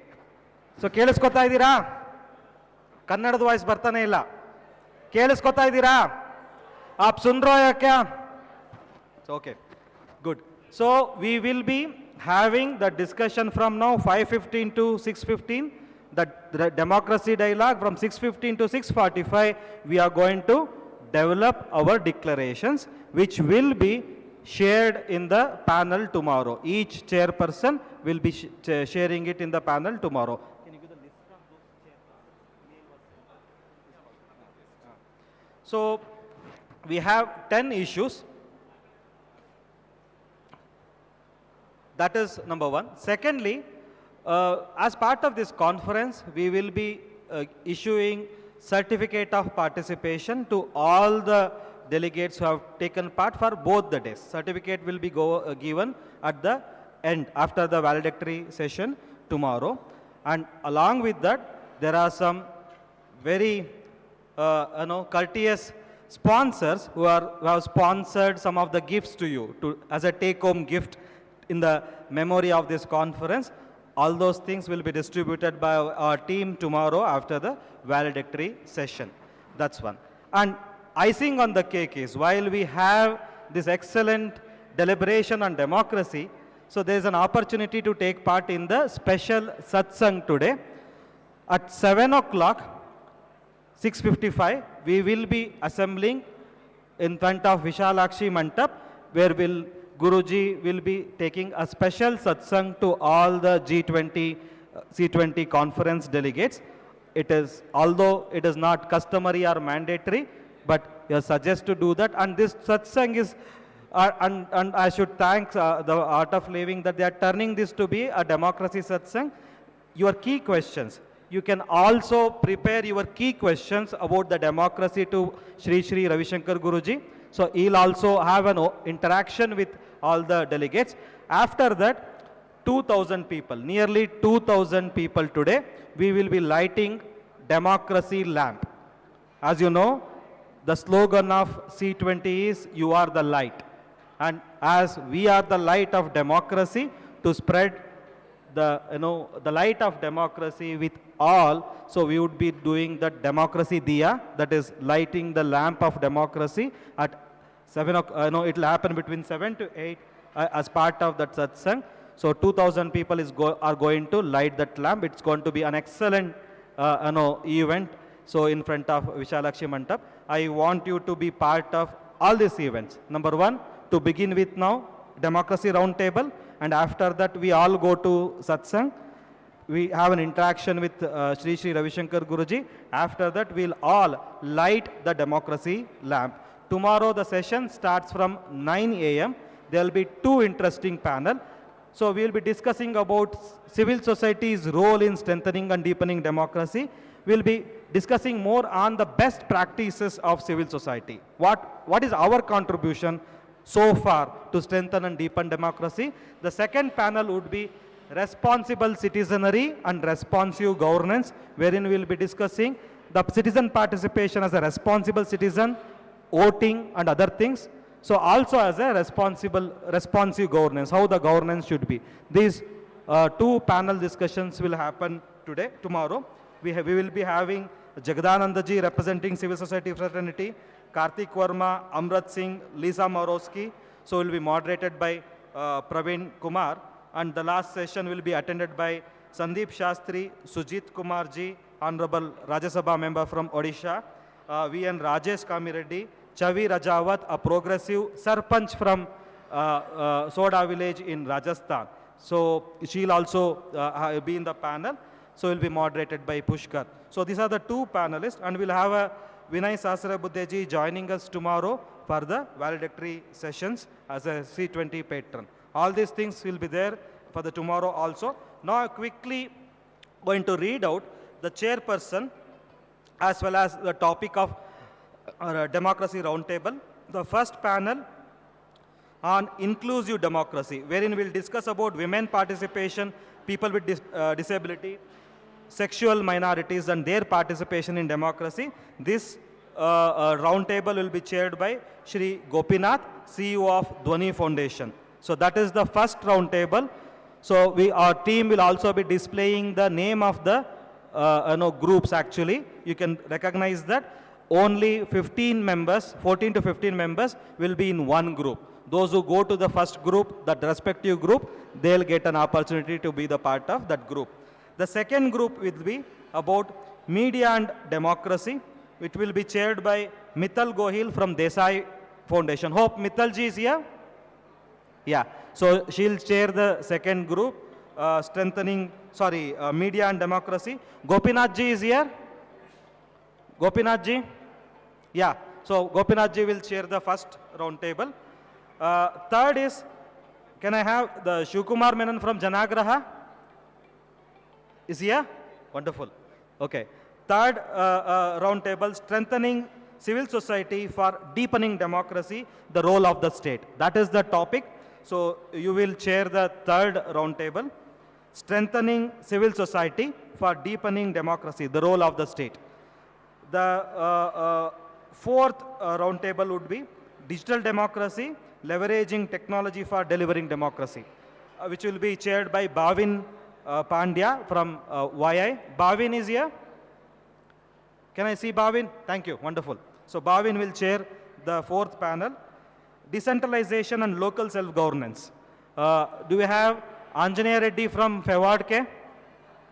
Yes. Thank you. So he'll chair the decentralization and local self-governance roundtable. Transparency and accountability for strengthening democracy. That will be chaired by Savita Sudgodu from CEO of SVM. Thank you, Savita. Yeah, she will chair the roundtable on transparency and accountability. We have Jan Bhagidari, that is people participation as a stakeholders, and people's committees for delivering democracy, which will be chaired by Mahesh Kumar Sharma ji from PSI India. Thank you, Sharma ji. So you will chair that roundtable. And the next roundtable is effective functioning of democratic institutions. Effective functioning of democratic institutions. Rahul Bharadwaj ji is here. Yeah, from Bala Vikasa will chair that roundtable. Youth and democracy, my dear colleague from the working group, Devendra Pai. Devendra is there, okay. So we'll chair that panel. And democratic practices and issues in Janjati community. Excuse me. It will be focused on tribal. So it will be chaired by Subhashish Chakraborty. Subhashish Chakraborty is there. So all these 10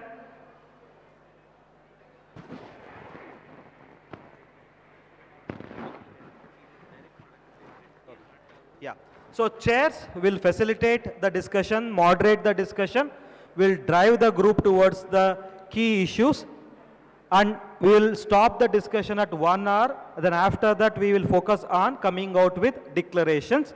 And as I requested, tomorrow between 2 to 3, all the chairpersons will come on the dais like a panel, what happened today, will share their group declarations tomorrow.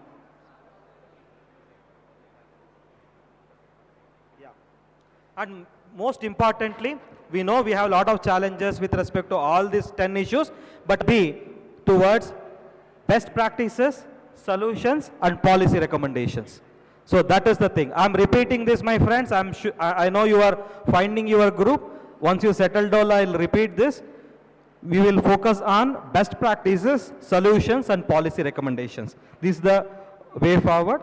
So with this, yeah. And parallelly, I request you to utilize my stance on democracy booths. Please give your video bites tomorrow. Please don't forget that. If your organization has done something exemplary work in democracy, please do share with us as a CSO case study, and take part in all the evening activities today.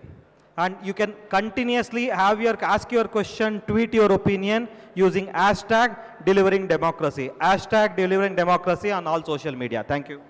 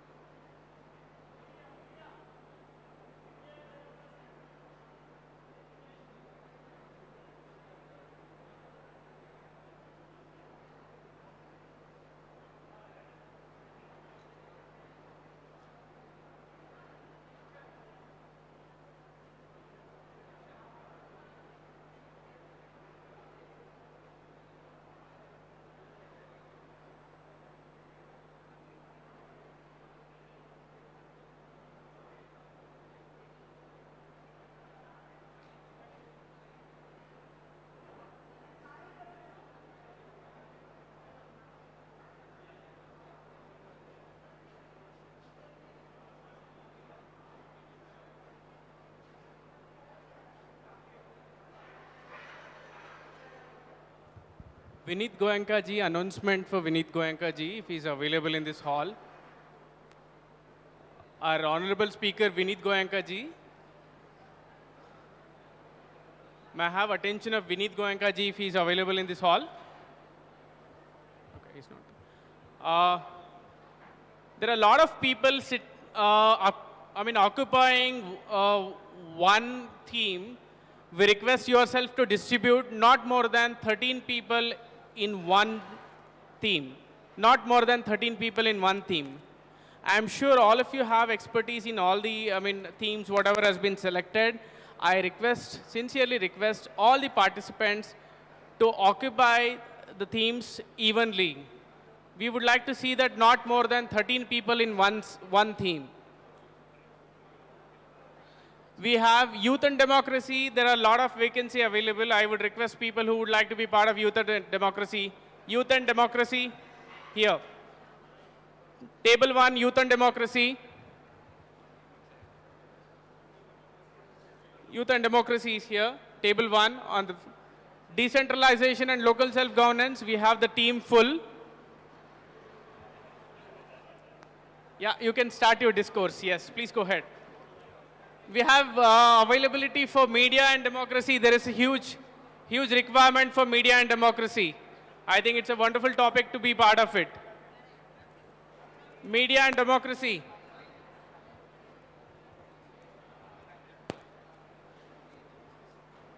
Digital democracy, leveraging technology for delivering democracy. May I have people for digital democracy?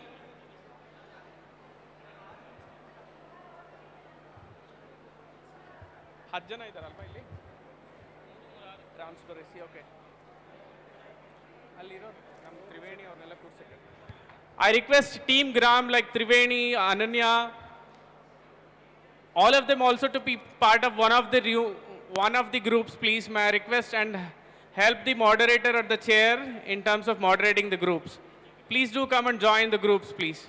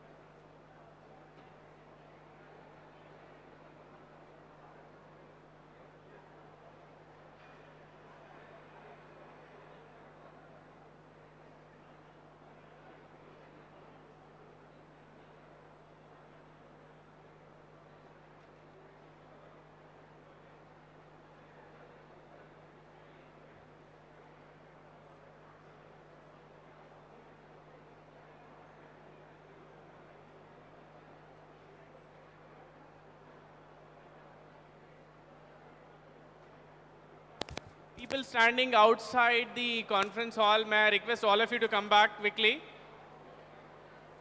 The roundtable discussions are on. I request all of you to come back quickly.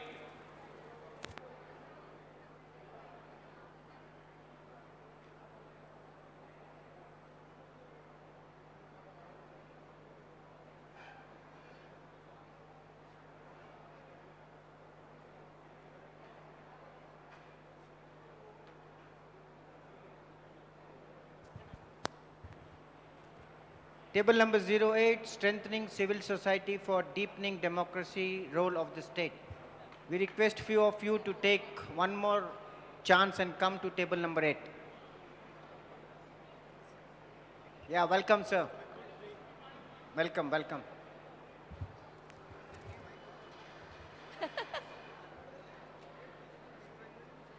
Each team, please identify one of the member in your team to take the notes of the discussion.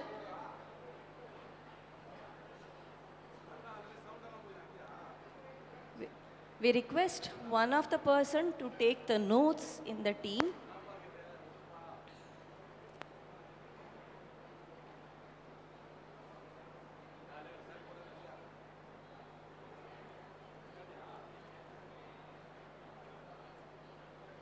There are no people.